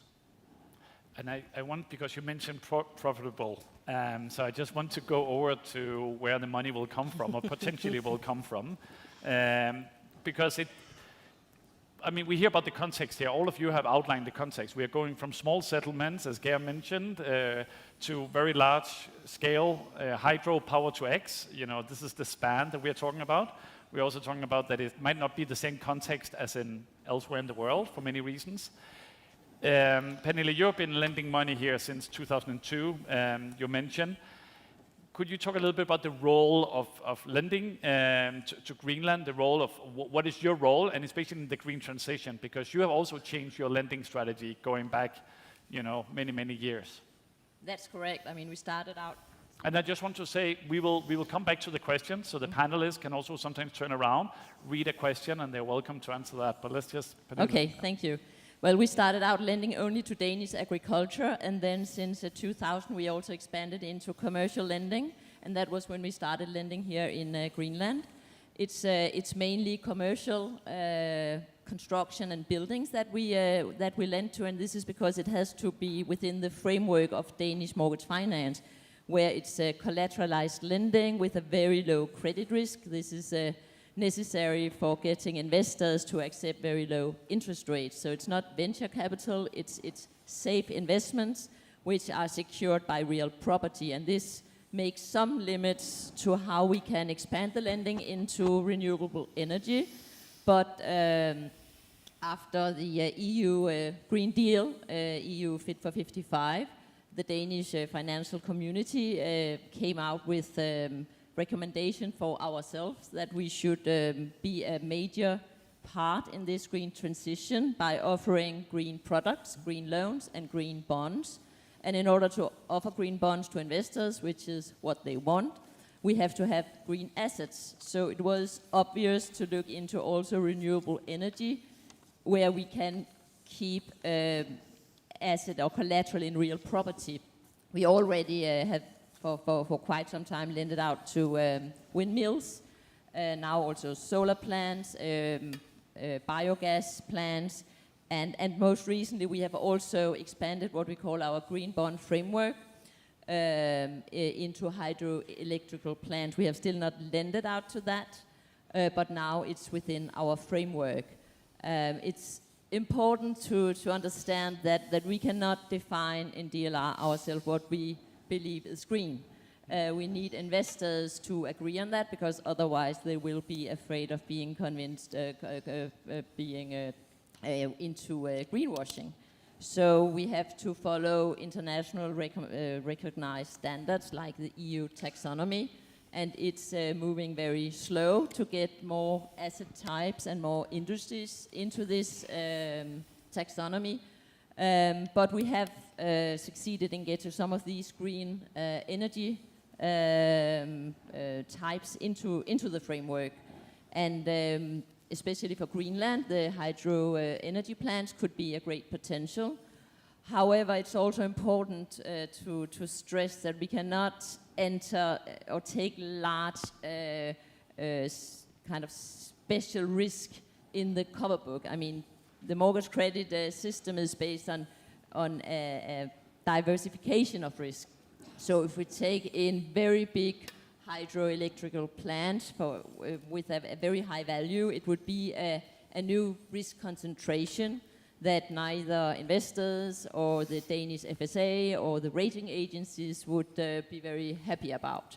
So we might have to look into new forms of financing where we maybe split it up and go together, split it on various institutions if it's very large investments. And we also struggle a little with the FSA about the boundaries for the mortgage model. We are already expanding it in Denmark more than I think you do in other European countries. But we have a tradition for this, to expanding into various parts of commercial lending. For example, with the solar plants, we had a lot of discussions how it could be collateralized. And I guess we might have the same discussion. We have had the discussions about the offshore wind projects, because it's very large investment that is actually not really suitable for the covered bond framework, because it would be a concentration of risk. But there's a lot of will and appetite for this, because it would be very good for us to get these green assets into the cover pool so we can issue more green bonds. We have to expand the green bond market. So the pricing of the green transition would be a market price and not through subsidiaries. As of today, there's no price difference between green bonds and conventional bonds, but that is because the green bond market is too small. So there's too much, you could say, still demand for conventional bond. But eventually investors will look more and more, and they will be forced to go more and more in the green direction. So I'm sure that investors' appetite will be there, and we will have to work on getting it within the framework. But within the framework is also high requirement for transparency and disclosure and data. So we need to be able to monitor the green assets and control that they are within the green frameworks. And we also need to have second-party opinions on that. So it's not just something we can do, and it requires a lot of data, a lot of also non-financial data, because sustainability is not only climate, it's also the S and the G. And these are also factors that we need to have data on if we can report, to be able to report on our portfolios going into a more sustainable direction. So when you look at a project, let's take hypothetically a large hydropower plant providing energy to 30,000 people, you would also look into the sustainability of providing energy to schools and hospitals and local communities and, you know, just critical infrastructure. That will be a part of your assessment. It would be a broad assessment, definitely. That would be. But we would also look into the credit risk, because we should not forget the financial risk. It's not just because it's green, it's not necessarily something that we should do. But do you take higher risks when it's green than you would? So it's the same risk? No, we cannot do that. If we take higher risk, we'll have to have more capital, and then it would be more expensive. And the Danish FSA, they don't have a green edge. I mean, they are worried about these projects that if we put them into the traditional mortgage context, that it would create more risk in the system. And we are we are all very big institutions, so that could create some financial systemic risk in the financial system if we close our eyes and just only look for the sustainability reasons. So it's a balance, I would say. And we will get back, and I think there were some important points here. One is data. You know, data is needed, which is actually related to the whole hydrogen discussion in Greenland, because there was a lot of data historically from a mine. But also international standards, which, from what Evia said, like, no, we're unique in Greenland, and then I also hear, but we have some standards from Brussels that we have to live up to, simply, as it is. International. The same goes for Nordic Investment Bank. European Investment Bank will have to live up to international standards. And talking about standards, those are made by framework conditions, and those are policies.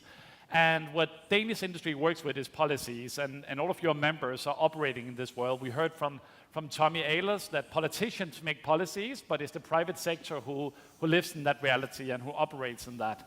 Danish industry represents more than 20,000 companies. Some of the largest energy companies in the kingdom is in Danish industry. Could you talk a little bit about the role of the private sector when it comes to these mega projects, as it really is in the energy sector? Yeah, thank you, Mads. And let me just make a point clear for a start here. If we want to reach our net zero target by mid-century, the key driver for reaching these targets are electrification. And Europe's electrification rate is just around 20%. So we have a lot of consumption in transportation, in industry, in the energy sector that are not covered by renewables or green electricity.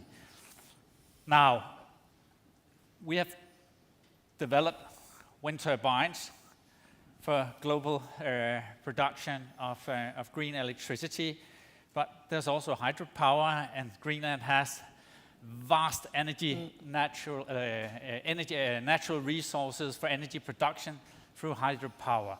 And for all the purposes that electrification could manage directly and indirectly.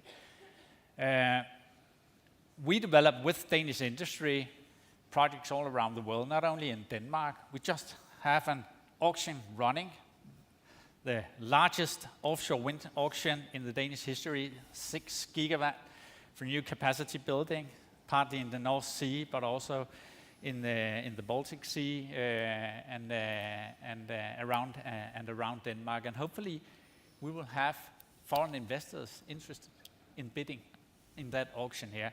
But it all comes down to, do we have the proper design, the tender design? Do we know how the market works?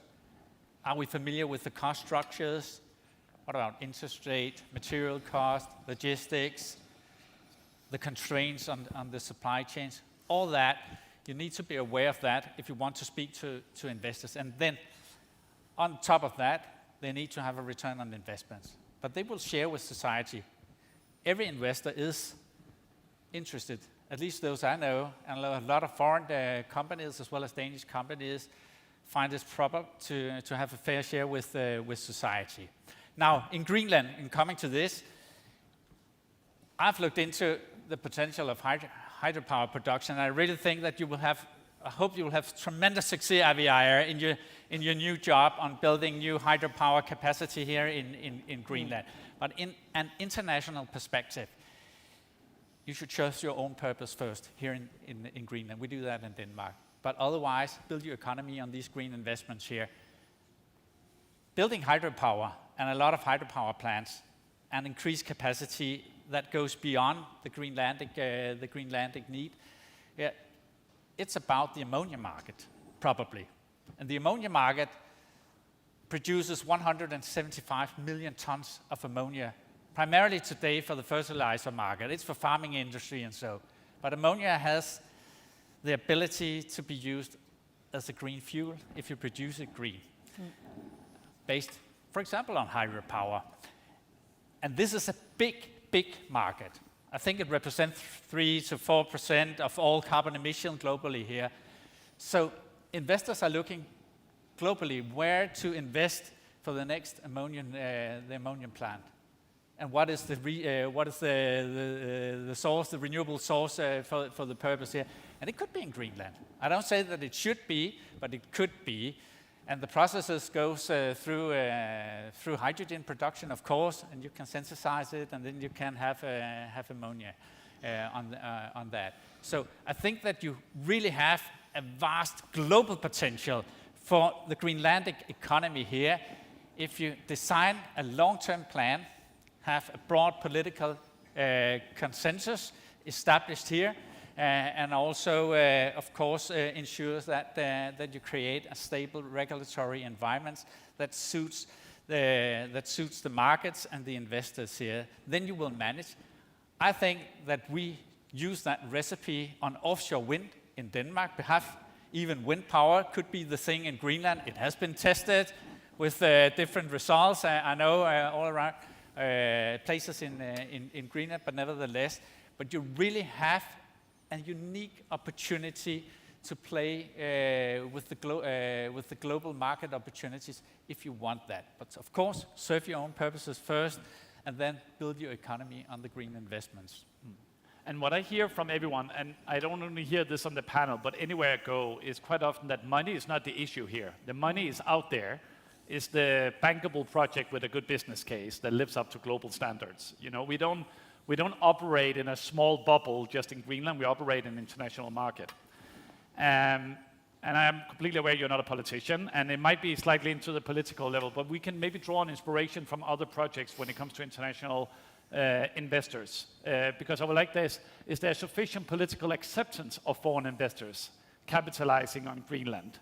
So there's currently a tourism law being discussed about the ownership should be Greenlandic. There was the same discussion around the airports, et cetera, et cetera.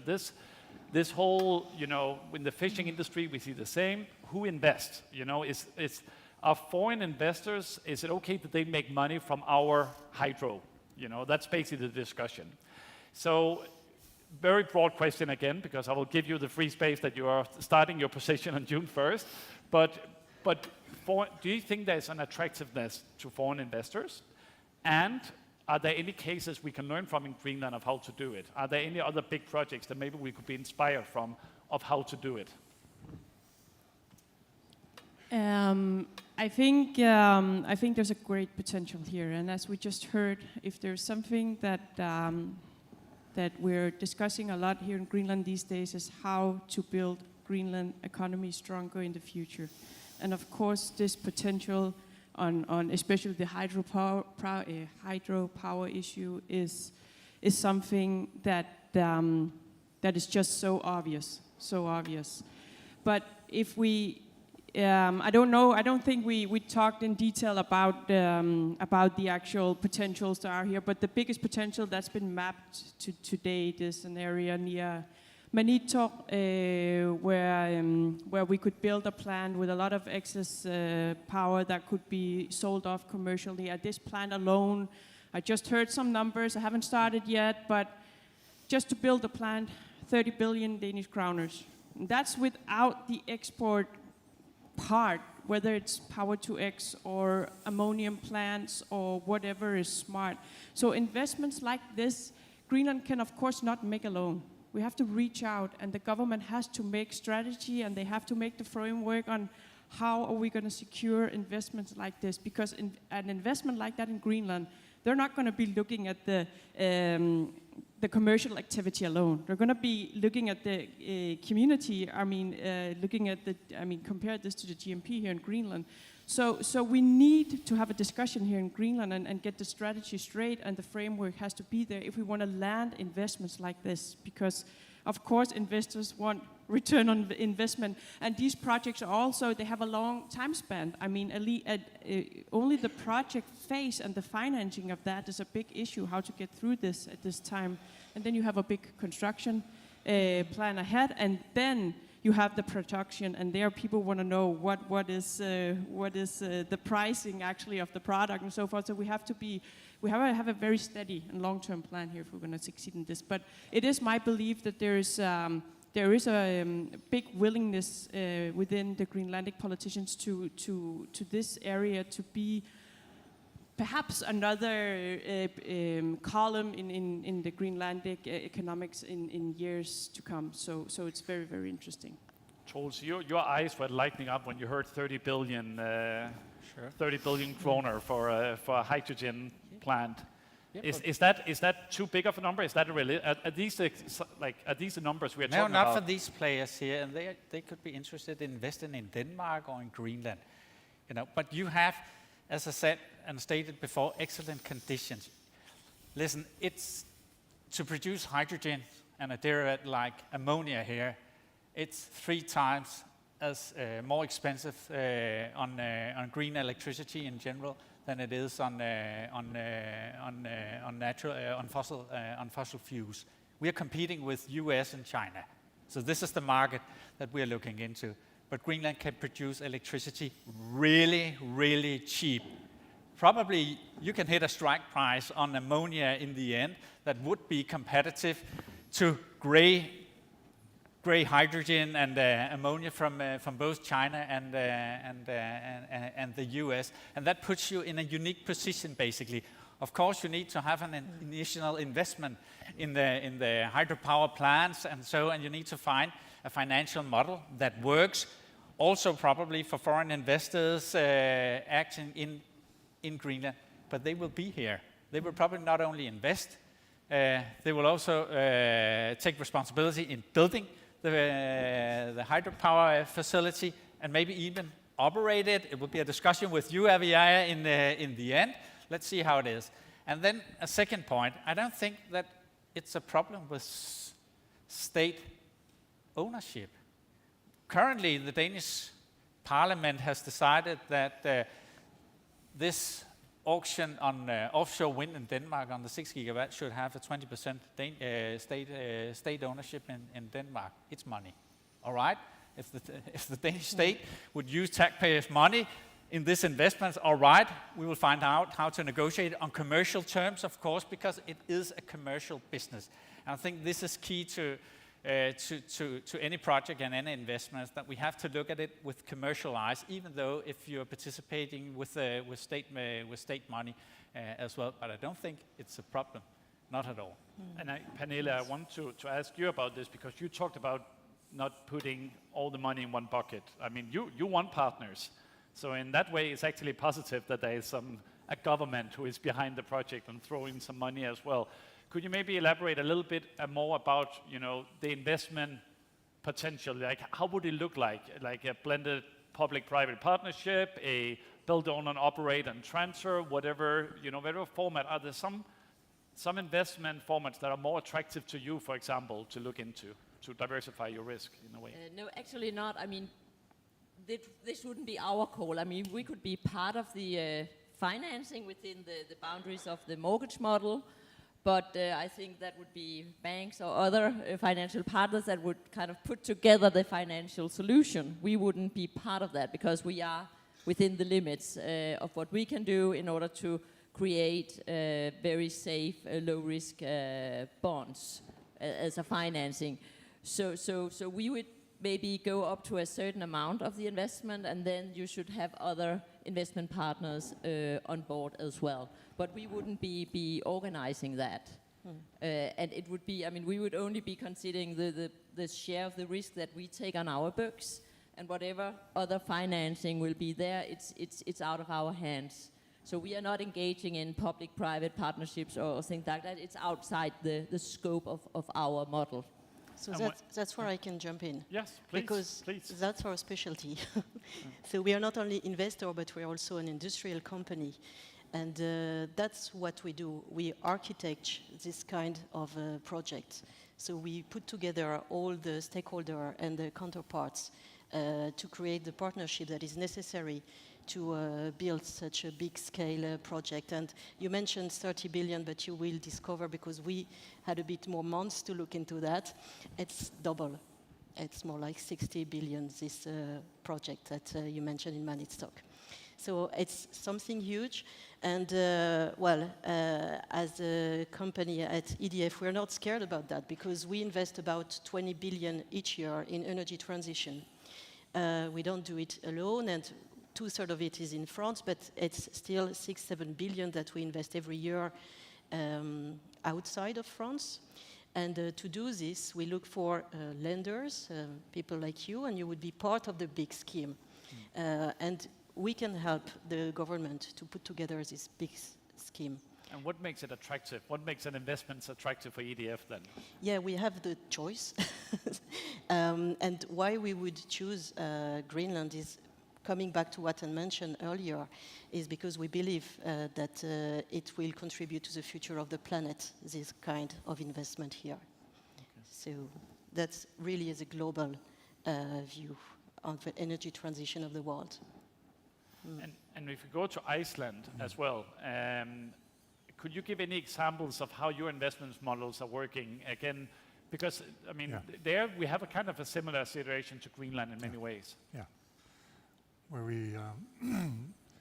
we have to transform the energy to something else. And actually in Iceland, we have all these models running at the same time. And Landsvirkjun, of course, is not an investment company. It's a partner. So that comes with unique expertise and experience. Also, not only from Iceland, also from Greenland and quite a number of other places in the world. But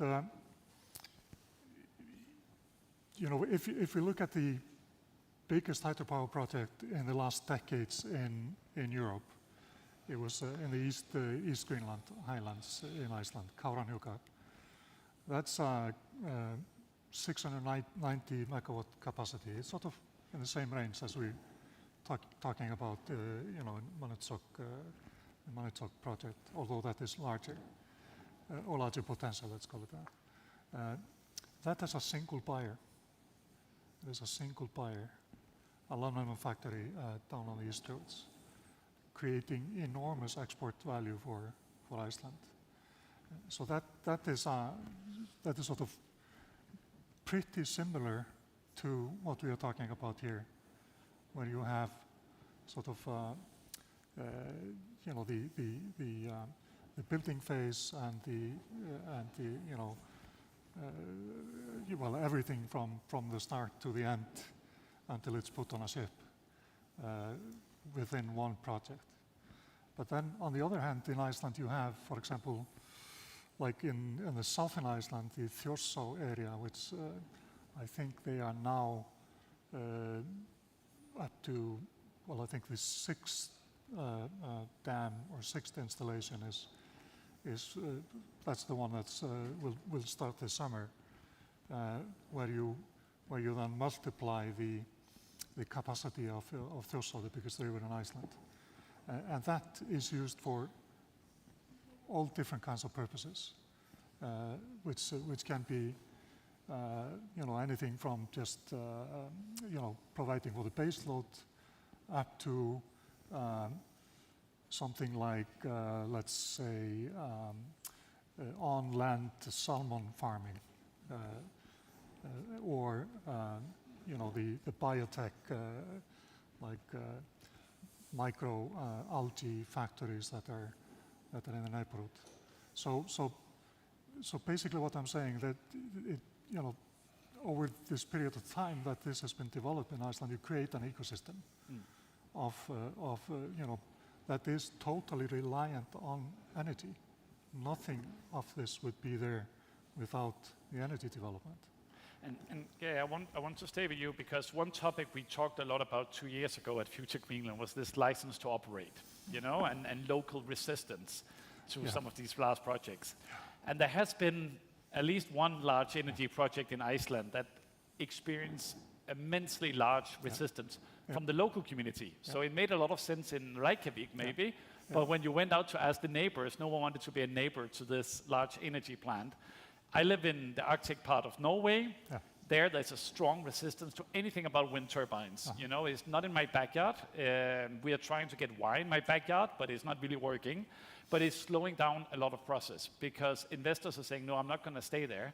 And then we have the uranium mine or rare earth elements here in Greenland, again, where $1 million project also gets cancelled because of local resistance and political, there's no political appetite. Could you talk a little about the Icelandic experience of license to operate, and like why should I put this large energy plant in my backyard? What's the lessons from Iceland? Well, I mean, like I said this morning, it's a balance between sort of these different sides.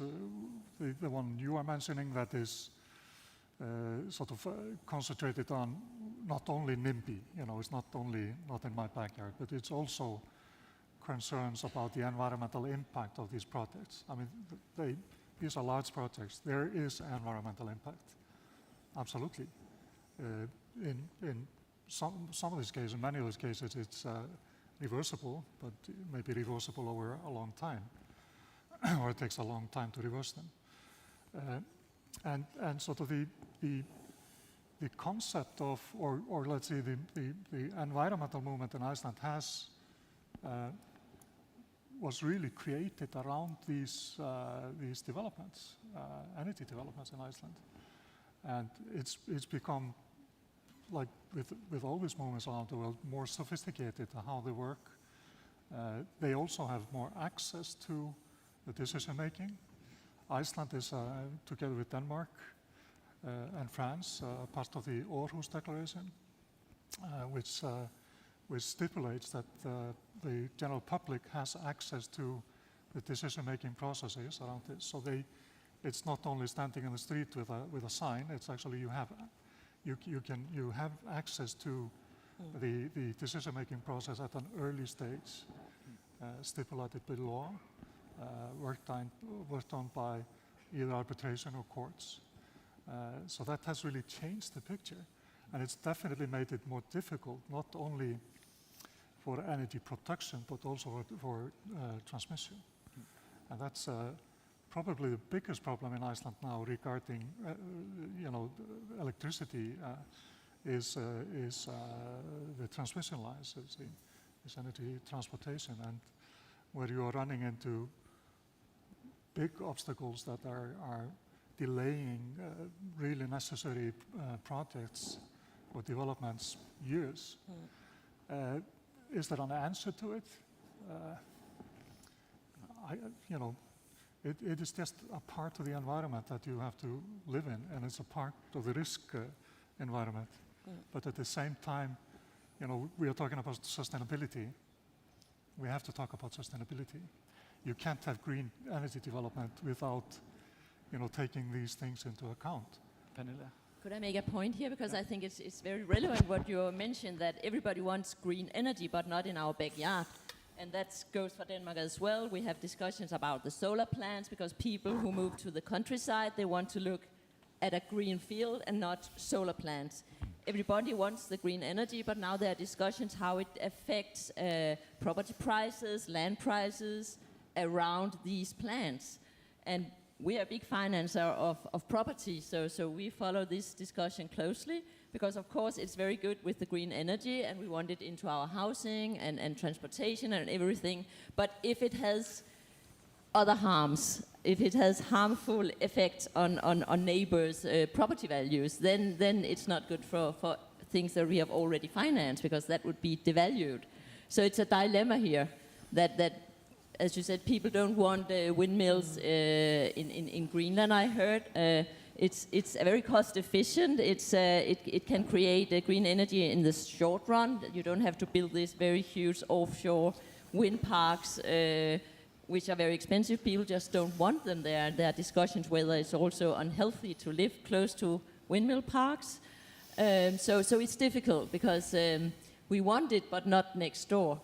And if it has affection on property prices or land prices, then it could be serious. And that's also a political discussion, how to agree on this, because I even have colleagues who have made complaints because they moved to the countryside and then all of a sudden there was a solar plant and they didn't want to look at it. I want to get into the iron law, but before that, of projects going over price, over budget, on the performance. But first, Troels, you just had a quick comment to that, and then I just want to touch upon the point that Aviaya mentioned about this is very capital-intensive investments that we are speaking about. And Danish companies has invested abroad. A lot of investments have been done actually in the UK, energy facilities of different kinds, offshore wind, biomass plants, whatever, for power production. And as such, but things have changed recently here. We have seen increasing interest rates, higher material costs, and what I said, generally a rise in the CAPEX cost side in general here. So, this is why you need to go into dialogue with the market and the market players here. And you need to investigate beforehand, doing the tender designs and the tender processing here.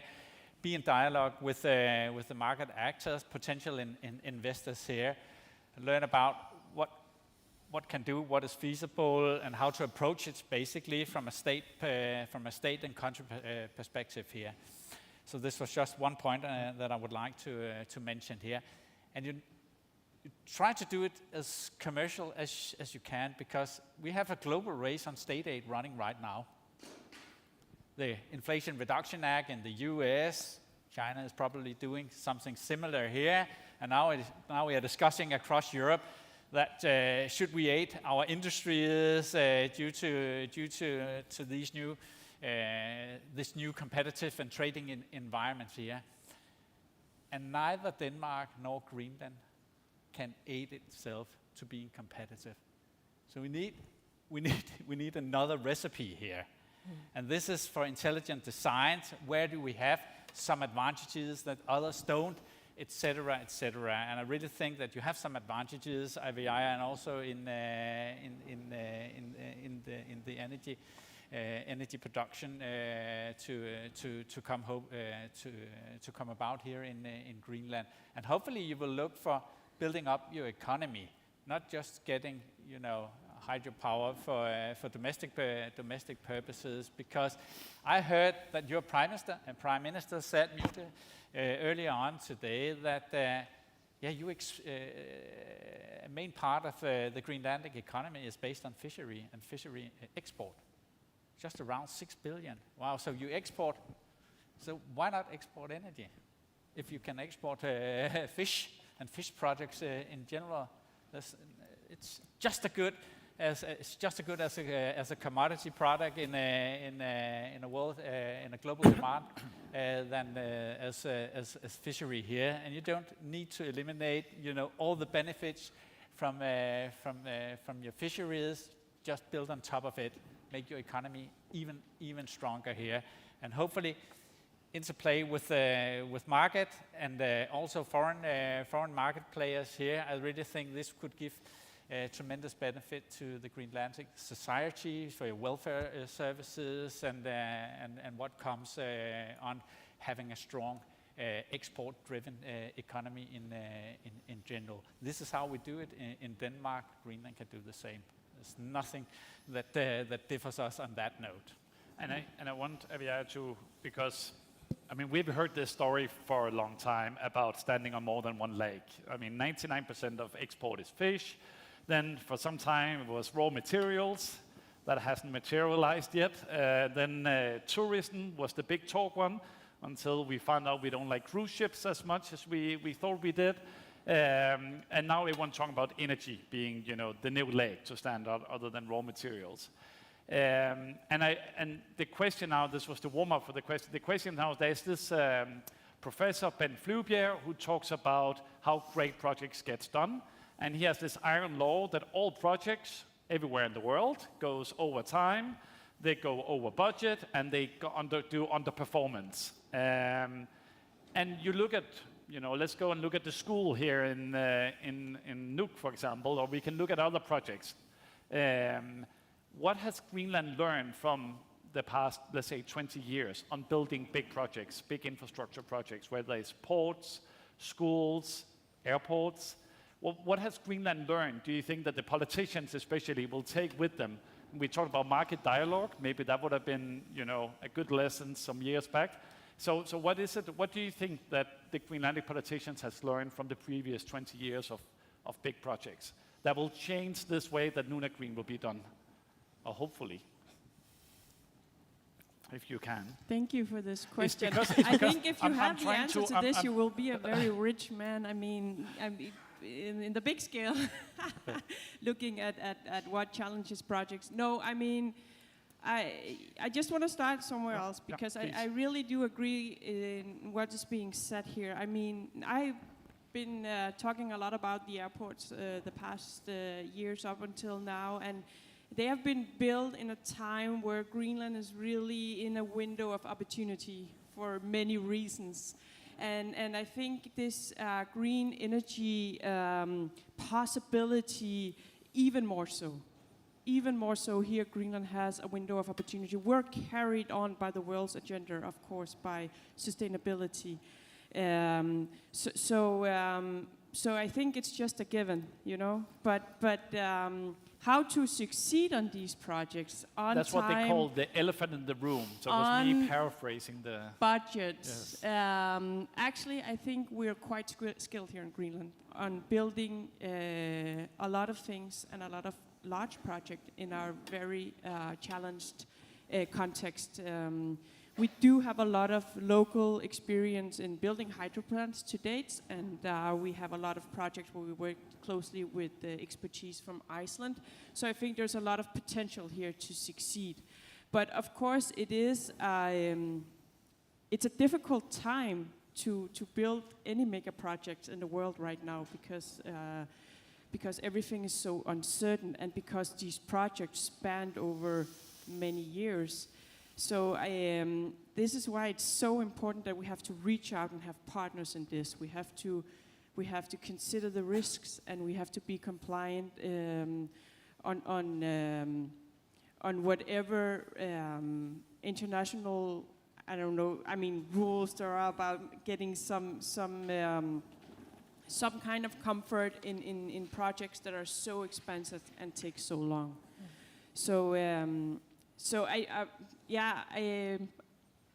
I'm a little afraid to answer this. I mean, but I think planning is the key, and I think here in Greenland we can look inside Greenland because we do have a lot of expertise in a lot of large projects to date, but we have to reach out as well. I mean, make partnerships in this who want to succeed.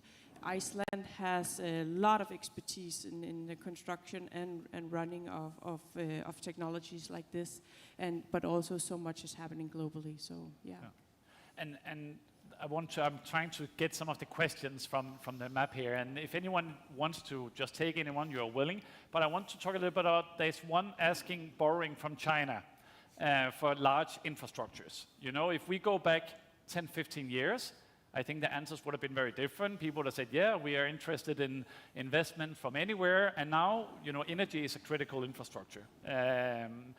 Maybe Troels, you want to kick us off with this one. You know, I mean, money doesn't smell, investments from anywhere is great, but what about critical infrastructure? Sure, we're challenged. It's a new trading environment, and we are a small open economy like Greenland, in Denmark as well, but we need to trade with China. But how to approach trade has changed dramatically, and now we are speaking about, on a European scale, on strategic autonomy. It's called, I don't know if it's a self-explaining terminology here, but we need to think carefully. This is the popular interpretation of how to engage. Do we create dependency on critical infrastructure? And if so, should we then engage? And what can we manage by ourselves? And Europe, and the European Commission has put up a plan, a Repower EU plan dealing with the energy crisis that we met and the extreme energy prices as well, which really challenged the competitiveness of European industry, and now are demanding more investments in Europe in our own resources, trying to cope better for this changed environment. We cannot trade naively, one should say, with China, nor anybody else. But we know that we need China. We need a global economy. It serves our economy best. So hopefully we will still have free trade, or at least conditions around free trade and free trade agreements. And now I'm hearing that you have a possible new trade agreement, a free trade agreement between Greenland and UK, and great for you. We are dependent on these trade agreements here, but we cannot eliminate, trade with China. But we need to think carefully, especially when we talk about critical infrastructure and what that covers. Is it defined completely? Maybe not yet, but it probably needs to be, and this goes as well for Greenland, I think, because you're designing your new future on a much more green economy to be developed here. So yeah. And that leads me, so talking about global partners, another issue is the workforce. You know, we have almost zero unemployment in Greenland, and these are large-scale projects. We have the competences in Greenland, but we might not have all the employees or maybe EDF, Corinne, do you want to talk about how does it work with partners and workforce on these kind of projects? Yes, thanks for the question. I was going to pick the one on the risk sharing, yeah, please, but I think it's the same story actually.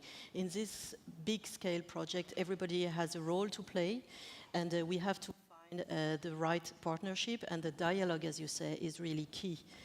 For this, and in Maniitsoq, for example, so the government has launched a competitive dialogue process, which is very virtuous, and for us this is the right way to move forward in this kind of project. So how we do we've developed a project in Uzbekistan, for example, And there, so we train the local workforce when it's available. When it's not available, of course, we have to import, but from a neighboring country, the closest as possible, not to disrupt the whole economy and culture. For example, in Greenland, we haven't really sold so far, but we will probably partner with some Icelandic company like Landsvirkjun or others, or Norwegian, or well, people that are already familiar with the country. We, of course, will bring our own competencies because, yeah, I mentioned it, but EDF is really a major hydroelectric producer.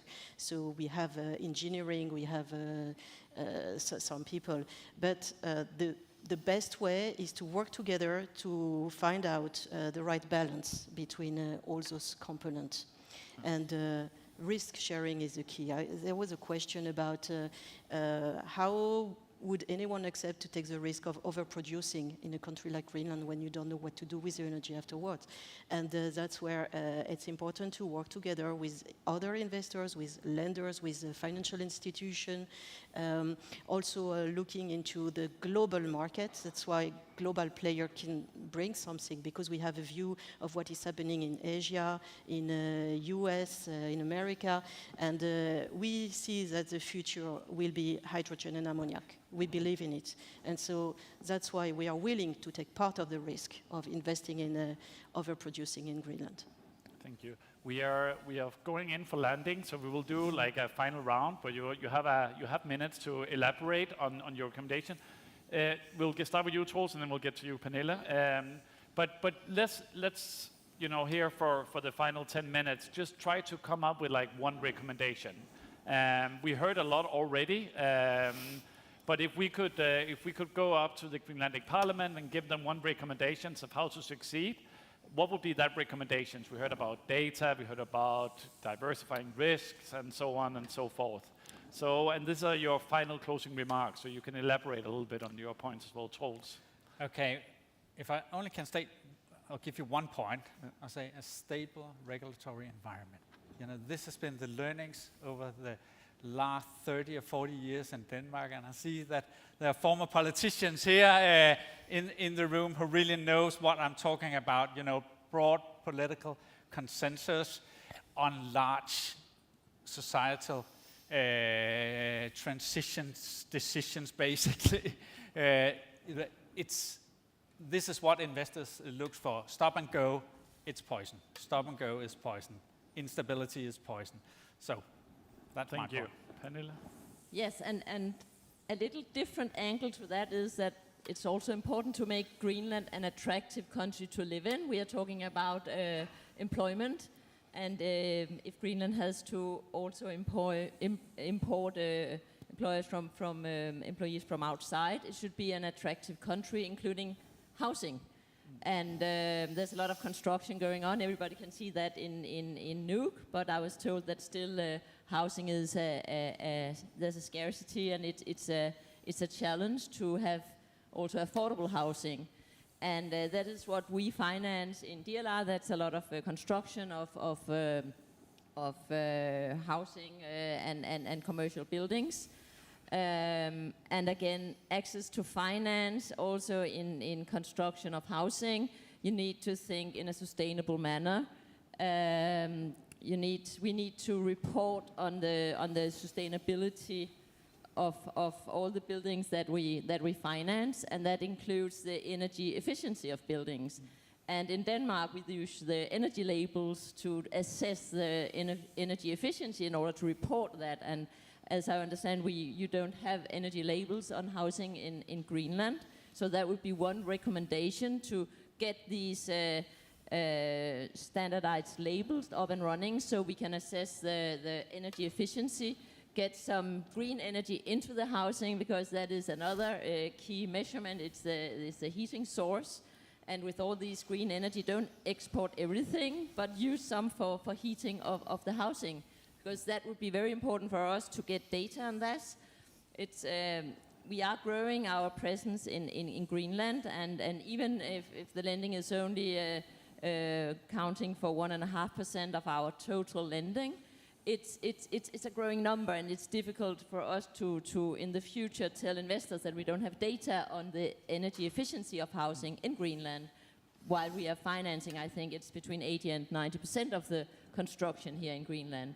So again, I mean, be an attractive country in a broad aspect of also sustainability manners, have nice housing, and be sure that you can still attract the financing for this construction of housing and offices and whatever is needed in order to expand this energy industry. And the more energy efficiency, the more energy to export. So, and the cheapest energy is the energy that we don't spend. No, so global standards. So global which is standards and don't data. stop and go. Keep global standards that the rest of the world will understand. One recommendation from Iceland. Yeah, pretty much along these lines. I think what a critical factor is predictability. And you know, so basically what you're saying also, I'm just using a different word to it, because that, I mean, predictability is absolutely critical for, especially investment that is, you know, as long-term as the ones we are talking about.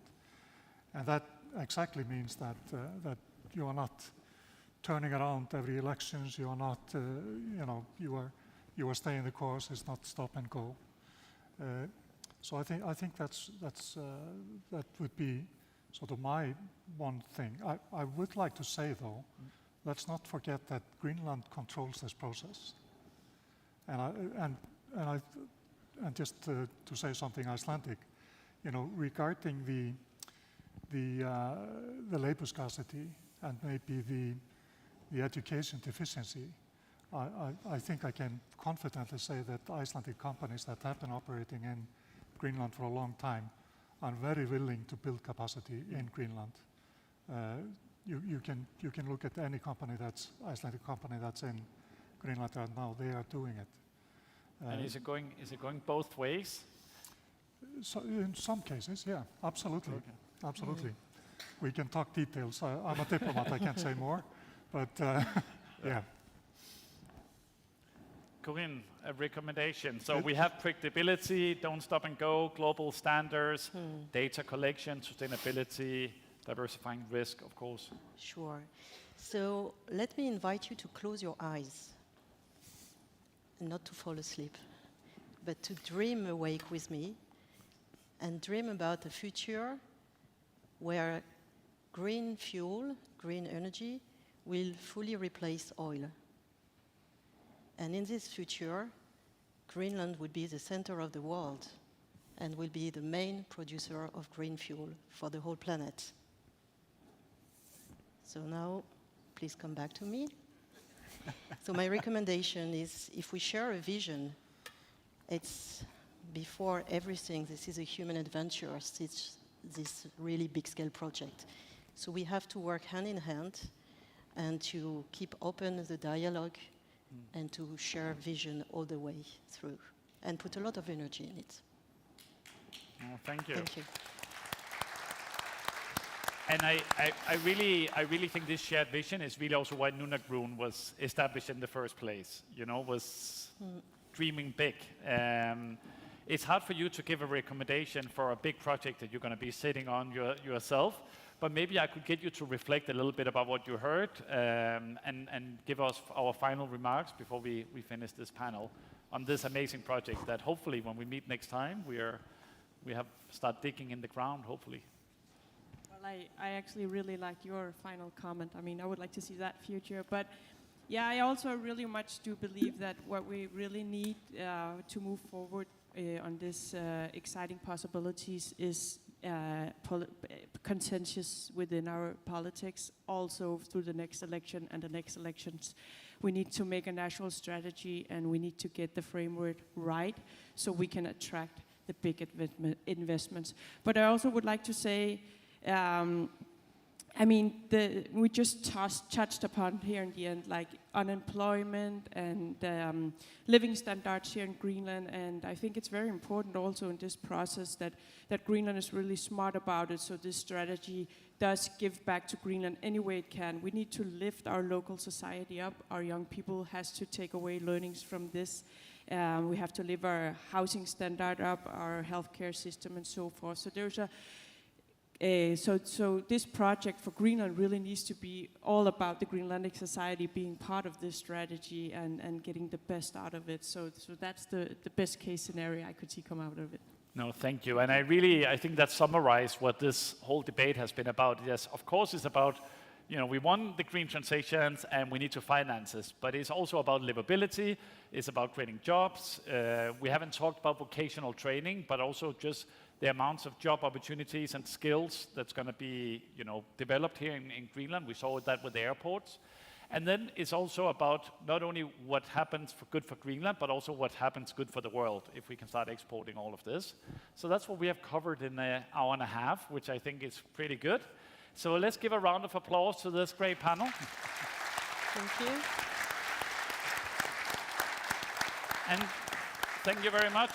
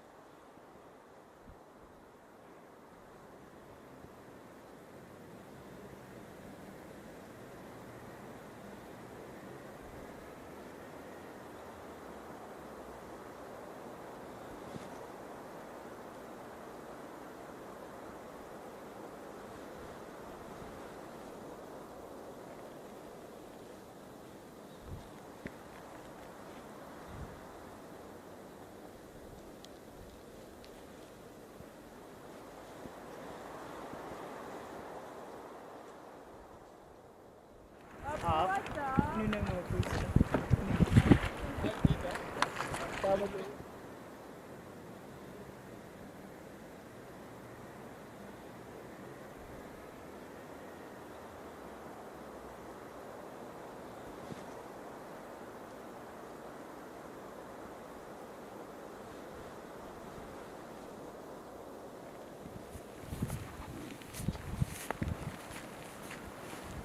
Back in the 60s,